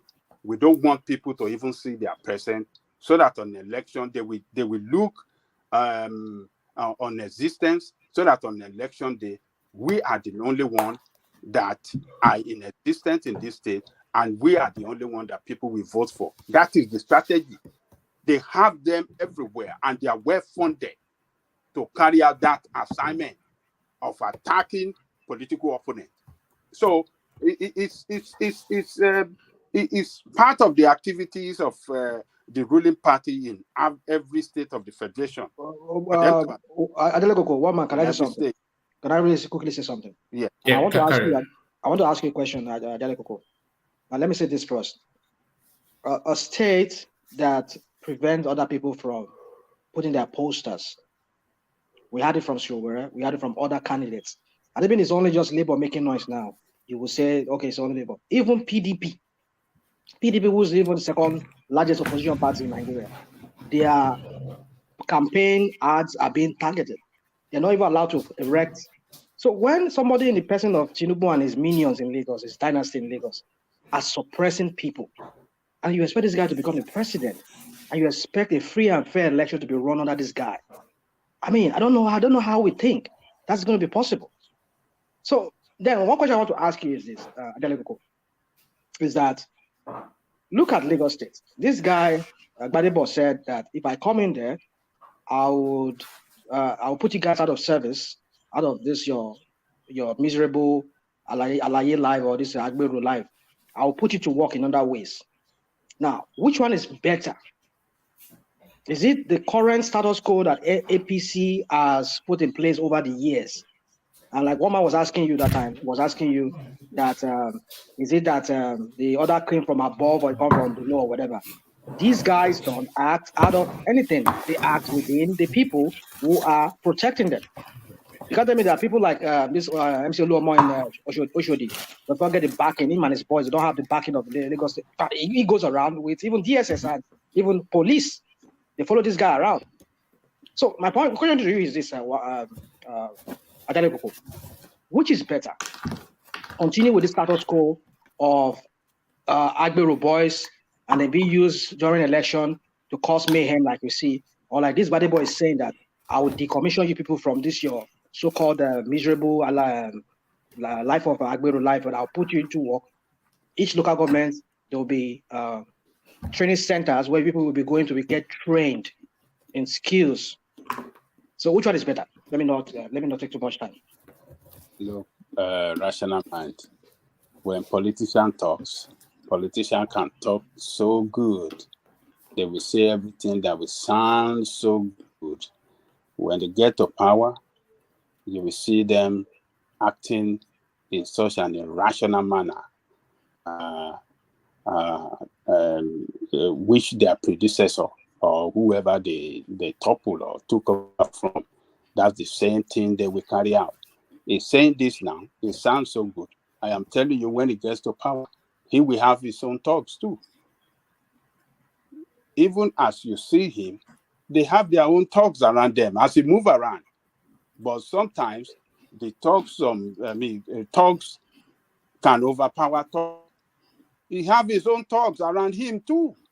So don't let him say all those one is talking. It's just politics. Don't believe what he's saying. When he gets there, he cannot eradicate talks. There is no way you can eradicate them in democracy. You can't eradicate because some of them will be member of your party. And you can't say, because you are talks, I want you to be member of your party. It is not possible. Everybody has to be accommodated. So he's talking all this now. He's just saying this as a campaign strategy so that people can see him different from APC. It's just talk. It's just talk. When he get there, he cannot carry out that action. I agree. I agree. It's talk. Which is better? Which is better? I mean, what he said is better, but please, I don't believe him, man. He cannot eliminate talks, man. A lot of of course you cannot eliminate talk totally. Yes. But what I'm saying is that he cannot do anything about talk. Give these guys skills. Let them be employable. Forget about that. Give them skills. Forget about skills. So we should maintain status quo, right? No, I'm not saying. You want to give MC Olu more skills to be employable? No, MC Olu is a billionaire in his own way. He has made money from. Bola has made him a billionaire. So. I believe you. The way you should put it is that if this guy, Badibo guy, win, his own kind of talk will be more refined than this harsh one we are seeing. I will quickly make an example with Edo State. When Kabaka was there, it was like this going on in Lagos. You cannot even go to some areas because of Kabaka boys. But when Apasaki took over, he brought his own talk, but more refined. He brought in Butari. Butari is not controlling that, but now more refined. Not like they don't still do the toggery, but like let's say it decreases like 60%, but the 40% is still there, but more refined. I think that would be the better way to put it. There will still be talks. Of course, you cannot eradicate talk in any democracy, even in military. You still need to work with them, but in a more refined way, not that too harsh. That's my submission. Well, you are saying it in a very good way. I don't know what is refined in talks. Talks not talk. As they waka, they go, they campaign. He have talks around him. There is no politician that will not carry talks around him. But because he's not in power, he doesn't have as much money as the APC does that fund their own talks. So Babakere had talks. Babakere had talks, right? Babakere had talks, huh? Everybody have talks. Yes, there were talks during the UPN days. Hold on. The MPN talks then was in Oshodi, just the same as you have this. What do you call the MC Oluomo residing in? MPN had, they call him Buy Your Success. What is his name? I think it was Buy Your Success. They call it. He was residing in Oshodi too. And this UPN had their own talk. The head of their talk, I think that one lives in the island. I think it's Akib something. I can't remember his name. So there's no way you will see a political party that will not have their talks around them. They will always have, because the political leaders have some strong and tough guys around them that can protect them. So we should just give up, throw our hands in the air and just give up. Forget about give up. Look. No, that's what you're saying. That's what you're saying. Somebody's giving you. Hold on. Have you practiced rational mind? Let me ask you a question. Because the way you're asking me this question, you sound like a person. I sound naive, right? How politics operate. Yeah, I sound naive. Okay, go on. Yes. Have you practiced political activity before? Well, I've done it in a small scale with my. Have you involved? I have not run for. Hold on, I'll answer your question. I have not run for office in Nigeria. Okay. With my cousin, hold on, with my cousin that ran for councillorship in the Papa area there. I helped him. I was part of his people that were campaigning for him. Yeah. Okay, when you are campaigning for him, does he not have some tough guys around? Well, they were thugs. Oh, that is the way it is done. Hold on. You see, you need to understand the point this guy is bringing up.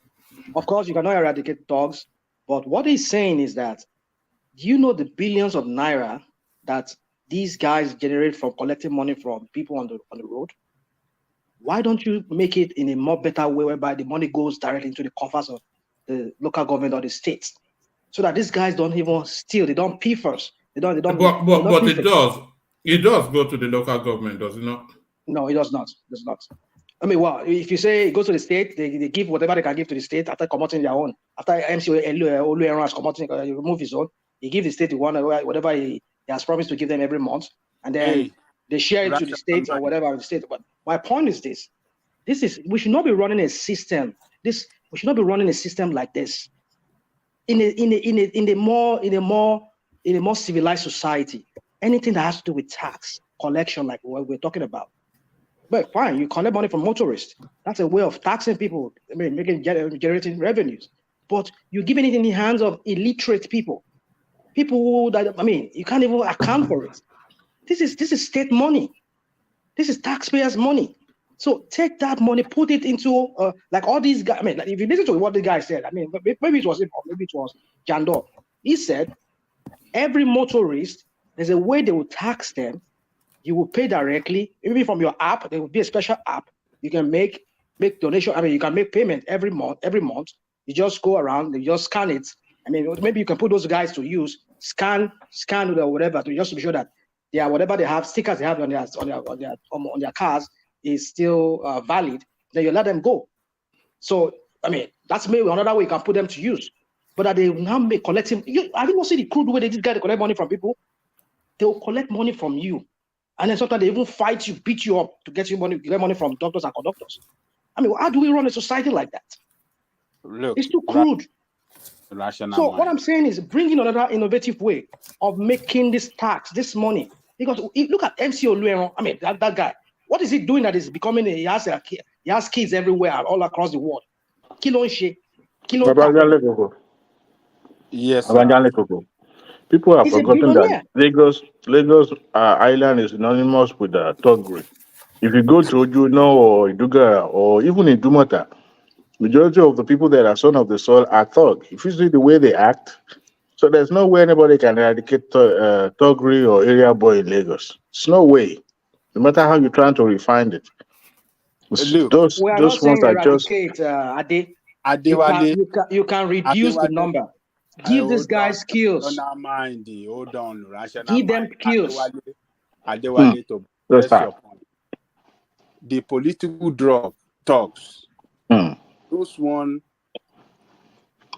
are different from other category of drug. We have market talks. We have talks everywhere. The market talks in those marketplaces, your truck cannot come in to offload anything in any market if you don't settle them. So you have a society where thugs flourish. So to want to fight it, you must be able to come out with a real plan to fight it. And to fight it, you must have in control of the police or security operative that are sincere to do the job, that are ready to get rid of it. It's a job that can be done with full force, like a military commando operation. That oh yes. Do you remember? I don't know if you remember when Lastman was created. I would say half of the workforce in Lastman's were area boys. Oh yes, those guys were, yes. I would say even though 80%, because that was one of the He was applauded for doing that. Tinubu was applauded for creating that and creating job for those because it was seen to be a way of reforming them. But if you look at it, the Lagos Island thug is different from the mainland thug. Even up to the Chiosa area where you have Ibeju, all those Elekwa area, those thugs there are different from the one in the island. So even if you eradicate ones in the mainland, by the time you come to island, they will tell you, look, you can't. These people are untouchable. Those folks are not even involved in the URT stuff. They are mainly for Uwile. So they all those Idumota area up to Akpongon and close to Iga area, they are the one controlling it. And those ones you cannot reform them one way or the other. No. You can't. It is falsehood to say that people cannot be reformed. My brother, if you know the Lagos very well, if you used to them, you will understand what I'm saying. All these places you are talking about, Ojuno in Lagos Island, Isaleko, all those places, I know them. I know all these places you're talking about. Yes, you are true. You're right that there are a lot of talks. There are different kinds of talks. Some they're not political talks, but they use them during politics. They are close to them. They are close. If you arrest one today, they will be out the next day. Yeah, we know. But what I'm saying is that people are beyond reform. That is what I would not accept. But like I'm not saying that they cannot be reformed. Some people are beyond reform. Well, maybe some people can be beyond reform, but I know a chunk of those people. You can get them off the streets. Let me say something real quick. Sorry, don't get me wrong. I'm not saying that you can't reform them. It's just like they already established. They are working hand in hand with those politicians. So no matter what, you will see them as being reformed, but they are still working for them. So that's what I mean by they cannot reform them. I totally get you. We have a lot of work to do in that country. You see, that is why Ajaliko will say something now that really got me start doubting what Badebo said he was going to do. And this is the reason why I said I doubt it. Ajaliko said something, said, you don't control the police. Police are used to maintain, in any civilized society, police are used to maintain law and order. But whereby a governor cannot control the police, how can he say he wants to bring about what he's saying he wants to do? Maybe like he said he's going to give them a job in other ways. But then how about those ones who are irreformable, who wants to remain in that area? And then you are sending police to them, and police is not even able to carry out your order because they don't collect order from you directly. So that's how I start wondering that, could that really be done without having full control of the police, having a state police of your own, that you can just give order to the chief of police that send your boys to this area, this market, there are nuisance there, pick all those guys up, throw them in whatever, take them to a reform center or a correctional facility, whether they can be trained. But then, if we do not fix, everything still boils down to that constitution. If we do not fix that constitution, the society, the status quo we see in that country will always remain that way, because the constitution is the way it is. The way it is framed and the way it's made. It totally makes the governors the fundamental social issues will continue to persist. So, like what said, I see that point. I get that point, and that point really strikes me here. That if you say you want to really decommission these people, take them out of the street, and some of them are resisting, you need to use the police, but you need the police to be under your command. I mean, not like the one we have currently right now, whereby they collect orders from the fair president. You need your own state police. So yeah, it's a very convoluted space. It's on to that rational. So sorry, Ajaleko, let me just take a moment to do administrative stuff. Just to acknowledge Ayo, who does as it regularly does. So that's Ayo doing the buy the coffee. So thank you, Ayo. But I must say, Ayo, you don't thank you, but you don't have to feel obliged that you should do it if you want to, but don't feel obliged that you must. But thank you anyway. So Ayo, the only person showing love to the platform today. But back to you, Ajaleko. In addition to that, rational mind, those Agbero you are talking about that your friend is saying they want to eradicate, they work in alliance with the police. Police benefit a lot from what they are doing. Police are around, police protect them when they are carrying out this tax collecting and their activities. Police are always around them police benefit a lot from the what do I say? Police benefit a lot from the activity as well, from the activities of Agbero. So for someone to just come and talk, you see, when politicians talk, sometimes if you don't really scrutinize them, say, how do you want to do this? What do you have in place? We just hear from their mouth. Something sounds good, and we say, yes, this guy. Then at the end of the day, when you voted them in, you will see that they can't do anything, and then we start to blame them. But the problem is that we don't really scrutinize them when they are talking this nice. So him that is talking now, he have talk around him, moving everywhere. So saying that he want to reduce, he will go to reorganize talk or give them job. I just think it's just a talk. Talks have level. We have some state talks. We have talks at each local government under the direct control of local government chairmen. Councillors have their own talks too. Talks are everywhere among the politicians because politicians always have them around for their security, because you don't know political enemy that is planning to attack you at any time. So, and you don't, Nigerian police are not reliable. They're not reliable. You can't get them. But those boys that are jobless, that have taken this, talk business as a big business, they take it so serious. They will be around their boss and ready to protect him to the last pint of their blood. So it's a politicians always budget.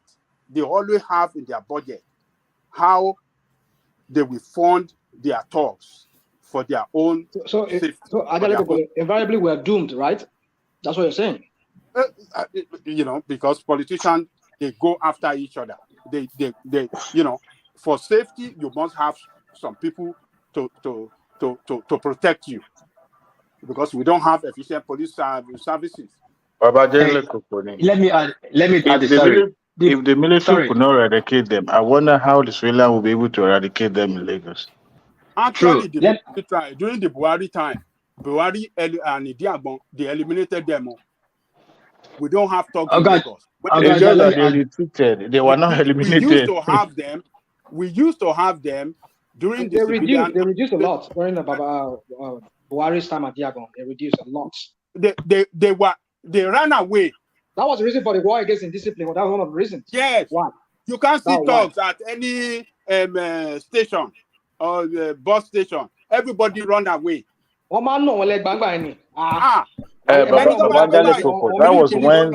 was when the federal capital was still in Lagos. That was when. Yeah. After that, what happened? Under the military can effect it. They don't have any respect to human rights, anything. They just say, we don't want this. War against the discipline everybody. Anybody that cheats in examination is going to jail. Anybody that, doesn't line up to enter the bus, beat them openly in the public. Anybody that doesn't get to work on time, any civil servant, lashes them in the public. Should I tell you my experience? Those were dark days. Those were dark times.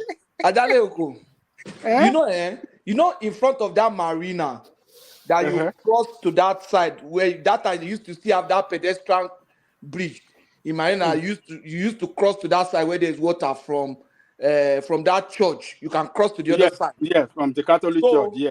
If you use your leg to cross and you don't use that bridge, the soldiers there will just grab you.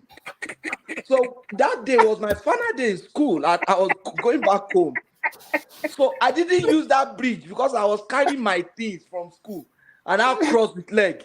That was one soldier just grabbed me. You know what he did? He now pointed me to the other people that have done that. They put them under that bridge And they said, you know, all the sand under that bridge is black. I went in the Duni. They said they should be using that sand to rub powder on their face. They will rub it in their body. I was wearing white. I looked at them. They are looking like Irumole. You know those they use they use Monsaya movie to do demon. Those guys were rubbing those. I got to I said, no, you will kill me here today. You rub F for face, have you? I am not going to rub that thing. You will kill me today. It's like charcoal black. If you know that under that bridge that time, I said you will kill me here today. The guy left me. You know those guys. Do you know that Tinubu did something similar to Kai, kick against indiscipline? That Lagos Island there, CMS there. If you cross that road, there are Kai people there with their black Marias. They will pick you up if you cross that place. You remember that time when Tinubu was there? Really? Introduce that kick against. Kai. They call them Kai. That's another arm of. Was it effective? Yeah, it was at some point. Yeah, it was. They were picking up people at some point, even picking up Agberos and all of those thugs in the street at some point. Yeah, he did that. I remember Tinubu doing that at that time. Yeah. But those Look, guys, during the day during the day on Buhari time, I saw there were some people that were caught when they are pinned by the roadside. The war against immediately we just stay right there. When they just grab him, they said, okay, start frog jumping. They will tell you, oh yeah, frog jump. And an adult to frog jump with his suit. A banker with his suit. They said frog jump. So, you know, it was an experience in that. That's why they introduced public toilet, if you remember. Yes. We now have public toilet. People were making money from it. Yes. So look, to eradicate thuggism, or what is the guy talking about? Rational mind, don't believe what he's saying. He can try, he can do something, but to say he will bring it to the barest minimum that we won't see them again, as he's saying it, is very, very impossible. He doesn't have the control of police to use to effect it, to launch serious attack against thugs across the country. So he doesn't know that. Maybe the guy went and tweeted to say Sanwo Olu has power over military and police. So that is it. Rational man, he cannot do it. He's just talking, just like every other politician that will promise heaven and earth before they come to government, and when they get there, they will be the greatest failure than their Even him, he will have his own talks too when he gets there. Why won't he have talk? You want to be... He already has internet talk now.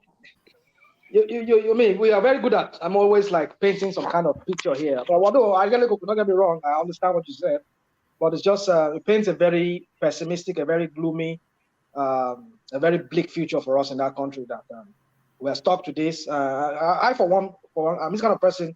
I don't believe in status quo. I believe that humans are dynamic. Humans are not beyond reform. I don't want to always be pessimistic about when somebody says he wants to do something. I might think with a grain of salt, but I would scrutinize him and look at where he's coming from. You see, like you said, it's possible he might have his own talks. Because one thing I know is this. One thing I know about Lagos State is whoever wins, if this guy wins this Lagos State, he himself can become his own Tinubu of his own self. Can create his own dynasty too. This bad of a guy. But then the way I've seen Lagos State have been so far, Lagos State has, with Tinubu still there, even though if they win this election, if Badebo wins this election, I know they will still be attempts to grab it back from him. So that will put them on the edge too. For rational mind, do you see the Bode George and co hijacking him if he becomes governor? Do you see the possibility that people like Bode George will hijack him? Why would they hijack him now? I mean, they're not the governor. He's the governor now. And if this guy messed up, vote him out. That's it. Vote him out. Vote him out. So that's just all I can say. I mean, we can continue spinning this thing any way I can spin it to. How about this? How about that? Bode George, that way. Yeah, it's possible. I'm not saying it's not possible. But then if all this thing is saying it's just mere talk like Ajaleko said, then vote him out. But the point is this, let us try something new. Because Nigerians are always afraid of change. What I'm telling you, rational mind, is that they cannot do much. But Ajale Koko, can somebody, according to Kolata, it says someone that can't speak Yoruba will read Lagos of Fog. So according to Kolata Superchat, thank you, Kolata. They will show you Boloma's offense to MC Olomo. Could you please vacate the premises? Could you please vacate? Is that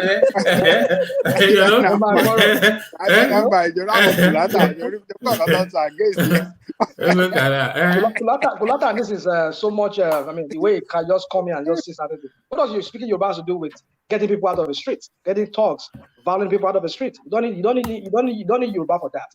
All you need is the means of force, which is the police. Use the police. Use whatever security people that you have. Rational mind.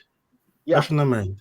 I've noticed that if it comes to this Gbadebo talk, and we talk about the progress of Lagos State and all that, the only area everybody uses as argument is this Agberu. Because to be honest to you, I don't see what Sanwo Olu is doing is not bad. It's not doing too bad. And I think the continuity will be a lot better rather than thinking we need to stop Agberu, so we need to vote somebody else. Because what would Bolabo come and do? What is it coming to do? It will mess Lagos State up, DOG. I'm telling you, just keep talking about it. Answer your question. That's the major problem. The question is it a rhetorical question? I'm asking you a question, Abi. Okay. Let me answer your question then. Can I answer your question? Okay, right. Answer. So you see, the thing is this. I'm not saying this guy's a messiah. He himself, he said it one time. He said, "Only God knows the messes people have already made there." But by the time if I thought it gets there, we're going to find out what mess they've done. We talk of Alpha Beta that is owned by Tinubu or his people that use siphoning 10% of the money generated from Lagos tax, and we have LIRS there that does the main work. They just sit there in the office and get their own money. So let me not go into all of that. So my point is this: that nobody, no matter the technocratic, Fashola was able to just scale through in the hands of Tinubu, because he's somebody who has worked closely with Tinubu. He knows how to handle him very well. But he almost paid bitterly. He almost paid dearly for it when he almost lost the second-time bid, if not because people intervened. With Tinubu, you must follow his guidelines. You must follow his policy. No matter how technocratic that person is, if you try to walk outside of what Tinubu has, the so-called what's Kulata one man and everybody people call his roadmap or whatever blueprint here. If you try to walk outside of it, you are on your own. You will not get second time, or in fact, they will threaten you with impeachment. So why should somebody, a governor, should be subjected to such a condition? That is why I'm saying let us get rid of it. Because there is a blueprint. I'll come to the policy. I want to chip in. That's how we have a discussion. We don't have all night here. Okay, go on. Yeah, I'm just trying to chip in because obviously there is a blueprint and there is a continuity to that blueprint. If you stop it, that means that 4th million bridge is not coming to existence. That means all those other plans are not coming to existence. And that is what they are trying to avoid. That is why I see continuity. The rail line is there now, as promised. All these things are coming up. So if you now think, okay, just because you want to let power change hand because of Agberu, you now bring somebody in. No, let me finish. Yeah, go on. Okay. Sorry, let me respond to this. No. Sorry. Hold on. Go on, okay, go on, please. Hold on. The 4th Million Bridge is not APC project, it's Lagos State project. The Blue Line is not APC project, it's Lagos State project. If at all power change hand, the project still continues. So all these who brought the blueprint? No, you can't say sorry, DOG. You can't say that it will continue because we've seen countless abandoned projects in Nigeria. Hold on. You can't say that. What of Rivers? Rivers has the same real project now. We came for the past 8 years, didn't touch it. So that's it now. That is Nigerian problem. No, that's weekend. No, it's not. Did you hear what he said? Repeat what you said, Patrick. I said Rivers State has rail project that Amechi have started. I saw the rails and the bridges, everything. Patrick, point of correction. He finished it. Amechi built and finished it. He did not leave it half. He built and finished it, and it's running. Just as Kuke said that he just built the railway in a place that is not economically viable. Everybody really use that. No, you are not listening. If you listen and let him say it, what he's saying is that when Amechi was the governor of Rivers State, that's what he's saying, not as transport minister. Tell him again. One man, I'm answering you. Amechi built it. Wait, listen now, Patrick, let me answer you. When Amechi was the governor of Rivers State, he built a monorail, not even a monorail in Port Harcourt, start to finish. And he was working before he even left. He was working like a year or two before he even left there. What Wike was saying is that he built it on the wrong section that is not economically viable. That's all. Not that it's not working, not that it's not there. No, it's abandoned. It's not abandoned. It's there. That's the problem. Where he built it is not where it's not a marketplace. It's not a functional place. It's not a busy place. Just like you go to Jebu, what pace? You know that there's nothing that obliges a new administration to carry on with the policy of the old one. So if Gbadeba comes in and he feels that all of these projects, they are not best served for the money available, and he wants to do his own legacy projects, he will just abandon them and do his own legacy projects. One man, that is Nigerian problem. That is no. Did you even hear what I said? I heard what you said. Respond to what I said. Let me answer you. No, hold on. Localize it to Lagos State, which is where we're talking about. Yes. You are saying you are afraid that when the Nigeria have I am not afraid of anything. I'm just saying. Okay, you are saying that the government of the day had this attitude of abandoning the project they meet on ground to start a new one. Yes. That of Lagos. That everything the Lagos APC government has been for 22 years. There's high possibility if this guy wins. No. That's not what I said. What I said is that everything that APC has been doing, there is nothing. Gbadebo is under no obligation to continue them, and he can abandon them and start his own new project. So there is nothing in statutes that say he must complete them, which we have seen are countless examples in several states in the country. So we're talking about continuity. So forget it being forget Nigeria. Lagos State. Yeah. I agree with you. Lagos or most gonna have the problem. They have this problem of continuity. But if this guy comes, what I'm saying, if this guy comes and see what is on ground from APC, it is viable. He has the right to continue it. It is not continuity of Labour or APC. It is continuity of what's benefiting for Lagos State people. As a state, that's what I'm saying. Okay. Let me take you to where the real thing is. You know that all of these rail projects, Fort Mainland Bridge, all of that. You know, these are all of the things that have been contracted and signed off. So if he wants to do his own looting, he needs his own set of big projects which he can initiate and do his own looting. Because there's no looting left in the real thing, which is already contracted. So it's a very complex situation, you know.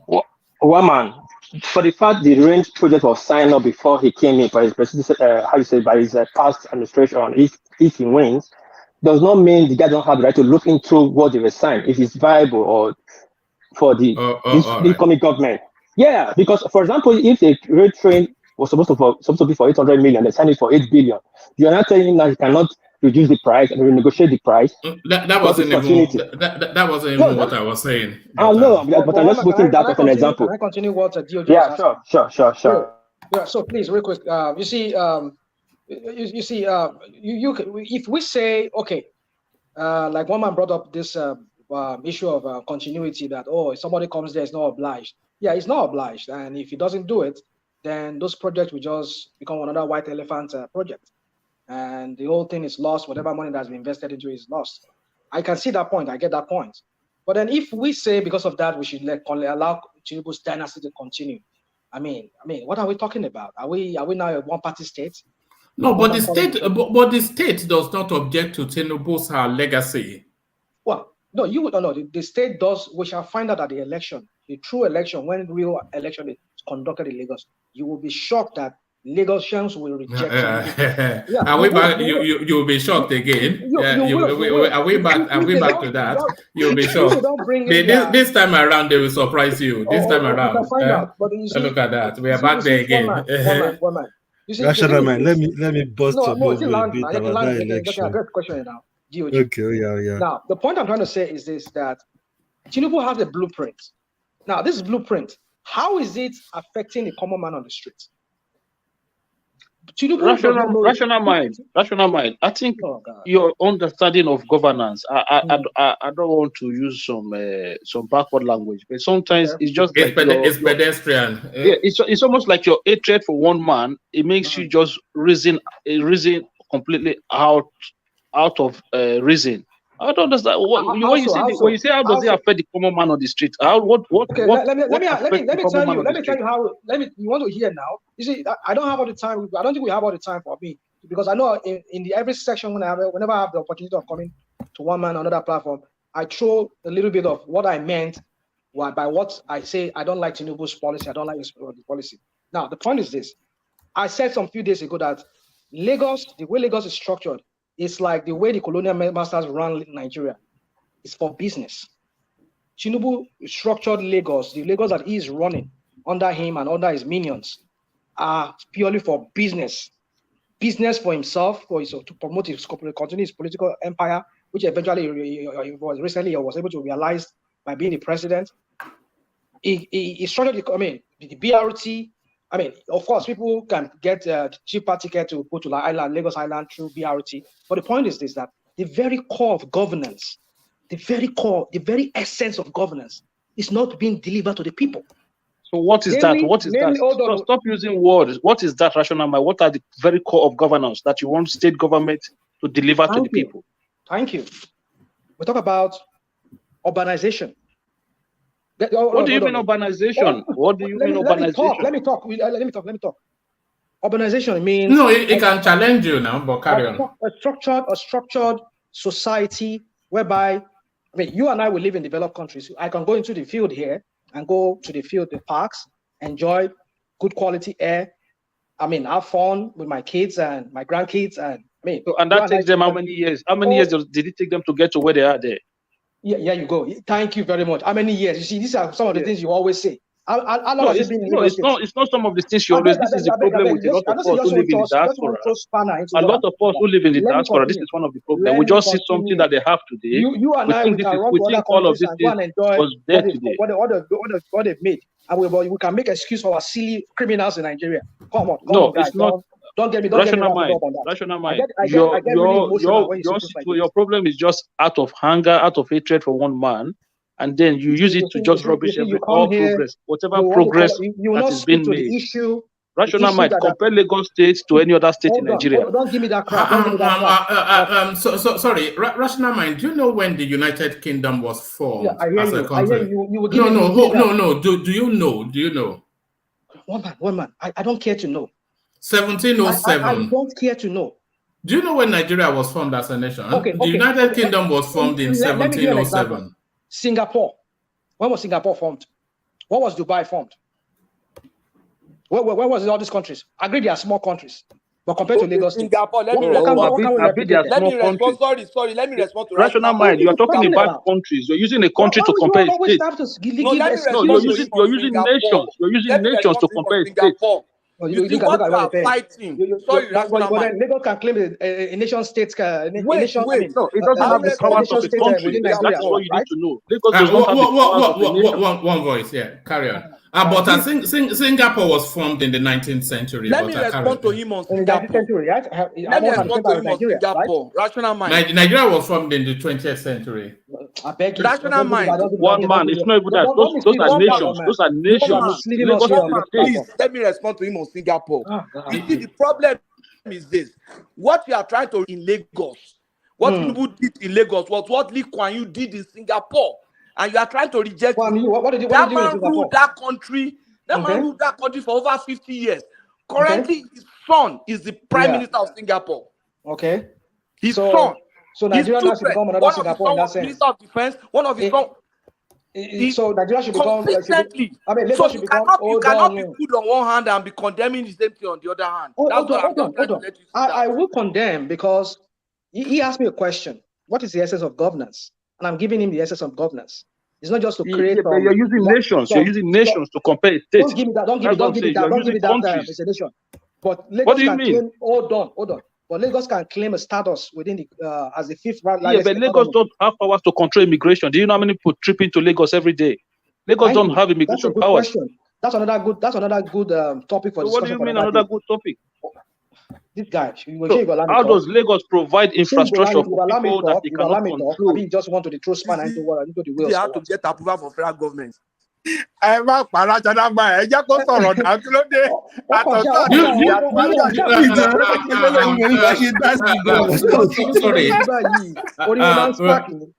Rational mind, you talked about Dubai. Do you know what the GDP of Dubai is?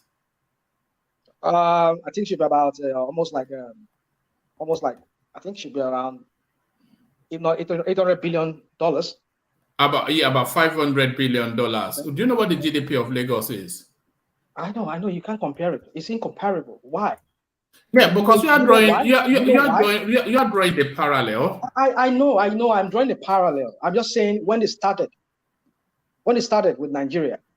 Yeah, but this is do you know what the land mass is of Dubai? Do you know what the land mass is? I don't blame Tinubu for all the problems of all the wars in Nigeria. I'm not blaming him.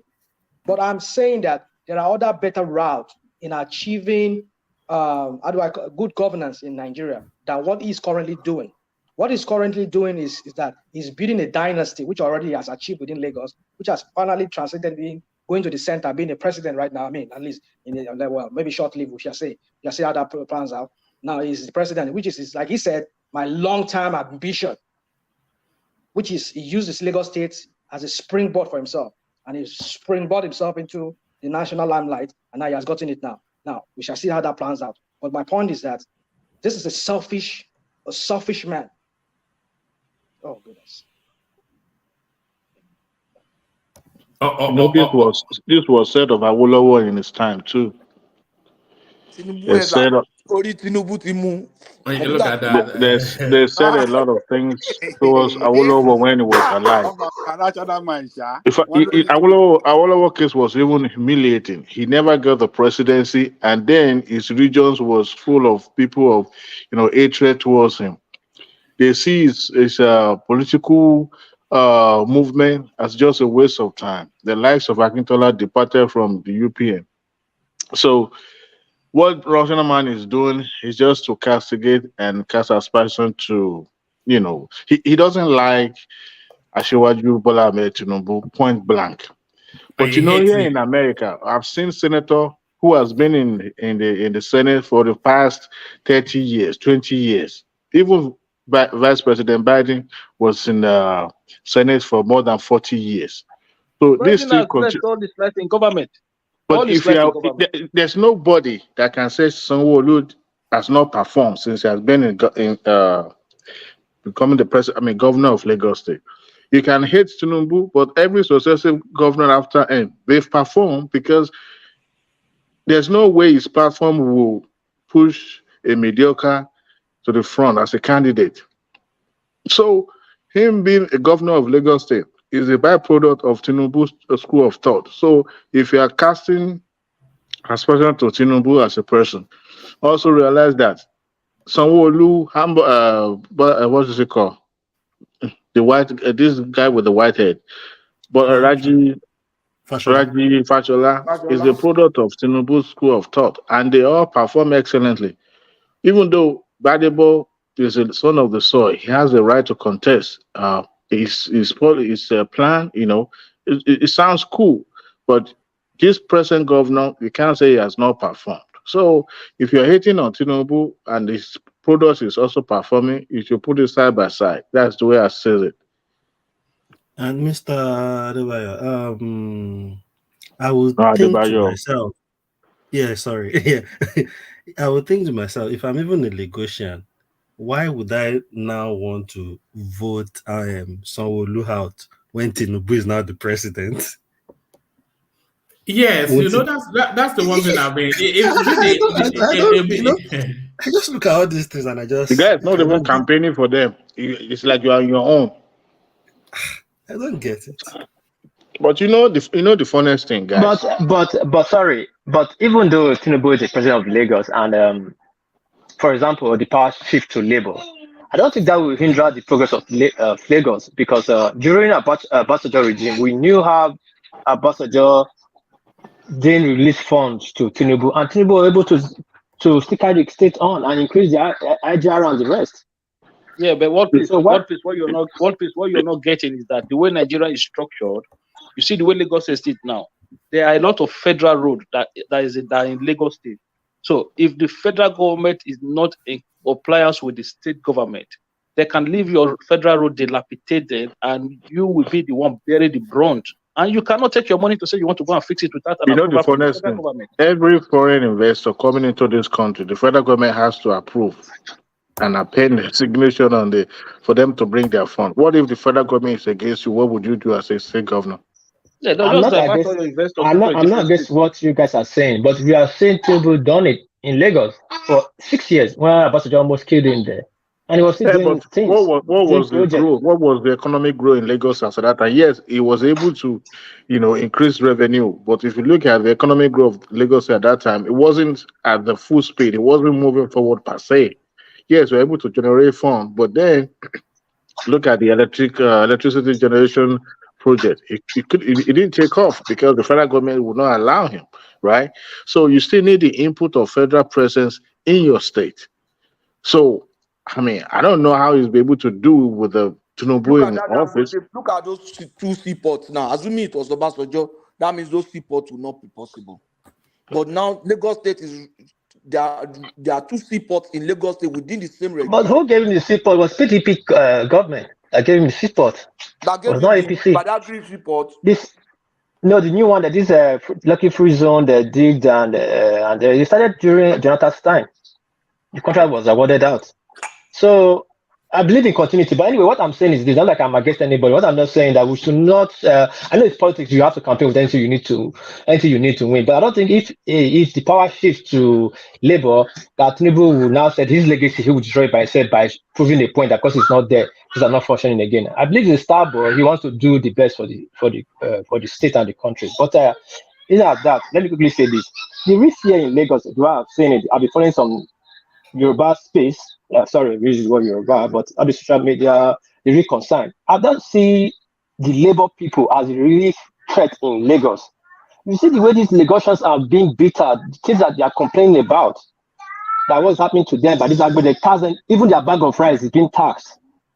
And people are really complaining. They like Sanwo Olu. All they say something, hey, quiet. All they say something like, they like Sanwo Olu, but they don't like the administration, the kind of things that are happening in Lagos. AK, because of the system the Godfather have imposed on them, they tax them, they move their car, they park in front of theirs, they tax them, they are taxing them stupor and other things, so they are fed up of that. So they should do things to change those people's mind, not the campaign. They see the problem now, you know the problem. So when you know your problem is half solved. Now you know your problem, then tackle it.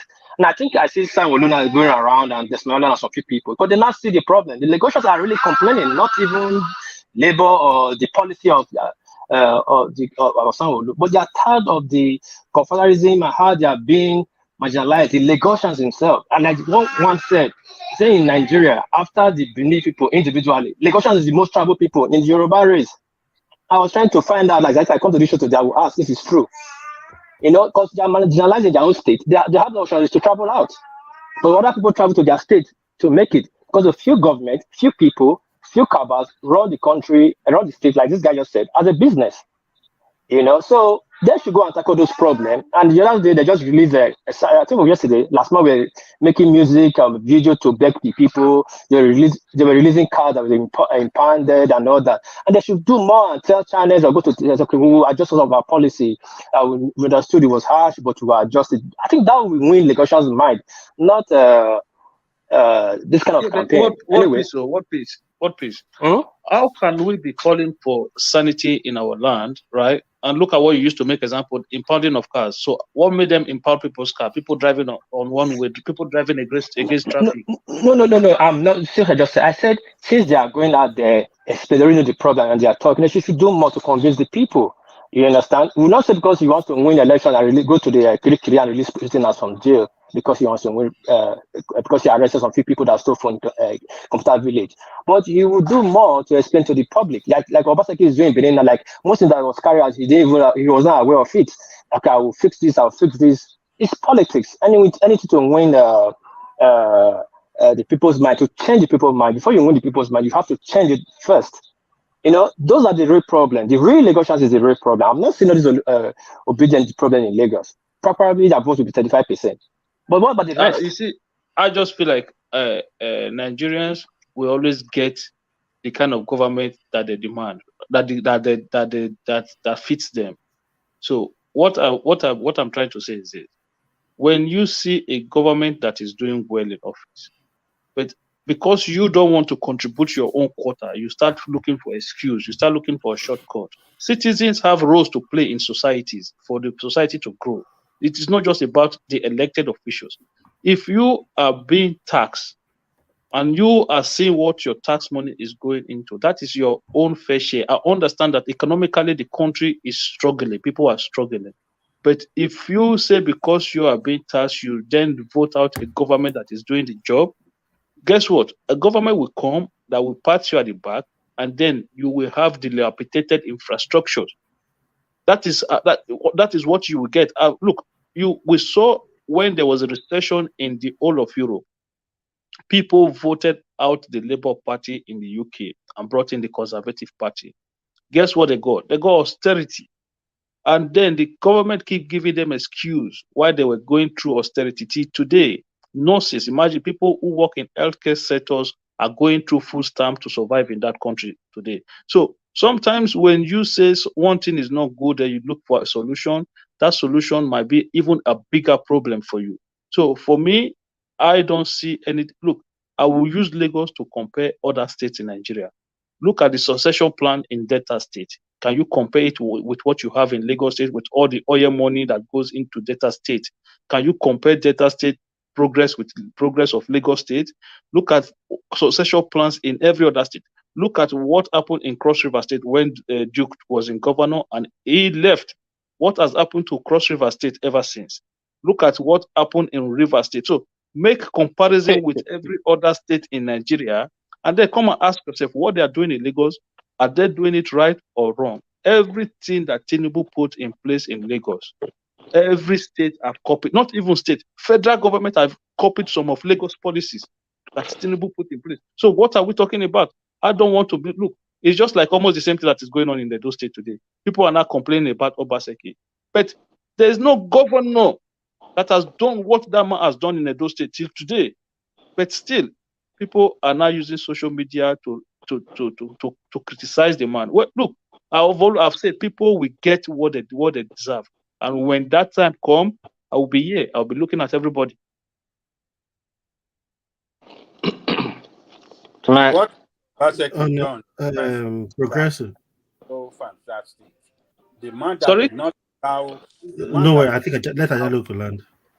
Legislators to have their place in the parliament, that is running government with 1/4 of legislators that are supposed to constitute parliament.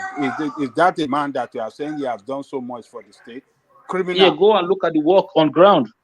Okay, you are looking at the politics. I don't want to discuss politics. How did people vote look at the work on ground?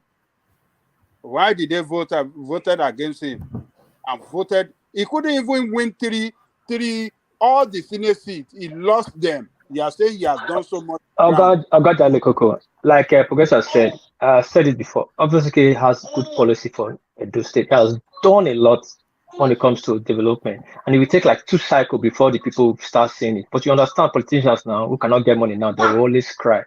The only problem Obaseki has, he got himself involved in this traditional politics.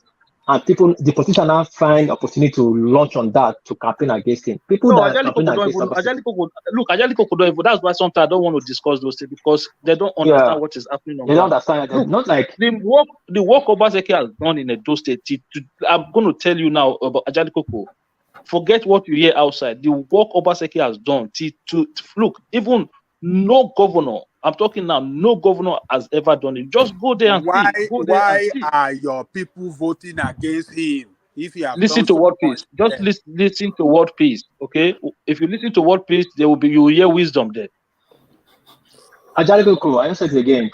The problem, even everybody that came, everybody's angry is that what Obaseki has done so well to bring the set so low to be used by some crooked chiefs getting involved in traditional matters, and because that politicians, that the opposition now hide under that place to hit up the traditional politics, and that got people angry. Not that people don't ask any Benin, but Obaseki did well, but they don't like that traditional politics he was playing. That's just the only problem he has. Not another thing.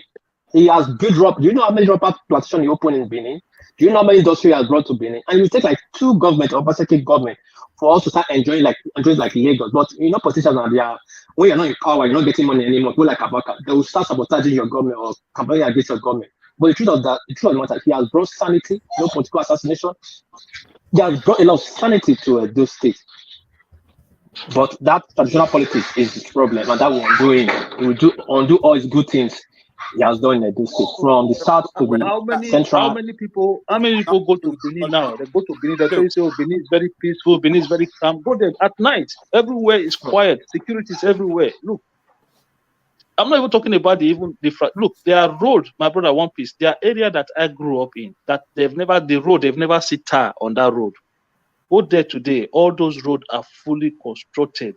Look, the work that man has done, Ajali Koko, I'm saying it on this platform. The work that man has done, right? In fact, I don't even look. There's no need talking about. It's just that the people. Is this his second time or first time? Akim, let me tell you this. Sorry? So, if you Is this his first time or second? It's his second time. This is second time. Oh, okay. Let me tell you this, Akim. Look, when you are in government as a governor, if you know how to run the government well, and you don't know how to play your politics well, then you will run into big problem. So that is what, as you are explaining. I agree with you on that. I agree with you on that. The man hasn't played his politics well. Okay, he hasn't played his politics well. But in terms of work, Ajali Koko, I said it on this platform that day, even when Gideon was talking, I said it on this platform. Before Obaseki came, State School of Nursing, it was nothing in Edo State. Today, we have an accredited, not just anyhow, world standard State School of Nursing. Go and look at the College of Education that this man is building. That thing stand with any private university, most private universities in Nigeria. Go and look at the... That is very good. So when he doesn't play his politics well, that will rubbish everything that he has done. And that but this is what look. Listen to what Piece is telling you now. A lot of the look. You know Benin. Let me tell you. You know Benin and the palace. When it comes to the palace, Benin people do not joke with the palace. And I think the issue of that artifact, returning of the artifact, he made a big mistake there, huge, massive mistake. And I think that is one of his downfall. I'm not even sure if he can recover from that mistake he made there. But when people come and say, "Oh, Obaseki is very unpopular," it's not because he's not working. Or don't get that part of it. The work that man is doing in that state today, Ajali Koko, go there, you will see. Go and look at the government buildings that have been abandoned for years. That this man is bringing back into life. Go and look at Edo State. Look, Edo State public service today is one of the best in that country. So the same thing you see in Lagos today, that people are not shouting, Tinubu, let them go. Those people that they call themselves angel, when they come, they'll take everything from the top, they'll crash everything down. Everybody will start holding their head. Look, for me, people will always get what they want. This is not doing his politics well. Well, he has to pay for it. Recently, there was a serious blunder that he committed on this Naira, what do you call it? This Naira policy. I mean, this new note. Yeah, that was a stupid decision from the government. That was a stupid decision. Yeah, John Coco, that one too. Plus, he's supporting Atiku openly. Many people don't like that. Fulani to Fulani, they hated Obasi for that. You They hated him It's for that. what your people were bad going policy. through. You see your people going through pains and suffering, and the person that's inflicting that pains and suffering and hardship on your people, you are standing with that person and you are praising him that is doing a good job. So look, you have to Ajali Koko, he was the very first person to come out and criticize that policy. But later on, his government went to go and support the position of Buhari, and that is what I don't understand. So his politics is very poor. It will pay for it. It's just because he doesn't know how to play the politics right, and that is what is is losing everything now. Look at him now; he's going to market, begging, and doing everything. He already lost, and the one that is coming on Saturday is now begging people, do not vote for APC. He's not campaigning against Labour, but against APC because he knows that. Of course, you know, if APC win, he's going to get impeached now. Labour, he doesn't have problem with Labour. If Labour can have everything, doesn't care. You know that, that Labour is part of PDP, so no problem. Of course, if Labour, he doesn't have nothing against Labour. If APC win, the man is in trouble. All right, gentlemen, let me take a moment to switch over to Thomas as the conversation carries on. Be nice to Thomas. Buy him plenty of super chats. Thank you for the coffee, Ayo. So, Thomas, over to you.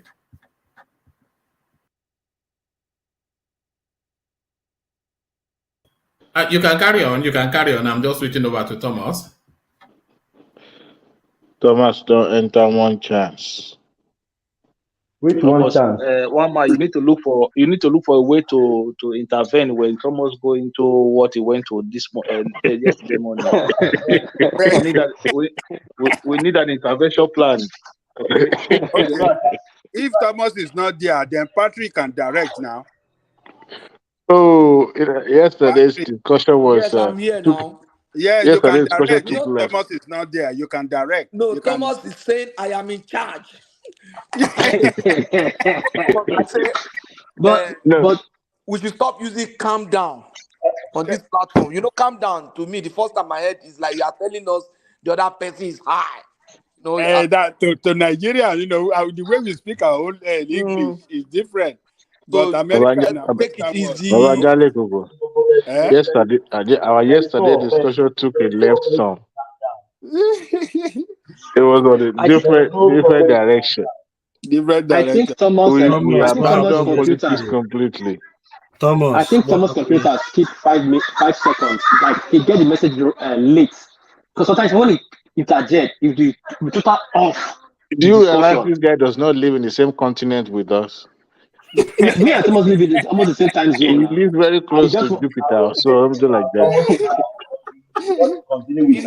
As at the time, Obanjaleko was at the time we were talking about. I think it was around 4 a.m. yesterday. It was already on Sunday. No, before 4 a.m. I think it was around 11 or 12. It was already. I think he said he had gone to church and come back. Yes, it was telling us. Yeah, and then we were still about to go to bed. You know, I don't blame him when his system is not even. You know, he will abandon his computer and go away and will be eavesdropping on what he's discussing. He won't do that today. Patrick can direct. So Patrick, you can direct the affair of the platform. Who is on the floor currently? I think it was what Akim. Okay, he said he's here. Okay, can you hear me? Yeah, we can hear you. We can hear you. Continue. So let's forget about Thomas. Let's face the reality. Forget about Thomas. Yeah. Who has spoken? I don't even know who has spoken. I haven't spoken. They just called me now. I have spoken, so you can go to others. I have not spoken. Who's that? That deep voice. Let's start from Mr. Adewale Thomas, then we go to Sincere Conscience from there. Yeah, Adewale, what do you say about this guy saying they want to kill him in Lagos? I don't believe it. They want to do with it. They want to kill him because of evil. Who want to kill him?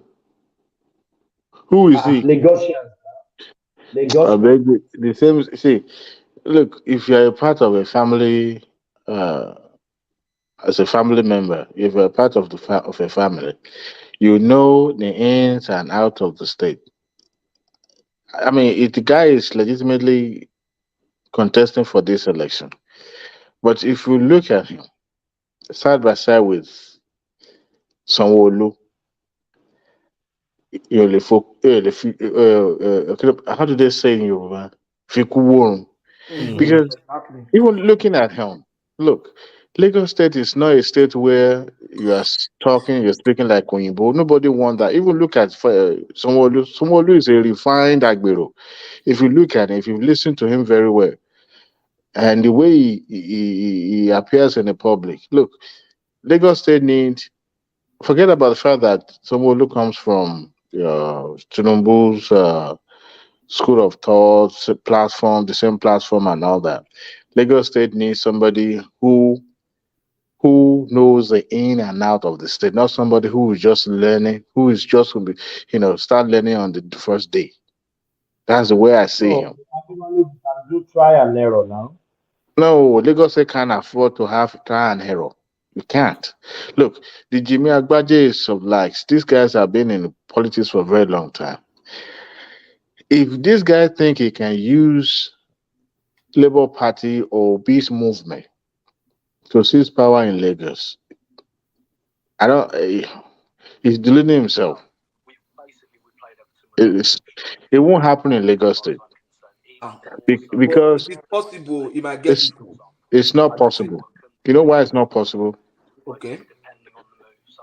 Last week, I went online. I started pulling results from randomly pulling results from some of these hardcore APC stronghold, and it dawned on me that this vote couldn't be because it was a vote against Tinubu. Because I know places like Shomolu local government, Ikeja local government, these are stronghold of APC. So when the APC started losing in those places, I know that this is like a vote against them. Now, with Sanwo-Olu, that's a different ballgame.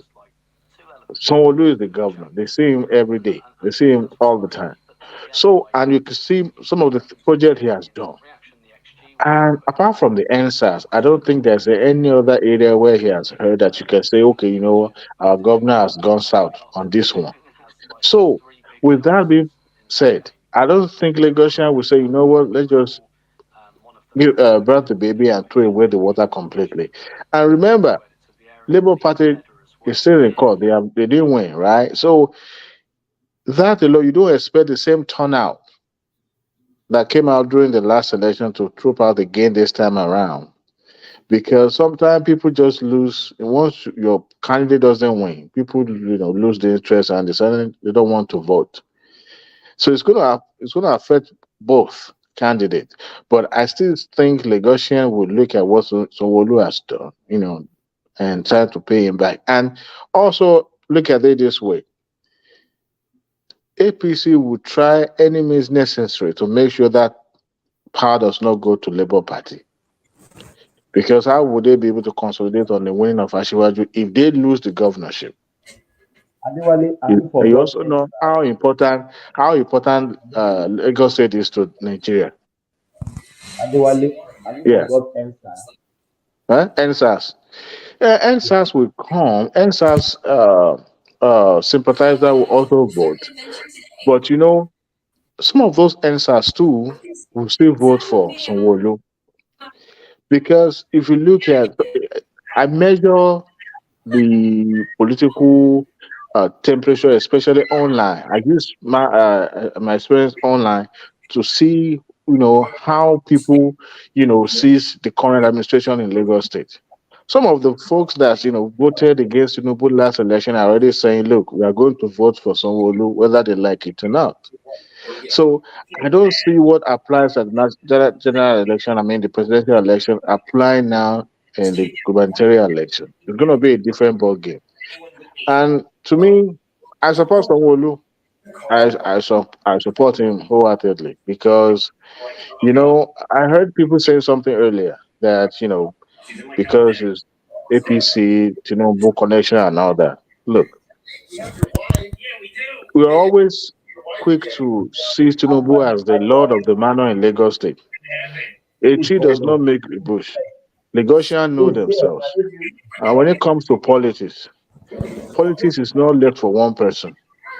Tinubu, APC is his party. He started by AC and all that, and he grew it all throughout the southwestern and all that. But people still make up that party member in Lagos State. And if those people withdraw from him today, he will have just like a fish with no water. So when people mention Tinubu, because that is the only person that you mention Tinubu, the next thing is APC. Or you mention APC, the next thing is Tinubu. But there are some big wigs, the big shot in Lagos State, that are the one controlling the party. And what I'm seeing also now is that Tinubu's political career is winding down. So now that he has become president-elect, it's one step to become full-fledged president, and that will leave a vacuum, not per se a leadership vacuum, but a political vacuum in Lagos State. And that is why Yoruba will say, on the day of the death of elephant, you will see all kind of knives. That's why you're seeing all this. I mean, look at the previous election, Jimmy Agbajes and all sort of, they've all been coming out, people vote, but now this time around is different because the big man himself is going to Abuja, right? So it's going to leave a political vacuum, and that is why people are trying any means necessary to make sure they wrestle the power from the incumbent. But I don't think Tinubu, as a savvy politician, will want to, completely abandon Lagos State simply because he has gotten to the federal level now that anybody can come and take over Lagos State. That will be that will wreak a lot of havoc to his political uh, uh, uh, achievement. So, having said that, PDP could not take Lagos. And if Gbadebo think he could use Obi's momentum to seize the power, I think he's just deluding himself. But to say that Gbadebo claim that they want to kill him, look, who will kill him? What is his political relevance? Tinubu wants to kill him. Well, it's possible that he will receive death threats. It's possible. But if you also look at it, this is nobody in Lagos, if not because of the Obi's momentum. Who would have considered him? Who was even thinking of him 3, 4, 5 months ago in Lagos State? The only viable person or only potential opponent to Sanwo Olu was Jandor. And because of the Obi's movement, he was capitalizing on that. To me, he's even an opportunist. Obi we know. Obi's past we know. Gbadebo's past we don't know. So how can we judge him based on the platform that is contesting? It's unfortunate that every Tom, Dick, and Harry now wins election on Labour Party's platform. Now we'll now see how they will perform after they've been, elected to the various House of Assemblies and all that. We will see how they will perform. We will see the bills that they will put forward or sponsor. All right, but this guy just opportunist to me, trying to seize that opportunity, and even his own sister would not even campaign for him. It came to limelight, and the clamor came out just the following week after the presidential election, because nobody, so it's just the Obi movement. And his sister will not campaign for him. His sister did not campaign. His sister campaigned for Sanwo Olu. His sister worked for Sanwo Olu. His sister is executive secretary in charge of all these women abuse and all that in Lagos State. His own biological sister. Yeah, that's true. She released the video. You are sure she's not being hoodwinked to do that? Even if she's hoodwinked, this is a mature woman. This is the level of secretary, level of let's say permanent secretary in Lagos State. Oh, okay. Okay. I mean, let's just say that that is where our bread is brought up. But then she came out. I mean, that shows some level of maturity on both sides. But then, if my own biological brother is contesting for election, I'm not going to be all out putting video out for what? Just like Ojus or Kalu, his brother was contesting to the point that the APC expelled him, according to for anti-party. But his brother was contesting under another platform. But he can't leave his own brother out dry. So if you know you can display your loyalty in the public, then keep it to yourself. Nobody care. But she came out. That tells you that look, this guy is a Lagosian. He may have a good plan, but you have to be tested. You have to be known for some level of. You must have a pedigree. As of now, I don't even know what he does for a living. They say he's an architect, but you know, Ambode was already in the cabinet of Tinubu as far as in the 2000s. So to me, who want to kill him? It has his political. Well, as of now, is like a stumbling block to Sanwo Olu. But then I don't think that is when I have somebody to kill him. That would be too glaring. That his death is politically connected, and Sanwo Olu uh would be the first uh person that will be pointing accused finger to. So, to me, I don't really, people say things. It's possible that I will receive death threat, but I don't think that death threat is will warrant somebody to be, paying second close attention Can to. I interject, please? Yeah. Hang on. Yeah. Hold on, please. What Hold on, please. what I really see, if there's any threat to his life, it might be from the national union space. Cause the way he has been hammering on them of recent, they must go, and all those people, they might decide to do anything behind Tinubu, because he wants to collect their daily bread, and he wants to do that. He can't even, make it as a secret. He's just publicizing everything. If anything, we should be come from them. And one thing, Lagos State APC, all their hands are on deck at the moment. Even Ambody, everybody, they are working. Like I said, this I heard election, that Adegbeshola is back safe in Alimo. Aregbesola is Alimosho there was a today. video that was shown that Canvassing today. was coming. Even Ambody is working for APC.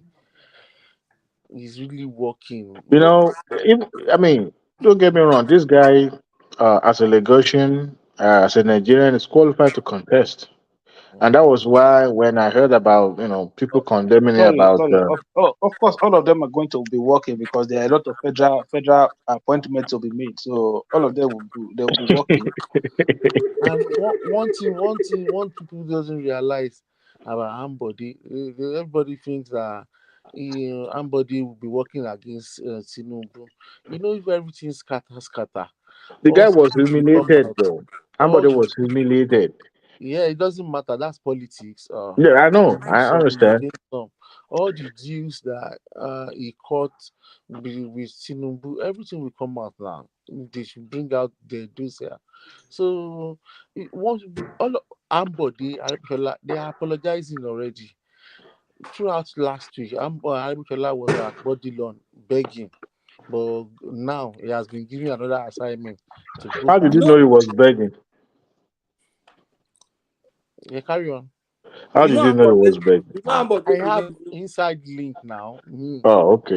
Yeah, I Ambode have will not inside even link. want Ambode will not even want Sanwo-Olu to go out because if a new government comes in, all the deals he did with Tinubu and the rest, he Yeah, will everything expose will it. come out now. Most people don't know. They will say, Ambode is protecting himself too. Ambode is still working. No, Ambode is still begging till today because he still I wants He's to can. go back. protecting himself. Yeah, This is the only election that I can bet with people that I'm ready to bet my salary on that Sanwo-Olu will win. I Sanwo-Olu will couldn't. win I couldn't do landslide. that the last election because it was Landslide. too. In that Ali Mosho, The margin will not. The Aregbesola, margin will not be much, but I can guarantee you, the it will. match will be much this time. Reason being, Yorubas, their eyes are open. Like they were like, when Tinubu, when they pronounced Tinubu as the president elect, most of the Yoruba that didn't vote for Tinubu, they felt, how will I put it? Yeah, ashamed of themselves. Even all those people that voted against Tinubu. But that's wrong though. The politics of tribal connection and all that, that is Ade- wrong. Adewale, we It's must bound to understand. happen. It's bound We to must understand. It's this guy that is saying it. It's just his words. me? It can. Yeah, that's your words, man. And you're saying it from your own angle. That No, does no, not no, make no, it no. true. No. I mean, Ah, I talk what to piece? No, people. it's not. It's I talk not to him. grassroots. I listen to other people making a submission. Now, earlier we were talking about how the guys, said on Arise News that he's being tutored by somebody to how to speak Yoruba, and I was typing something on the private comment section. I said, look, I don't blame him. I blame his parent.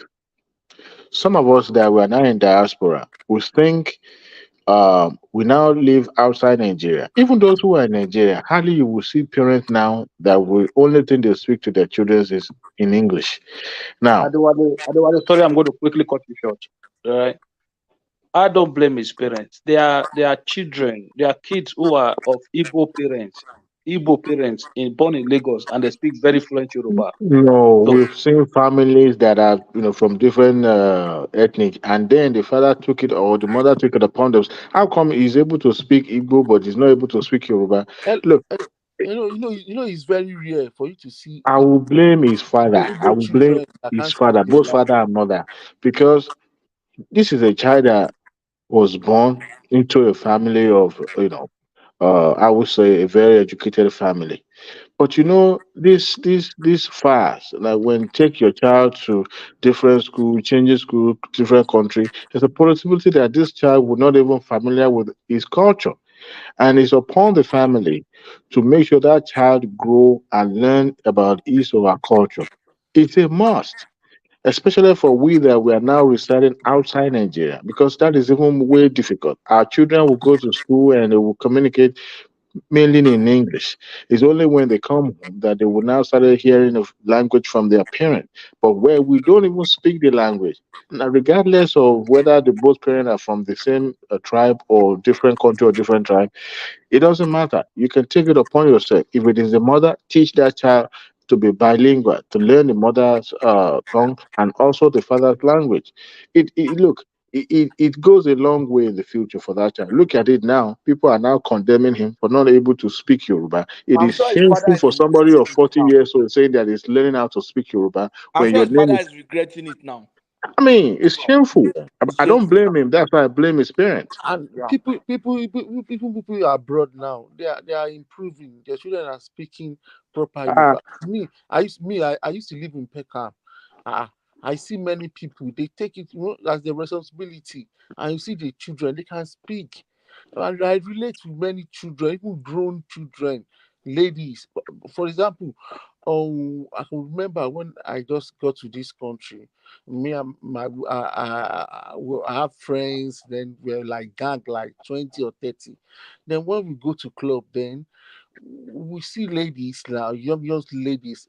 They want to they want to come for us. Like they too wants to, they want to associate with Yoruba guys, because then we used to spend a lot of money in club, and you know what happened. Those ones that were able to relate with us, and they quickly related with us. Then they had the Okay, are advantage you of now having. They saying enjoy that the the guest? benefits. They Yeah, they're enjoy not the saying that the, benefits the, of the guest you got in UK, the one you spoke Yoruba with, that one you No, got no, no, now. no. There was yeah, using advantage. tribalism to go and Fast, I'm telling fast, you. fast. This You is just come to the public space and tell, okay, this don't is worry, this I'll go and learn this is Yoruba. So if I go this to is UK, I can be toasting this is Yoruba life guests. experience. another thing I want to draw attention to is this.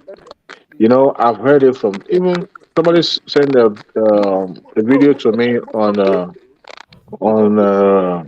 what do you Enjoy the call it, on social Facebook. media then, because all It, these guys, they don't do anything for oh, them. They just beat them.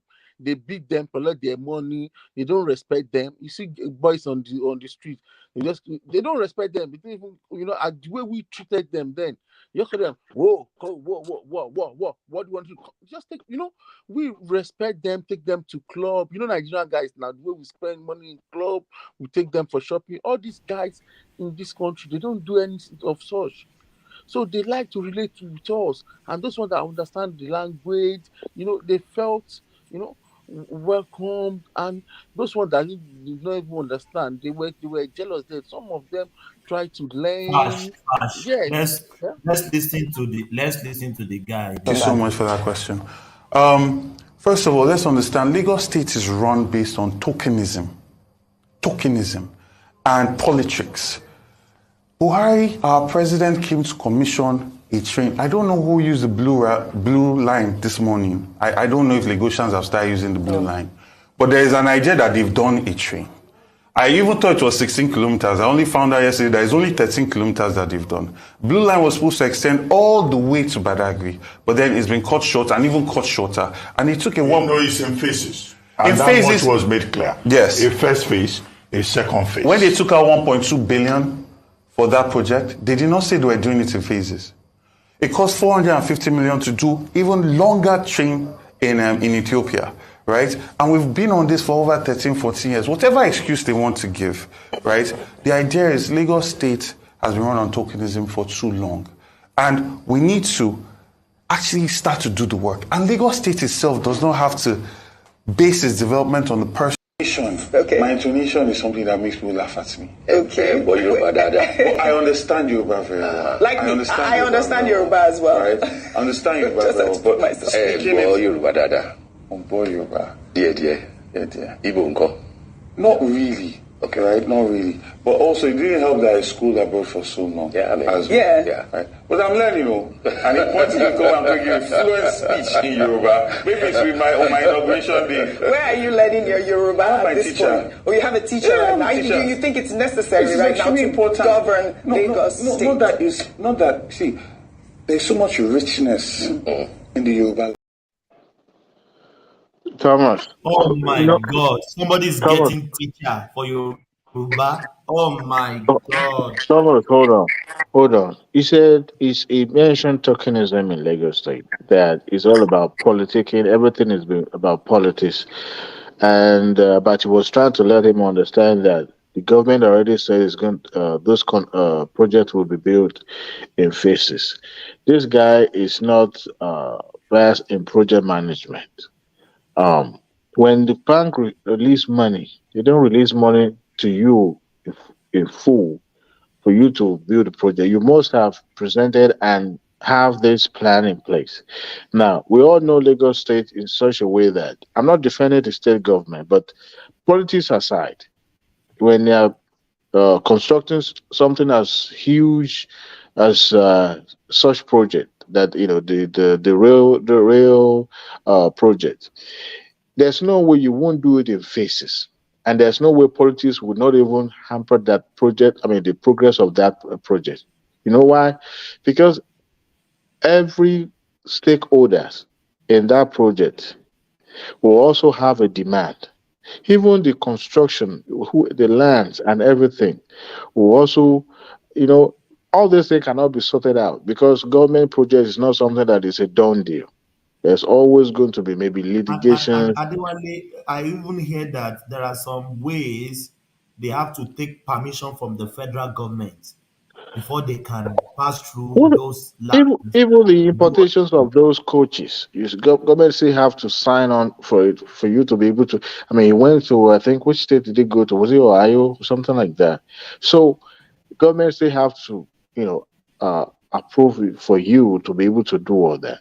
But I don't blame him. He has to hit the APC where he think they've not done enough. But until he get to that table, to that office, and he see the humongous works that is awaiting him, and behind every file on his table, there are thousands of political interests that will be interested in those files.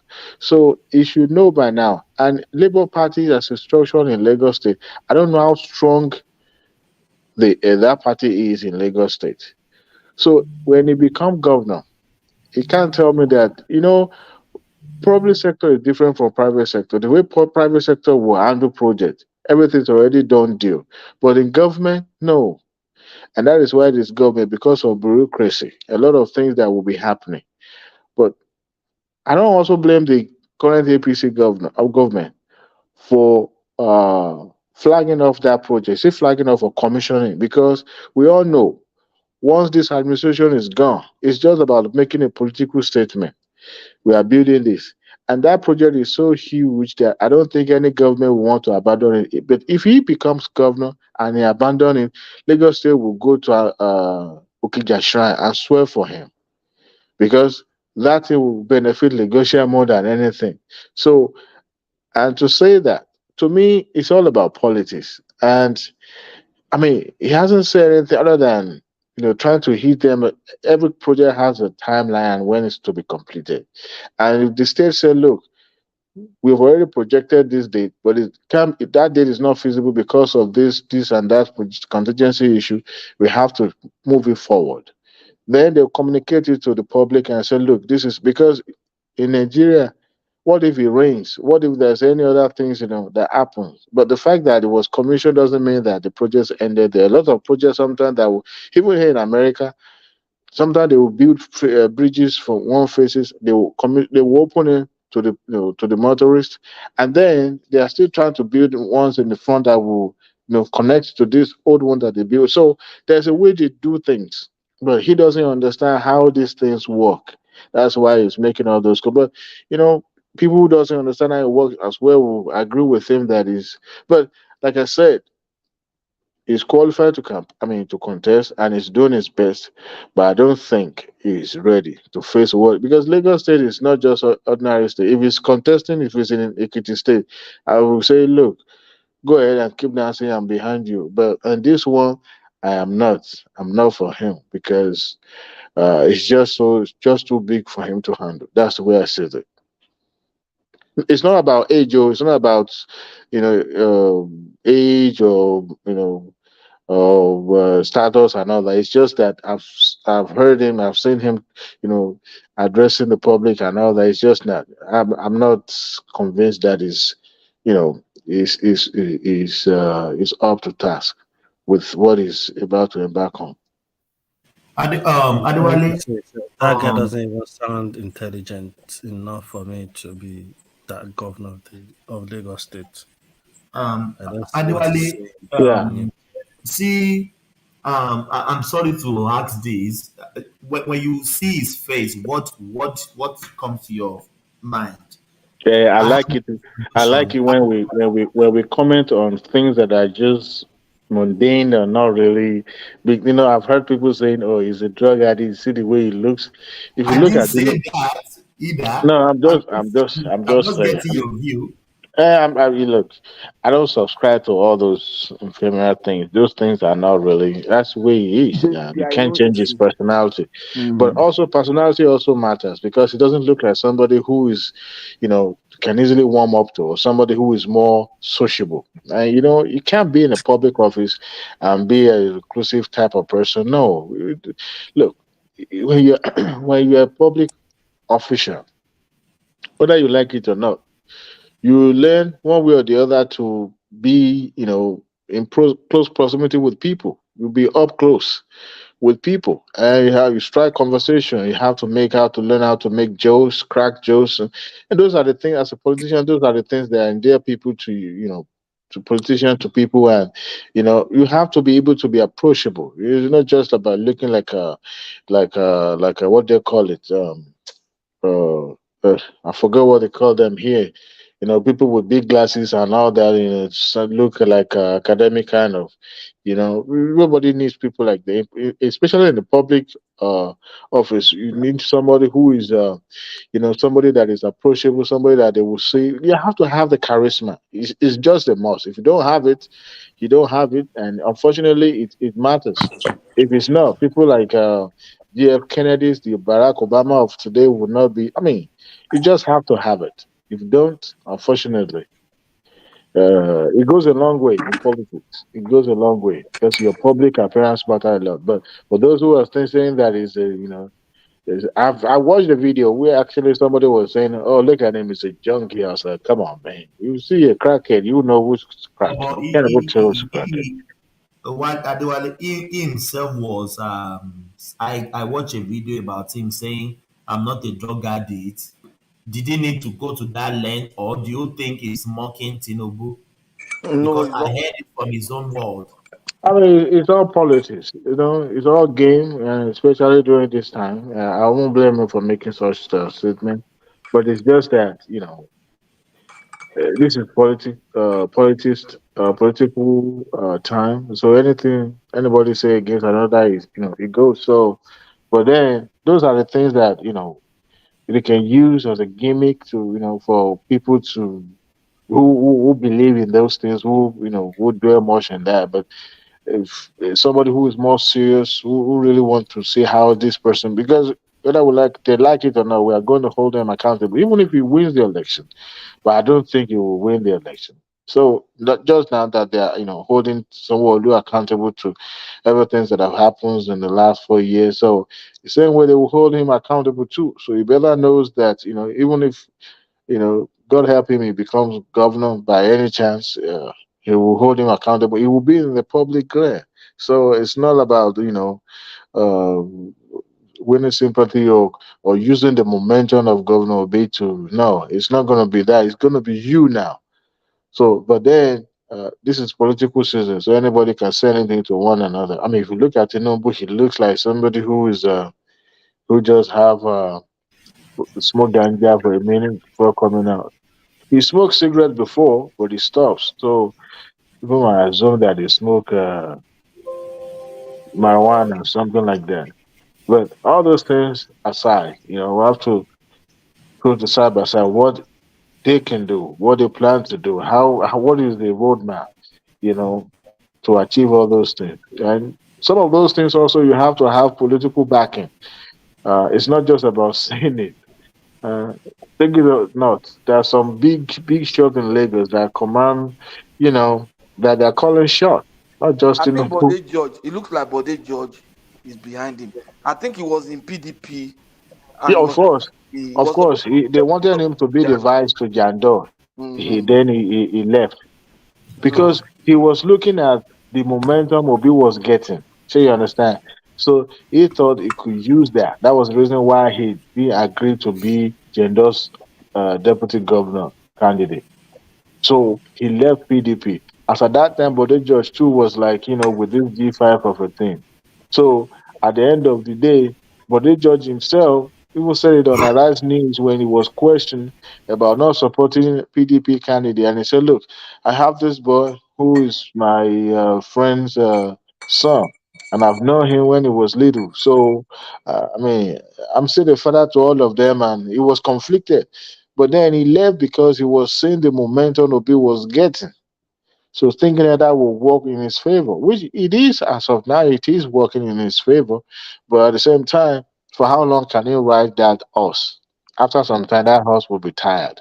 Can I So interject, please? go ahead. Yeah, I don't think he left because of Obi's momentum. What this guy Jandor played Body George. Jandor agreed to pick him before, and I think they had issue during the primaries. So Jandor then went for this lady. What's it called? What's her name? Funke Akindele. Funke, yeah, went to Funke Akindele. So after then, he then crossed to Labour Party. Well, whichever way it was in Apparently, the I PDP, think it one was man brought it on the show now about the guy. Apparently, was meant to step down, not meant to go ahead with his primaries or so with John Doe, but he still went ahead with the primaries, probably because of Body George's backing. So he went ahead. So it's more like a backstabbing to John Doe. That's why John Doe actually didn't pick him again, because it was not meant to be in the primaries. It was meant to just step down from the But primary. wait, So by electoral act, are you supposed to run on the platform of two parties? If you are participated in primary of one party, can you go and participate in the primary of another party? The case is No. still in court. Yeah? That case is still in court. That thing might take him out too. Jandor confirms that that case is still in court. oh yeah. And Okay, about so I didn't even know that. 3 weeks ago, before the presidential election, Bode George was too doing press conference with Jandor.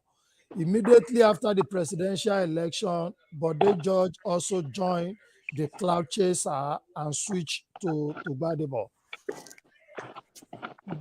Because that case eventually might get him out too. He might not be able to even qualify because he ran into Nothing will happen after that, my brother. We all know how this thing always, comes out at the end of the day. Nothing will happen to the case.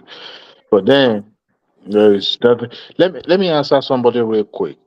Chief Igwe, said Igwe in the comment section said I should mention uh Sanwo Olu's experience as before becoming governor of Lagos State. Sanwo Olu was a banker before he became one of Tinubu disciple. Was a personal assistant. Then he headed I think was it Lamata? Was it yeah, I always Lamata. No, I not always Lamata. confuse the name. It Yeah. No, was Lamata. housing corpo. No, it is housing corporation. It was in No, Lamata. he Property. works in It Labata. was He in works in Labata. LSDPC too. Yes. LSDPC. That's where he worked for about 5 years. It was the DG. Then he was commissioner.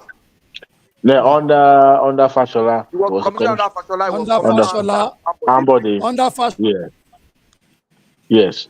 And then before he now became it was actually under Ambody. He was a commissioner under Ambody. He was Then a he special But assistant what to is this Femi guy Pedro. antecedent? sorry. What is this guy He was a antecedent? DGM. He was a DGM in a bank. He, He was he, he, special. wa- he He was a was banker. yeah, he was the DGM in the bank. He was special assistant to Femi Pedro as deputy governor. Yeah. They He was left a commissioner under Tinubu. no, he I wasn't. read it. He was a commissioner. Go and check his profile. He No, was a he's commissioner not a under Tinubu. commissioner. He's not a No, he commissioner wasn't. under Go and check Tinubu. He wasn't Wikipedia. a commissioner. He was heading one agency, but he wasn't a Maybe commissioner. It's Wikipedia was wrong. LSDPC.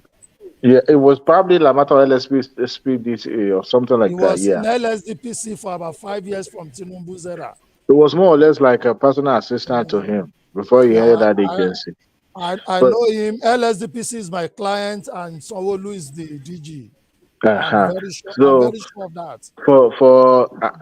you're saying Igwe, so I hope that answer your question. But unfortunately, we can attest to Mr. Gbadebo's. Personally, I don't know his antecedent. I don't know where he has worked before. So if anybody can, enlighten us, that will be fine. But somebody we all But know. what is the antecedent of this guy? Where is he coming So from? I said, I don't know. I don't know him. All right. I don't know. Jando, I've heard Jando's name in APC for a very long time in Lagos State. So, I mean, you see, Funke Akindele is deputy that we don't know who she is. So it's not about the popularity contest, but we know where she comes from. Yeah. We are going to be doing Jennifer Diary, the governor's house. No, but forget that. Funke Akindele has a company and she's managing it and And she has people and she that has work. built a career in that industry. Yeah. I don't care. Has done She has a production company. Exactly. She's a common actress. She has I don't care. We even know where she so lives. many contracts. We know but where she lives. she owns a company she manages, so we can give that to her. This one is living with daddy and mommy. I mean, Funke did not go abroad to go to school. She went to Unilag, and she has been an entrepreneur since. So, She has been an actress since she was like 12 or 14, safe. So, in the days of I need to know, so forth. So, Funke will know. Jando have heard about where this the Gbadebo comes from. His father will know, but him, we don't know him. No, not his father. We don't know, but we know the family name. The family name we know. We know the family name. Yeah. But Adewale, before now, I didn't hear of this guy until Peter Obi lost the election. I didn't hear from him. I didn't even know who is Labour Party candidate in Lagos State. It's just an opportunity. And what is affecting Shinedu now Is Look, what has whether affected Tinubu. Chinedu or not, I'm a proponent of where you do it, where you pay your taxes. You are also eligible to contest. Look, I understand this uh tribal and all those things come into play in our policy, but I think the better for everyone to understand that Constitution recognize that you being in Nigeria, you can contest anywhere throughout Nigeria. But the way things works out is that even if you decide to leave your state of origin and go to another state and live there for donkey years, they will tell you your story. You got to help you if you are able to. I think the only state they accommodate and allow people to do that, not even in Ondo State, not even the entire Southwest, as accommodating as they are, you can't go to Ondo State and say you want to contest election. It's not possible.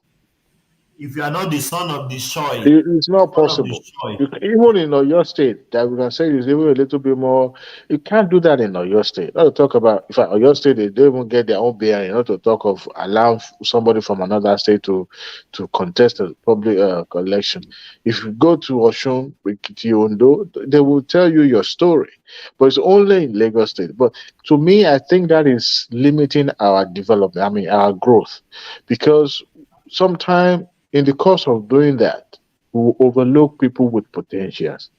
And if you do, even as a Christian, where you dwell is your Jerusalem. And if you pray for that land to prosper, you also will benefit from it.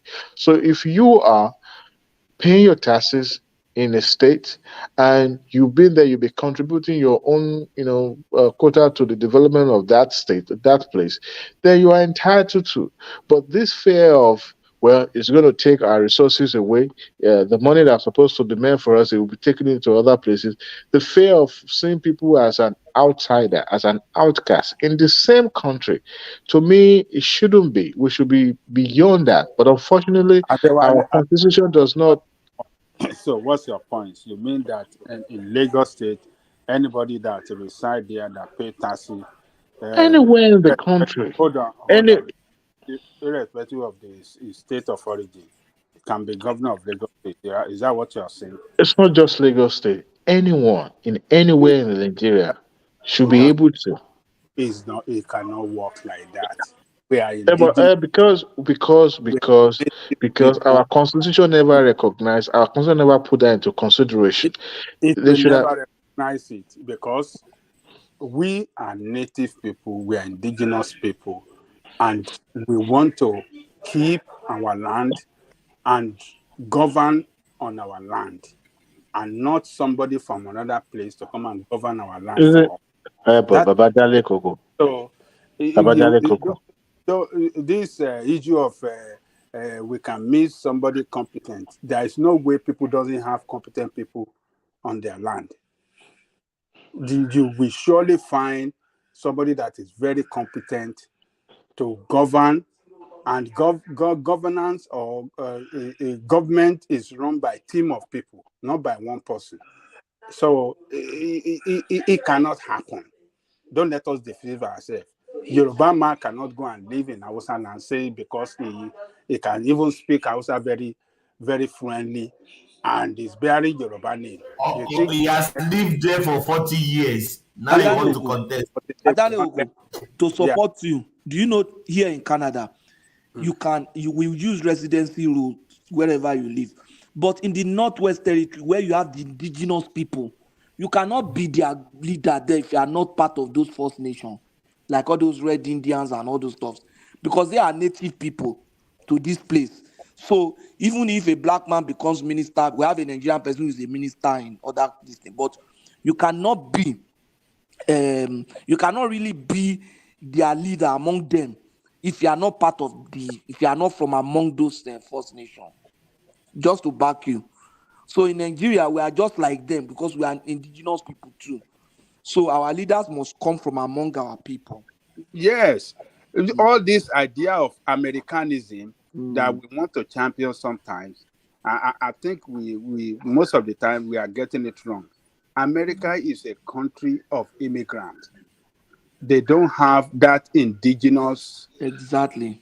mentality. Is Britain also a country of immigrants? Britain, Yeah. okay, when you are in Britain, won't you speak English to be part of their leadership? Won't you be Okay, able to if speak that is the English condition, fluently? if that Won't is you the be able to condition, speak English fluently before yeah, you but can if that condition speak? is fulfilled, Hmm? if that condition is fulfilled, like you can speak the language. Even in England, you cannot be their president. I mean, sorry, Prime even Minister. in this America that we say is this land of immigrants, you cannot be.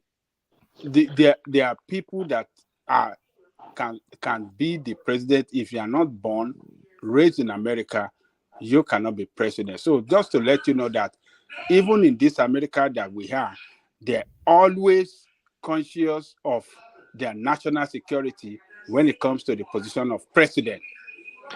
If Adaleko, sorry. yes, So even this United Kingdom, this Rishi Sunak that become the prime minister, they try to fight it. They try to fight it, but they don't. They don't have the power to fight it. They try to dodge it, but they don't just have any option. I didn't think they had any option. Okay, Do they you don't think have the this man number. now? Yeah, what's the other name of that lady that was that became the what's it called, the prime minister Theresa May. before? No, no, Elizabeth, no. What's her name? I've forgotten her name. the Margaret one that was Thatcher. there briefly, Yeah, briefly. and that Yeah, is Elizabeth now. Elizabeth. yeah, Oh, Elizabeth. Yeah. what's her name? Yeah, I know the one you're talking before this She guy. she she shouldn't have been the prime minister now. It would have been this Sunak.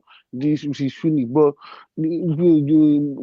among them in the conservative, they try to dodge it. By the end of the day, that lady become a catastrophe to them.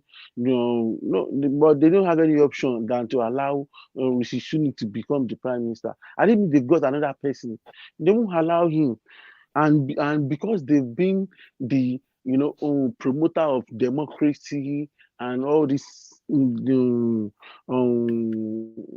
it called, all these fair governance. That's why they will feel ashamed to stop him. You But know at the end of the about that day, they don't have any option than to just surrender. They try to block it. Thank you. about that about that Lekoko. I understand your submission, but there's one thing that I want us to understand. You know, whether we like it or not, we are evolving, and the generations, 2 generations after us, will be totally different from us. And some of the things we hold dear now will become obsolete. Some of the tradition that we think, you know, is the norm. This can never go into exist. And I can guarantee you, unfortunately, we won't be alive at that time. But then things will change. But as of now, if I understand the culture and tradition, and I was trying to come up from what if that individual is able to fulfill those things that we can count against that candidate. In terms of language, in terms of understanding the local cultural and political structure in that area, would that makes them part of us? Because I always wonder, majority of people on this platform are not in Nigeria. So the country that we chose to reside now, that accommodate us, that let us in, what if they had shut us out and decided, you know what, we don't want you guys, even though you can come here, but you can't become their citizen, or you can't even live here? And I wonder how we will feel.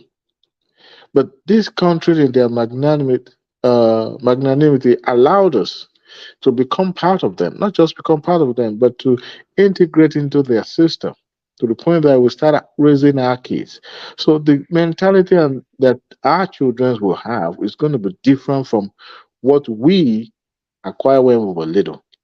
So Yeah. the generations So to come are going to change things. But I think it is, but I understand the fact that we hold some traditions to ourselves because we believe they should not go, this should be the way it is. But the world is changing. It's changing. No, yeah, Adewale, we are going to get there, but as even this Western world, all these things we are benefiting these days, it doesn't just come like that. It took time. It took time. Maybe in Nigeria, in nearest future, maybe when they remove the state of origin and stuff, we can still get there, but not now. We are not ready yet. We are not ripe yet. So people shouldn't force it on us now. We might get there later in nearest future. Okay.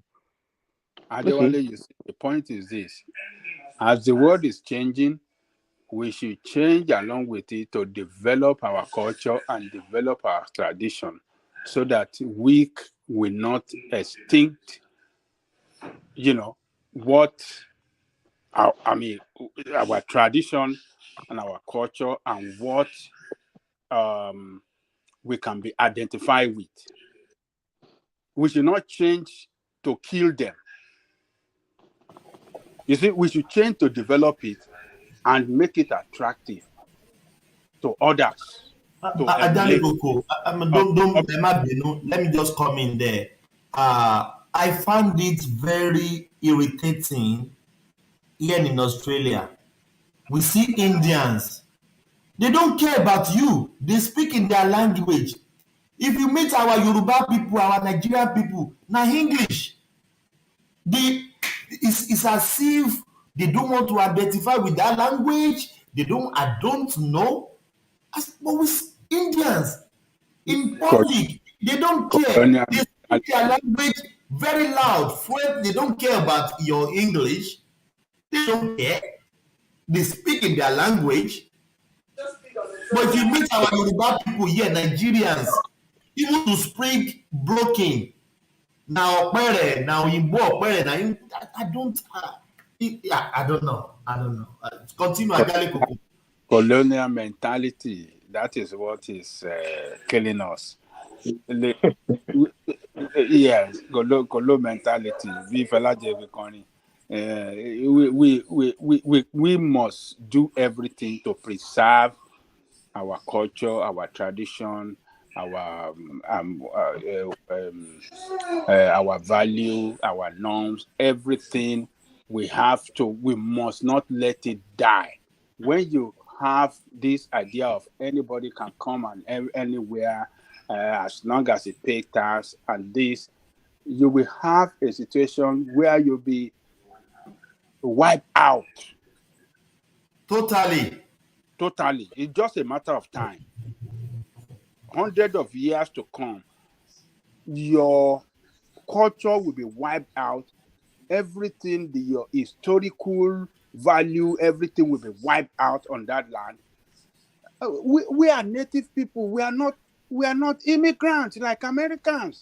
Americans came from, sorry to come in again. They came to take over other people's land and then to run it in the best way you can work for them. Adale Koko, I was speaking to one of my just extended family, like a bro, and in the background, his kids were just speaking in English. She too is speaking with them in English. As first day, the second time, or where? In Nigeria, in Akure, Ondo State. I said, do you speak Yoruba to this? He said, and their daddy said English. Which their daddy? I said they will know English by fire by force. So far they are going to school. But Yoruba, you have the right. You have to teach them how to speak Yoruba. I call one of them. I said, speak to me in Yoruba. I can't even communicate in Yoruba in Akure, Ondo State. That is bad. And let us take ourselves as a sample. When we are growing up, our parents doesn't speak English to us. Never. We speak English. Yoruba language. It's only in the school that we are taught English. And English, yeah. Are we not better off today? Sorry, same thing happened to me. My nephew in Nigeria, he can't speak Yoruba. I have to call his mom. Say, Shetiri, see what happened now. Your child will come out one day. Me, I will be the first person to antagonize him. So I don't see the reason why. The guy, he didn't live abroad.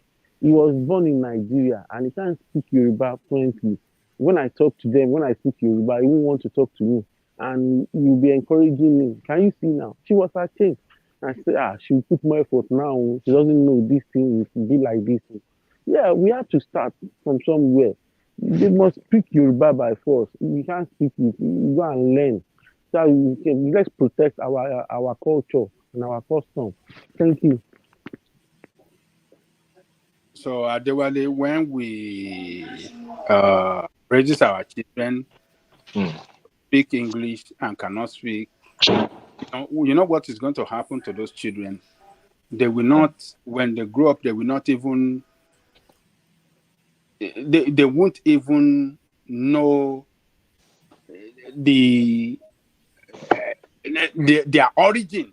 They won't even know anything where they originate, because when you don't teach them the Yoruba and the culture, you are teaching them English alone, you have completely detached them from your culture. Let's have it with all language, even with Igbo, with Hausa. Don't let even say only Yoruba. All tribe. You have to identify with your language. That is the first thing in life. And then continue. And then when you detach them away from your culture, your tradition, and everything, those children, they can grow up because they don't know the value of even the name that they bear. Maybe his name is Kayode or Olufemi, but because these children grew up speaking English, they are more familiarized with English way of doing things. They can decide to even name their own children Blackwood, Hugh, one kind of funky name like that. They will not even name their Yoruba name because Yoruba name doesn't value anything to them. They don't even recognize. So what are you doing? You're going to wipe out your originality. You're going to wipe out everything. When I came here, people want to be calling me Thomas. Thomas is my surname. So it's my surname, not that son is my last name. But I said, call me Kayode. I am Kayode. So it's very difficult to pronounce. I said, no, you have to try. That is my name. I said, what is the meaning? I tell them the meaning, and they love the meaning. So as you are rightly saying, we just have to identify with that name, our language. It's who we are as a person. Continue. It's important we all have to, I mean, even our people back home, I don't know. Babajale Koko, coming to abroad has its own demerit too, and this is one of them. Oh yes, you are right. But look, we in abroad, we can even, I'm not saying that we should excuse ourselves. We can even say, well, the society where we live in influence us so much that we cannot raise these children, speak to them in Yoruba or something that we can say a lot about. What of you living in Nigeria? Lórí ilẹ̀ bàbá yẹ̀ tó lè ṣèdè yìí. So that you are not raised like that. You are raised with Yoruba language. You speak Yoruba at home. Your parents don't speak English to you. It's only in the school that you are taught in English. You can't raise your children like that. Why? The late Jennifer Wemi, somebody gave an interview. So he called this man's house, and that was when during the era of landline, and he picked the call. So the first thing kids will always say hello, That was mentioned in Femi Falana. He happened to Femi yes, Falana. Between yes, him and that's Femi yes. Falana. And he said speak English. I was like, is it not Falana's house? What is your name? Are you not Femi Falana's son? I said, yeah. So you don't know how to speak in Yoruba. Quickly, that one ran and got his father. It was like, oh, we are sorry, sir. Our mom want you. No, it's you that I blame because you the one. So you allow them to be speaking English at home and all that. And if you look at Femi Falana, even look at Fast. Fast speak Yoruba very well, fluently. And it's Kanifawa means household. Everybody speak. In fact, to the point that they even speak their own dialect. Again, speak Yeah. their own, you know. So I mean, if you make conscious effort, unfortunately, we are losing it. To be honest, we are. And I think, I agree with you about Koko that we should preserve the culture, but we are evolving, and some things that would not go uh, will probably not be kept because modernizations and it's probably going to uh, push it to the past. I'm sorry to say, but things like language and culture should not be relegated because it's very, very important to the identity of who we are. But in terms of somebody being seen as an outsider, uh, I don't think with time we'll be able to see others as part of because unfortunately, in Nigeria, we just attain nationhood, but we never see ourselves as one entity. We see ourselves as just a bunch of group of people that come together to, and each group is suspicious of one or the other. So until we're able to see ourselves as a patriotic one country, one Nigeria, one nation under God, then I think Nigeria will, fare better. We'll be able to because to me, what is the point?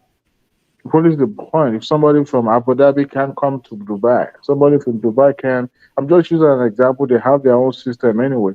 But that is, I'm not saying that if you're a Yoruba man, then your talent is only for the Yoruba man. When we represent Nigeria, we put on green, white, green. At that moment, nobody says this is a Yoruba representative or this is a Hausa's representative. This is a Nigerian. So even if your name is Aliyu, you are representing me. Even if your name is Olusegun, you are representing me. So we should look at it from that perspective and evolve with it, with the hope that it works for everyone. But unfortunately, what we have is just, and these things are not written in the book. It's passed from generation to generation, and it shouldn't be part of who we are. We are Nigeria. We found ourselves in this conglomerate called Nigeria. Okay, so let's build that integration. Let's make it work. Just like when you find yourself in a marriage, sometimes but at the same time, you make do of what you get, right? What you order is not what you get, so make do with it. But we never for once see ourselves as one body, one country. And that is what raises this suspicion about no, I can't go to Sokoto and say I want to contest. What if I'm the best and is well suited for that Sokoto? What if I've already And you assimilated the country? go to your state. You go back to your state. You don't have to go to Sokoto now. What if I've That is it now. I've We involved have myself competent in people in Sokoto now. Àdá burúkú tó wà lọ́wọ́ àwọn ará Sokoto yẹn lè ẹ ṣọ́ra ẹ má lọ sùn. Let me acknowledge Adewale, thank you. Let me quickly acknowledge this super chat. This is from Ayo. Ayo said, Sausage said last night that the Apex Bank has released 500 million in new notes to show up the campaign of the Labour Party in the state. I think this will be from the Igbo news. this will be from the Igbo news. Agalekoko, I heard yesterday as well that they released 500 million new notes for Tinubu. So I don't know how far that is true. So I think this is for another narrative from the Igbo Times. One man normally give to us. So I don't know. I don't know. So this will be from the Igbo news. Did I was giving. I already still pick this one from the nation's newspaper?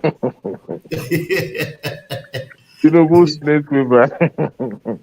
You know, Yeah. So this is it the sounds ridiculous to me. the nation and Arise are in what do you call this war now? One call one person fake news, the other one calls in line. It's just man, it is weird to that country. It is well. It is well. Even in the well, it is well. Let me take you to this. Give us short or short about this money palaba that is going on. As since the Supreme Court has ruled that the money, the old note and the new one should go pari passu till December. We haven't heard any position from the Bubu and the Emefiele. So what do you think is going on there? And people are still suffering, buying money with money in same country. So just give us a short, yes, your I intake. don't So really expect or need any further directive from the federal government. But then I expect them, especially the CBN, to have communicated with the commercial banks on the directive. And but you know what Buhari, whether by omission or commission, agreed to, and the likes of Emefielis and the rest of them uh, perpetrated, especially for the election. If they have done this in some other country, will be enough to throw that country up in flame. But Nigerian, as resilient as we were, we we we we, we passed through it and we as if nothing happened, and we moved on. What they did could be termed as evil. Uh, it is an evil perpetrated against people of Nigeria, and I think people should sue them, both Buhari and the Emefiele's lives, because what they've done is not just making sure people's lives are cut short. They did it in such a callous way, and they're trying to justify their action by saying, "Oh, it's to reduce the influence of money during the election." Election is just one time in 4 years. They have 3 years to plan for it. But people's life were cut short. Riots everywhere. But this is a government. Buhari administration is just administration that you know probably they never prepare to take over the government and to do better, because it seems that sometimes they take foot forward and they move back again. Now, turn backward. yeah, move backward. So, and I mean, a serious government. I understand this is a lame duck administration now, but you still hold that allegiance, and you have to hold on to it till the last day that you relinquish the power and somebody take the oath of office. I don't. I mean, by now I expect them to, because it's a direct assault to the rule of law. Where is the law being respected here? A country where the executive see themselves as the lord of the manor. Anything goes. Nobody challenge anybody, right? So how in a country where executive think they can do the way they like, how about ordinary people? What I mean, of what how would they see judiciary as the last last Adewale, should they be charging Buhari and Emefiele for I contempt mean, of anybody can do that, but I think to the president, you can't sue president while he's still in office. But Emefiele, um, I think for the fact that he didn't give directive, for the fact that he ignored court judgment, I don't. Well, individual can sue, but I wonder how that will be, pan out when it gets to the court. But in terms of class action, maybe I mean the lawyers can, they can give us more accurate things that could happen. If somebody decided to sue them. But I just believe that I think people can sue Emefiele in group. If you can prove how in the policy affects your life. But at the same time, the fact that this guy did what he did, and with the belief that Buhari administration will cover for him, and I still strongly believe, and I can bet anybody that Emefiele will be in AFCC cell the moment Buhari leaves power. I can assure you that. I can assure anybody on this platform that. But he can hide, Adewale. He can How is it? hide under the umbrella of Buhari under Tinubu. Don't you think that? I think also, Buhari unfortunately is not a power broker. It's not a someone who enjoy having the power in his hand, or she utilizes it. Now, Buhari, I won't say he found himself in a position where it was easy to excuse himself, because all he was trying to do is to have this thing laid out as if he's prepared for free and fair election, and is putting every measure in place. It has to show the international community, because his domestic political life, winding down. Now it's going to be seen as an elder statesman that will be gallivanting and around the world, and then he will be representing the country, representing the continent. So he wants to be seen that okay, he's doing all this to lay the good foundation for a good election. However, without appropriate, planning, all these things just wasted, and it almost make the country goes up in flame. So that's where I blame the Buhari, because he will feel like, well, I've been told to do this. You are not compelled to do it, but he was trying to, show to the public or to the entire world that look, I'm trying to organize a good election. And that was the reason why he would say, oh, my hands are tied. That was the reason why I have to do that. But it wasn't well planned. It wasn't well put together. But Emefiele on the other hand, this is a person that I hold responsible for everything, because number one, he has been a family of PDP. I think he contested under APC. I'm not so sure whether APC or PDP. So, and at the end, of the day, he's still the same person that will carry out the policy.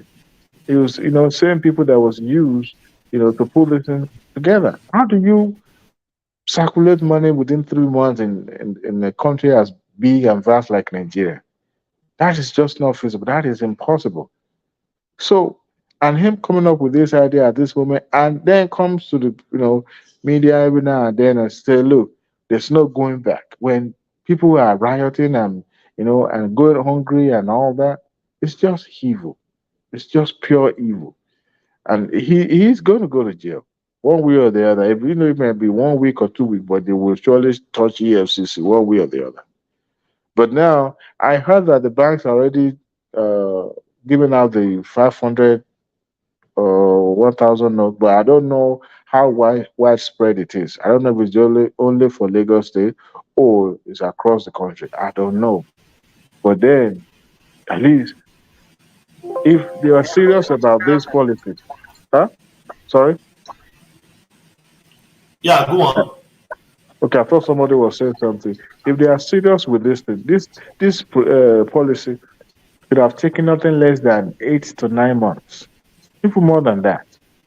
They will have used enough time, like 2 3 months, to put advert there to sensitize people that there will be change of money and this and that. And then when that process comes, will have been ongoing, gradual process whereby when people take money to the bank, that money is no longer coming out. All right. But then you mop up the money, and then there's no platforms that will, enough to conduct a online transfer of transactions and all that. And that alone, Adewale, what have we really gained in all this money nothing, policy? nothing. We lost money. That money will take years to recover. Is it 20 billion or 20 trillion? 23 trillion. Okay, that will take a lot of years to recover that money, because virtually commercial activities were halted. Was stranded. People couldn't do. People were paralyzed. They couldn't do anything. Nobody can transfer nothing. Which country does that? It can only happen in a third world like us, because that's where anything goes, you know.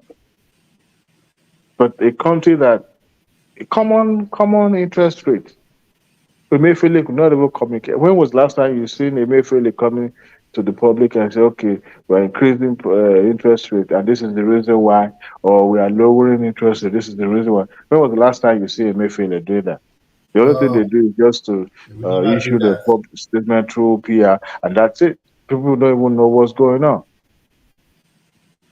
So that guy, to me, uh, rule of law to him and his godfather, and the people that pushed him, because Ayo Fayose confirmed it on television that this guy, I mean, the all these things were being put in place by PDP to make the PDP. government look bad. How far is that true?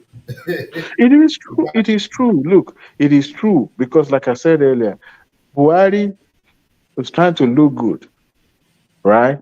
He's trying to prepare himself so that he will look as if he's one of the proponents of democracy in Africa.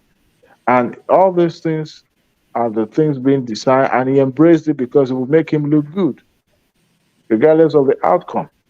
And unfortunately, it didn't work out.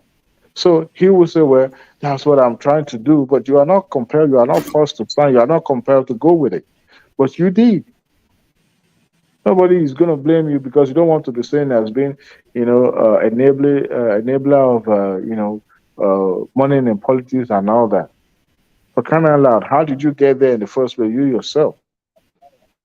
So, I mean, I can exonerate him because he was a principal actor in it, but it was unfortunately what happened.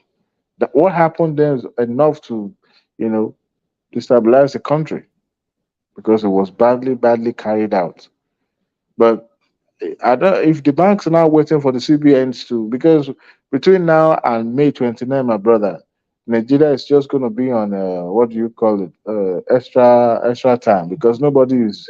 Even if you take, if you, There will not be any changes, even after now, the governorship. even There will not be. if you take a file to the any ministry now, my brother, your file will be somewhere till the May 29 when the new administration will be sworn in because that is how things are. They are lame duck now. Oh God! Oh my God! So we shouldn't But be expecting any directive from CBN or federal government. If they do, well, that will be a bonus. But I'm not expecting anything from them. You know. But it's unfortunate that we let that happen. In a scene, when it first happened, are you there, Thomas? oh my God! Adewale, When it happened, everything stands still now. if Tinubu had not made that Yes, I'm here. I'm hearing you. if I had not made Can you that hear me? pronouncement on the, yeah, I can on the, yeah, I can hear you. I can hear you loud and clear. Can The you network is hear the network is going in and out me? now. I was hearing you before. Nobody's even talking. Why would people always go lame on me? They always keep quiet. Is there anybody in the house? Or everybody's already sleep? I can hear you. Can you hear me? I can hear you too, brother. Yes, yes. Go on. Okay. So I forgot what was my line there. I was saying something. I forgot about what I was saying. By the way, everybody You were just be talking about quiet. the monetary and everything is down for now. I'm talking about what? You are talking about everything is down. You can't even do anything in the Oh yeah, government. there's nothing we can. I don't expect the federal government to even make pronouncement because, it's a shameful thing that they have to seek court intervention for them to do their basic job. So, and for a government that is serious, I don't think they want to, you know, the next thing they'll be thinking. I mean, if you look at it, things are a little bit calmed. But then, even a Mayfield is supposed to have at least come out to say, look, this, but she will not let them. So I don't expect the Mayfield to be the one to. Normally, when CBI want to communicate to the commercial bank. They don't have to come to the public anyway, but there's no sign that they've done so because by now the banks will send email to all their branches and let their managers knows that they cannot go ahead and start dispensing the new currency or the old notes. But it doesn't seem that that is what is happening. That's why people are still not getting it or rejecting the old notes. But that tells you about we haven't built institution in Nigeria, institution that could stand the test of time, institution that could function with minimal input from politicians, institution that can be relied upon. You know, any information emanating from them will be sufficient enough and will be reliable enough. We haven't built institution. We politicize every position. We politicize everywhere we find ourselves. Can you imagine a CBN governor, unknown, uh, office that is just agency that is just there and they're doing their job and nobody bother them. And then we have the government, the head of that agency trying to, get himself involved in a murky political water. That alone is just not done. Can you imagine the what do you call them? The foreign as a foreign reserve. The CBN counterpart office in America saying he wants to contest for political office or presidency. You know, Can you imagine it's, Adewale, CBN governor contesting for president? it's just not. It doesn't make sense. That tells you about that country. That tells you about the kind of leader of people that we have in the public office. A public office should be, full of people with uh with talent, rare talent. That's where you find it. Just like when an institution like a institution, when you have the best graduate student going out, they retain them because they want that knowledge to be passed down. Now, in America here, you could go to any ministry, you'll be well treated. It was as if this thing is fun. And in that case, you can't even blame the presidency. You can't blame the executive because this is an institution that has been built over the years. And all they need is just a little guidance, a little tweak, in the way they used to do things. And if it doesn't work, and these are the thought out plan. It's not just somebody just woke up and say, "Oh, this is not the way." No, everything. Even if the president appoint either commission, sorry, a president appoint a secretary today. That secretary is going to go into that office to fulfill the promises and the of the party or the candidate of the president. But then you will look at what is on ground, where they can make changes, and it takes time to make the changes because to carry out changes, let's say you want to implement something on the form, right? You know how many places the level of bureaucracy that will be involved to even carry out a little amendment on a form. But then you still have to sensitize people. You still have to let people know that changes has been done on this form and this and all that. That is a system that works. Unfortunately, in Nigeria, we don't have that because most of these people in the military are busy to embezzle money for politicians, especially the secretaries, the permanent secretaries, and the directors. That's what they believe this is their time, and they help these politicians to steal money. So we haven't built institutions. The likes of Mefele shouldn't have been never in his life involved in politics in the first place. He broke that code. No, no. I mean, if you look at that office, majority of people that are behind that office, majority of them, you can even think they're academic because that position usually. Fleets of car this guy branded for his presidency, hundreds of them. You mean Emefiele? Yes, yes, No, that reeks of corruption from head to toe. How on earth a CBN governor, your own banker, the banker of the banker, all right, is seen driving good car, and you that you are banking in that car, you can barely eat 3 square meals. Won't you be suspicious of that banker? So I'm not saying it's stealing government money, but it's just that there are some things not done. You know, Ojo gate, ojo kojo gate. I mean, uh-huh. So at the end of the day, you start bringing two or three together. It won't take time before you know that this thing doesn't. It doesn't gel. It doesn't pan out the way you think it is. It reeks corruption. You still occupying that office. I don't know if somebody sold him snake oil and said, "Look, this is the tone of the southeast, south. You yourself, you can put your." He himself bought it. I don't know if one Babala would have given him that assurance because it just doesn't make sense. It doesn't make sense. And here he now came up as like an hero. You want to make sure money is so you bought a car. Those cars, ah yeah, you bought a car. You branded it. Branded a Uh huh. motorist for president. Uh huh. Hundreds of You bought the car. So those car are for what? To be doing all those theater art people that used to go around town before that will be announcing the new movie in town. Is that what you wanted to do? To be going around town, putting megaphone in the mouth and be announcing to people that come and vote for me. Is that what it was meant for? Those cars? it's I for mean, campaign. What are uh, you saying? It's for no. campaign. I know. I'm just saying that is this what he bought it for? It's for campaign. I know it's for campaign. That's why I was just saying it in a sarcastic way. You know, it, it, it's just that it's unfortunate. And at the end of the day, Tinubu wins the election. Not that things are going to change. To me, I believe he's going to do some reforms and he will have his own shortcoming as well. I don't expect much from him because he's a politician. And if you think we needed or we are expecting one Messiah to change things in Nigeria, we are dreaming. Because if you look at the entire continent, it risks corruption from head to toes. You know, when white people were in charge in South Africa, huh? We can't go in that direction. There Don't give should up. be a new sheriff. There should be a new sheriff in town one day. You know, my brother, when Tinubu took over in Lagos State, today they said um, Alpha Beta, that he established Alpha Beta and he brought them in to steal Lagos money.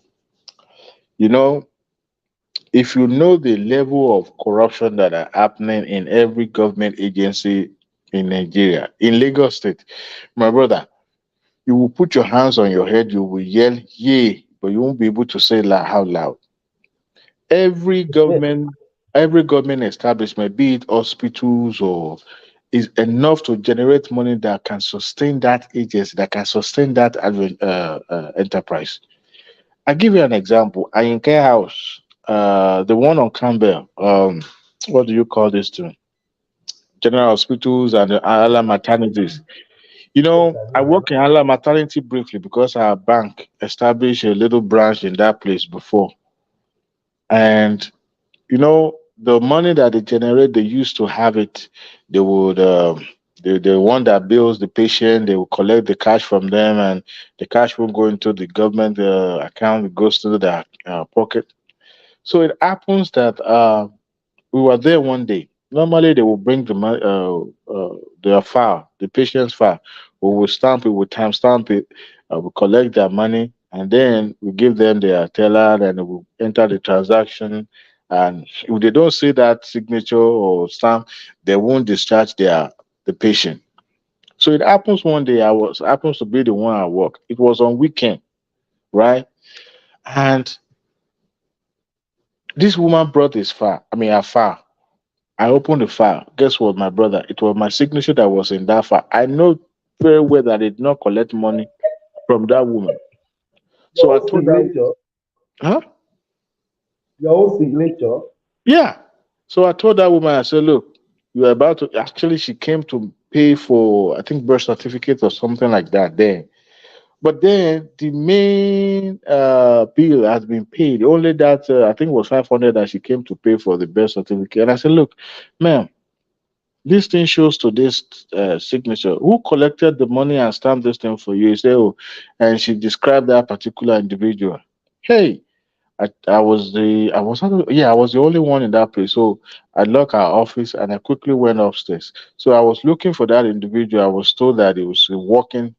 To cut the long story short, I called this man right down there and I told him that I was going to report. I was, up and down like a regular righteous person would do, oh, this is wrong, this and this.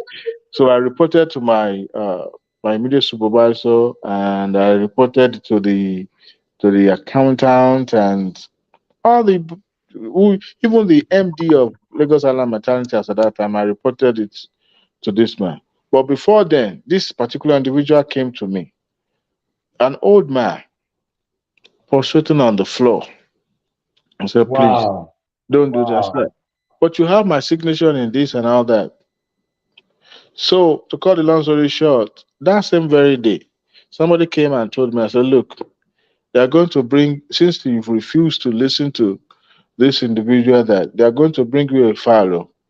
That this file, don't open it, because if you open it, there will be powder there. If you open it, you may go Hey, blind. You hey, know, Odingiri, immediately I Odingiri. heard that. Immediately I heard that. I just called my, because it was on weekend. So I called my immediate supervisor. I left, I think I left message for manager there.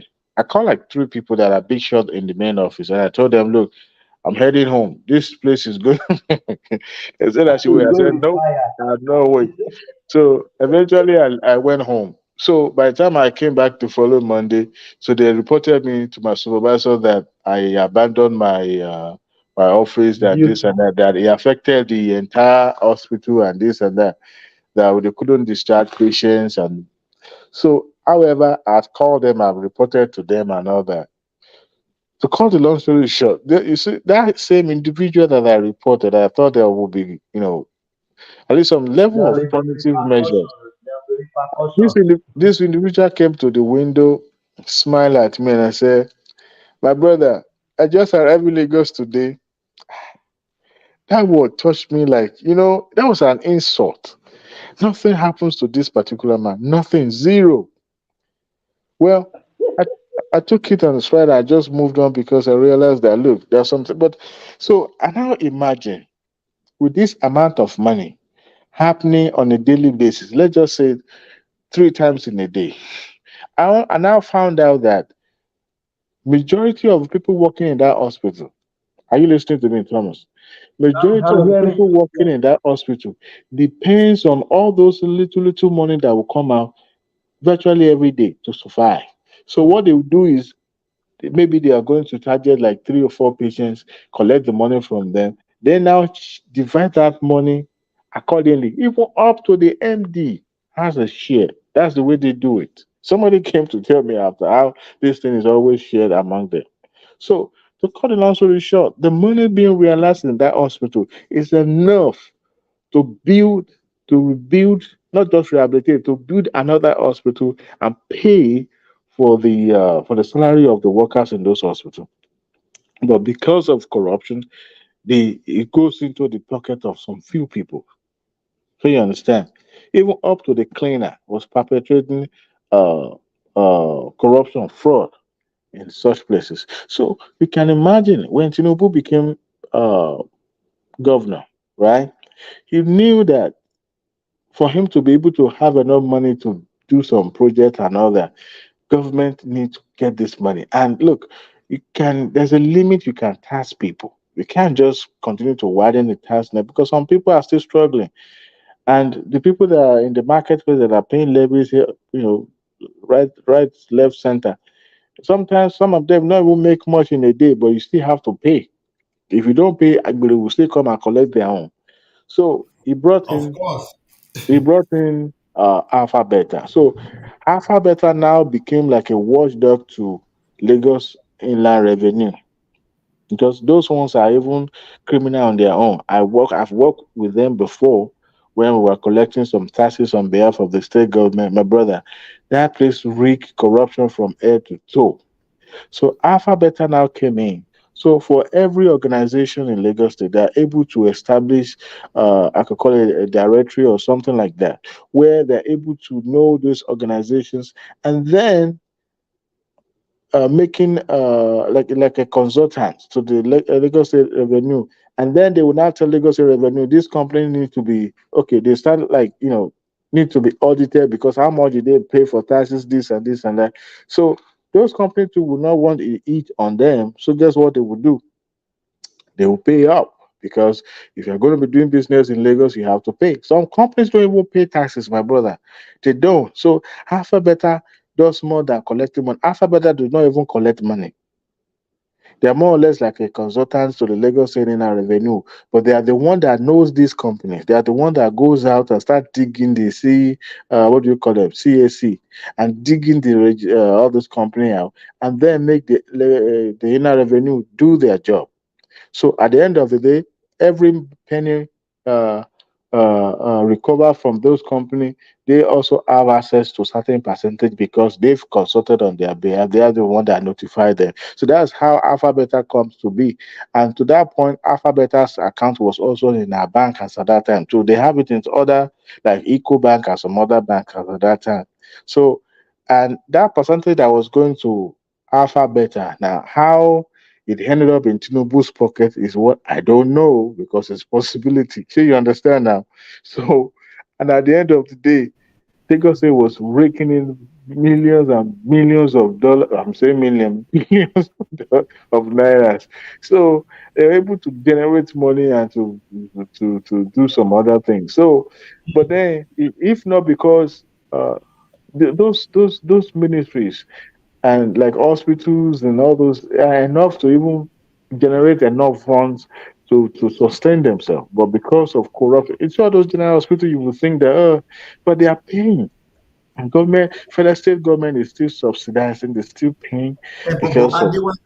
Adewale, if they are making money and this Mm, money is not remitting to the government, mm. so what is the government going to use to pay salary?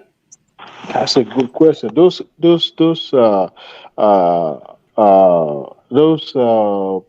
agencies were not built to generate money. That's not the goal. They believe it's for a service to the Lagosian. But Lagosians are still paying, even up to paying for card. If I think they abandoned paying for card not quite long ago.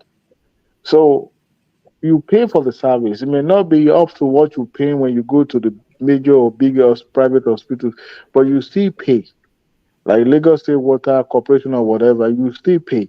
But at the end of the day, the amount that you are paying is enough to sustain in terms of, repairing, maintenance and all that. But you will realize that they could not even afford to buy bed. Generate electricity was even a problem because of the corruption that reeks in that places because they've embezzled the money. The money doesn't go to the state government account because they are supposed to be seen as rendering service to the public, not generating money. So you see how it goes now. But Oh then they are my generating money. God. They are generating a lot of money. So, and that was when Tinubu was a governor then, and immediately he left. The account went, like a pop off, just disappear, and well, every government after that started doing whatever they like. But it's not just one person. We can be pointing finger and say, "Oh, this person didn't do well, didn't do well." But for how long? Because imagine if they decided to reform the health sector in Lagos State, and those people that benefit from it no longer benefit. You can imagine a lot of people that will be, only salary. Some of them build houses, houses. They live in their own houses. Some of them. And they drive nice car and they just ordinary clean ordinary that tells you that sometimes we like to point fingers, but and if you try to reform there's a limit you can do. Places like Lagos State, I mean, if we're talking about other states, those states, they still do their own Wally, state job. let me tell you the level of corruption. Your network is going in and out. Adewale, can you hear me? I can hear you, but sometimes it goes off. Adewale, can you Yeah, hear I can me? hear you. I can hear you. Sometimes it's just, Hello? Can you hear yeah, me? I can hear you. Hello, Adewale, I can hear you. I can hear you can you fine. hear me? Yes. Yeah. I said, let me tell you, yeah, the level of corruption. Yeah, yeah. So no problem. My one of my sister in Mm. is working in FMC. Okay. So they've been putting what do you call it, youth corps service in that position, and they were saying, why do they employ somebody to that position? Do you know what the Oga said? He said Mm. is one of these kids is in the university in 200 level. Mm. So is coming to occupy that space. I said, really? Mm. Somebody that's still in university, 200 level, they will be putting Mm. coppers in that position for that person to finish the university. Oh Mm. my God. I said, wow, wow. Look at Mm. it's crazy, man. It's crazy. It's just crazy. Corruption. Wow. You know, and sometimes I like it when we pontificate ourselves. I say because we are no longer in Nigeria, we are now above board. We don't behave, we don't act like those people back home. We have a culture that enables corruption. Our culture enables corruption. Our culture does not enable us to ask questions. Because if you ask too much question, you will see what you are not supposed to see. Okay, I'll give you an example of my case when a file was brought to me and I was warned that I must not open a file. So that sent a jitter down my spine. I was scared. I left because I didn't want to die, right? I don't want anything to happen to me. Because how do you prove that in a court? That you open a file and you go blind.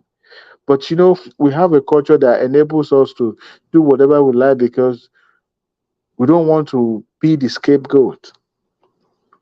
And then look, those people that we elect, and we also always, condemn them and say these are the bad leaders that we are. This and this, and I know they have their blame because sometimes when they need to take action and be proactive, they will be found wanting, they will be foot dragging because of Mhm. their political gain and all that.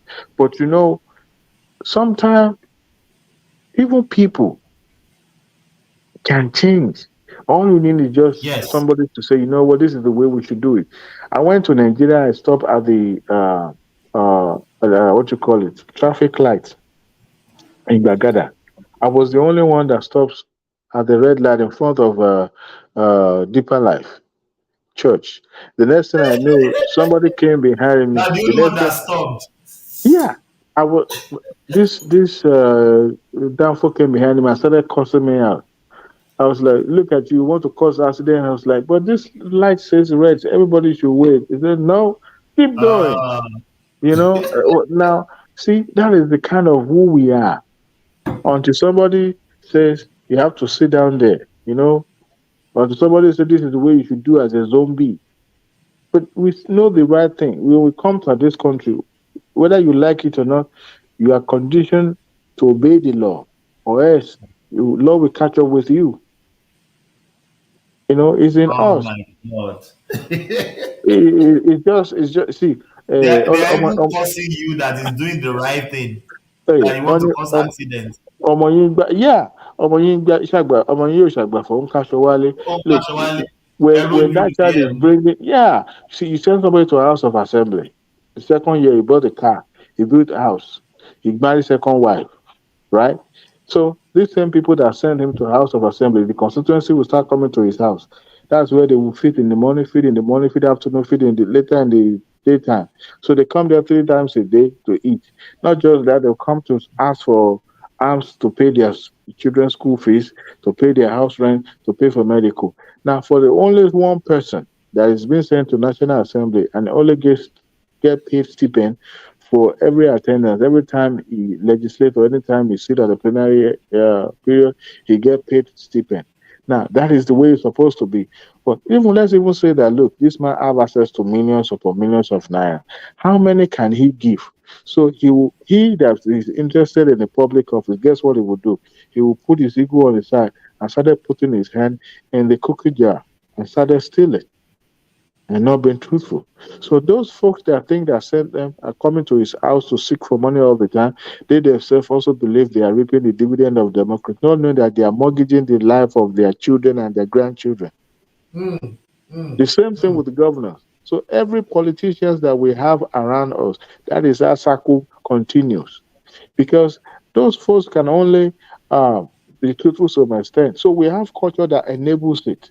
Because you yourself, if you have been sent to public office, the moment you come back without a car, without a house, without something tangible that they can see, that people will start, calling you all sort of names, saying that you're a momo, you don't know what you are doing. Can you imagine you went to National Assembly? A We are land you over can't even buy. Yeah. So we have we have culture that enables it. Forget about pointing fingers at leaders. Sometimes it's we representation of who we are those leaders that we have right there. There's no Chinese, there's no Indian. It's we the same Nigerian. I don't think it's limited to one culture. It's every culture. It's every culture, Everybody. from Hausa to Igbo to Yoruba, Everybody. every culture. If politicians want to steal money, they won't say I'm Hausa or Igbo. They will come together to steal the money. Yoruba, My brother. Hausa, Igbo, three of them will join head They to will, steal the money. nobody will remember tribe at that moment anymore. They will It's about never remember tribe. No. it's we now. So when we accuse the leader of such, like, look, if the leader, did they come from heaven? Are they not one of us? We have culture that enables corruption. Simple as ABC. Look, in the church that you attend, your pastor will be expecting you to drop something. They always do one project. Church project never end. So you that you are a big man, you are the House of Assembly man or senator in their church. Guess what? Every time is they will be coming to you to draw something. Your own family self. Adewale, I'm very sorry. We want to carve it under 7 hours. We are almost 6 hours 55 minutes now. My So brother, in me those self, I go. just round up so we can shut down. Oh, yeah, I was reading Omani Kaye. Look, you're laughing at me too. So, yeah, that is, look, I went to Nigeria and I experienced it and I was like, oh my God, this country, only God will make it better. Even God himself has abandoned Nigeria now because he was still thinking Nigeria. I'm serious. Don't say that now. My brother, there's a level God can even look. There's some other country that needed God because we've been praying to God and God is saying, look, it's in your hand. Forget about this. I've tried enough. Yeah, Even if normal you are now. God, won't you be tired? Yeah. Adewale, one of these days, my pastor told me, he said, what you can do for yourself, God will Hmm. not do it for you. No, it won't. Oh. No, it won't. Even in our various households, even if you don't go to toilet, it's the government. If you would have diarrhea, it's government. It's president, it's the state governor. Look, a lot of things that people need to be educated about. A lot. But unfortunately, it seems that we have Ministry of Education. We don't have orientation anymore of information that don't even know what they do. They only sit in Abuja and speak to the. We used to have the Ministry of Orientation there in the likes of Adewale, Mamsa. I'm sorry, I have to shut down. No problem, my brother. It's nice talking We to want to you. carve it under 7 hours. Yeah, it's been a pleasure. I really appreciate it. I'll It's let been you a go. So, long me too. It's 12 o'clock here in this part of the Oh, world. So, yes. I think you yeah, need to go and it's prepare for almost 1 o'clock. Almost one one o'clock. o'clock. Almost 1 o'clock. Yeah, it's been a pleasure. Thank you very much. Yeah, And you're welcome. everyone online, please like and share. It's been interesting talking and all. You see, when I realize that every time I come on to the show and I'm the one speaking, everybody will just go lame. I don't know if I always put them to sleep. I don't know why. And No. it's Adewale, I know you. If I say something you will believe, well. you when you're talking, you don't like to be interrupted. So Well, I mean, people sense that in you. Not that I don't like to be interrupted. I just, people just won't say anything. And I always welcome it like when people interject, please do, but they don't. Everybody will just went. And one thing is, I don't like to cut people short when they are, cut them off when they are I speaking know, I because, know, I know, I know. you know, Adewale, I I, know everybody on this platform, how they talk. I know, I know. You know, I I struggle with know. it and all that, but, Yeah, I anyway, know. nice talking to you, brother. Let me leave you too so you can, No, no you know, worries, no yeah. worries. And everyone See online you, in the bro. comment section, thank you very much for your contribution as well. Thank Thank you. you so much. Yeah. Thank you, everyone. We've come to the end of this section.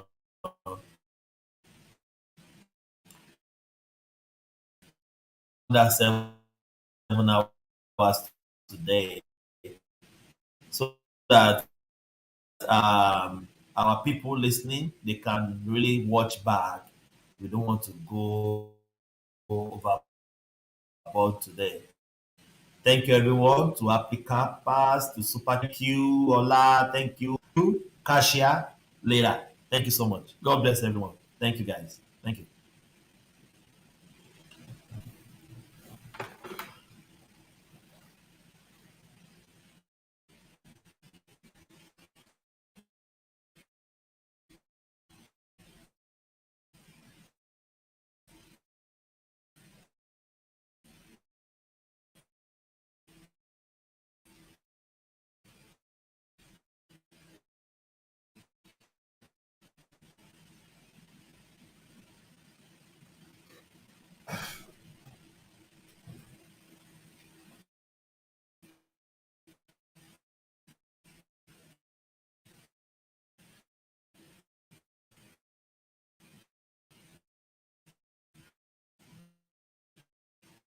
Hello.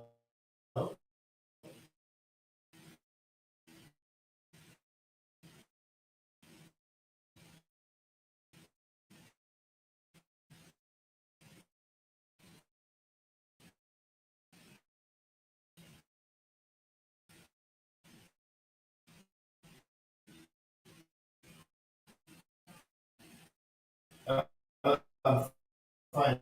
And you?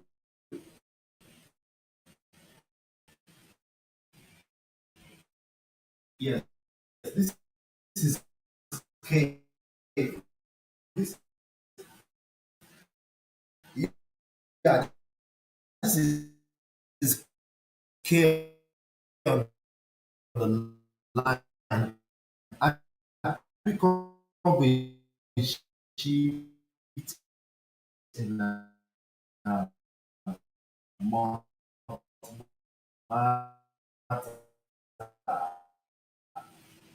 So, yes, I'm just requesting if it's possible for me to leave 5 o'clock tomorrow morning.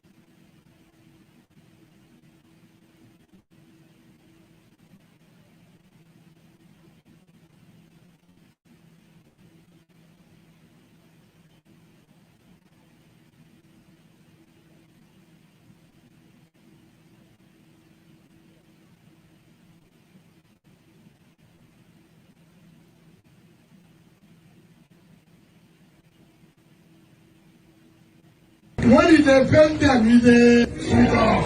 When it sweet us, it they never say something. As in the sweet us, we go to pay them. As in the pay them, we go to sweet us. As in the sweet us, we go to pay them. As in the pay them, we go to sweet us.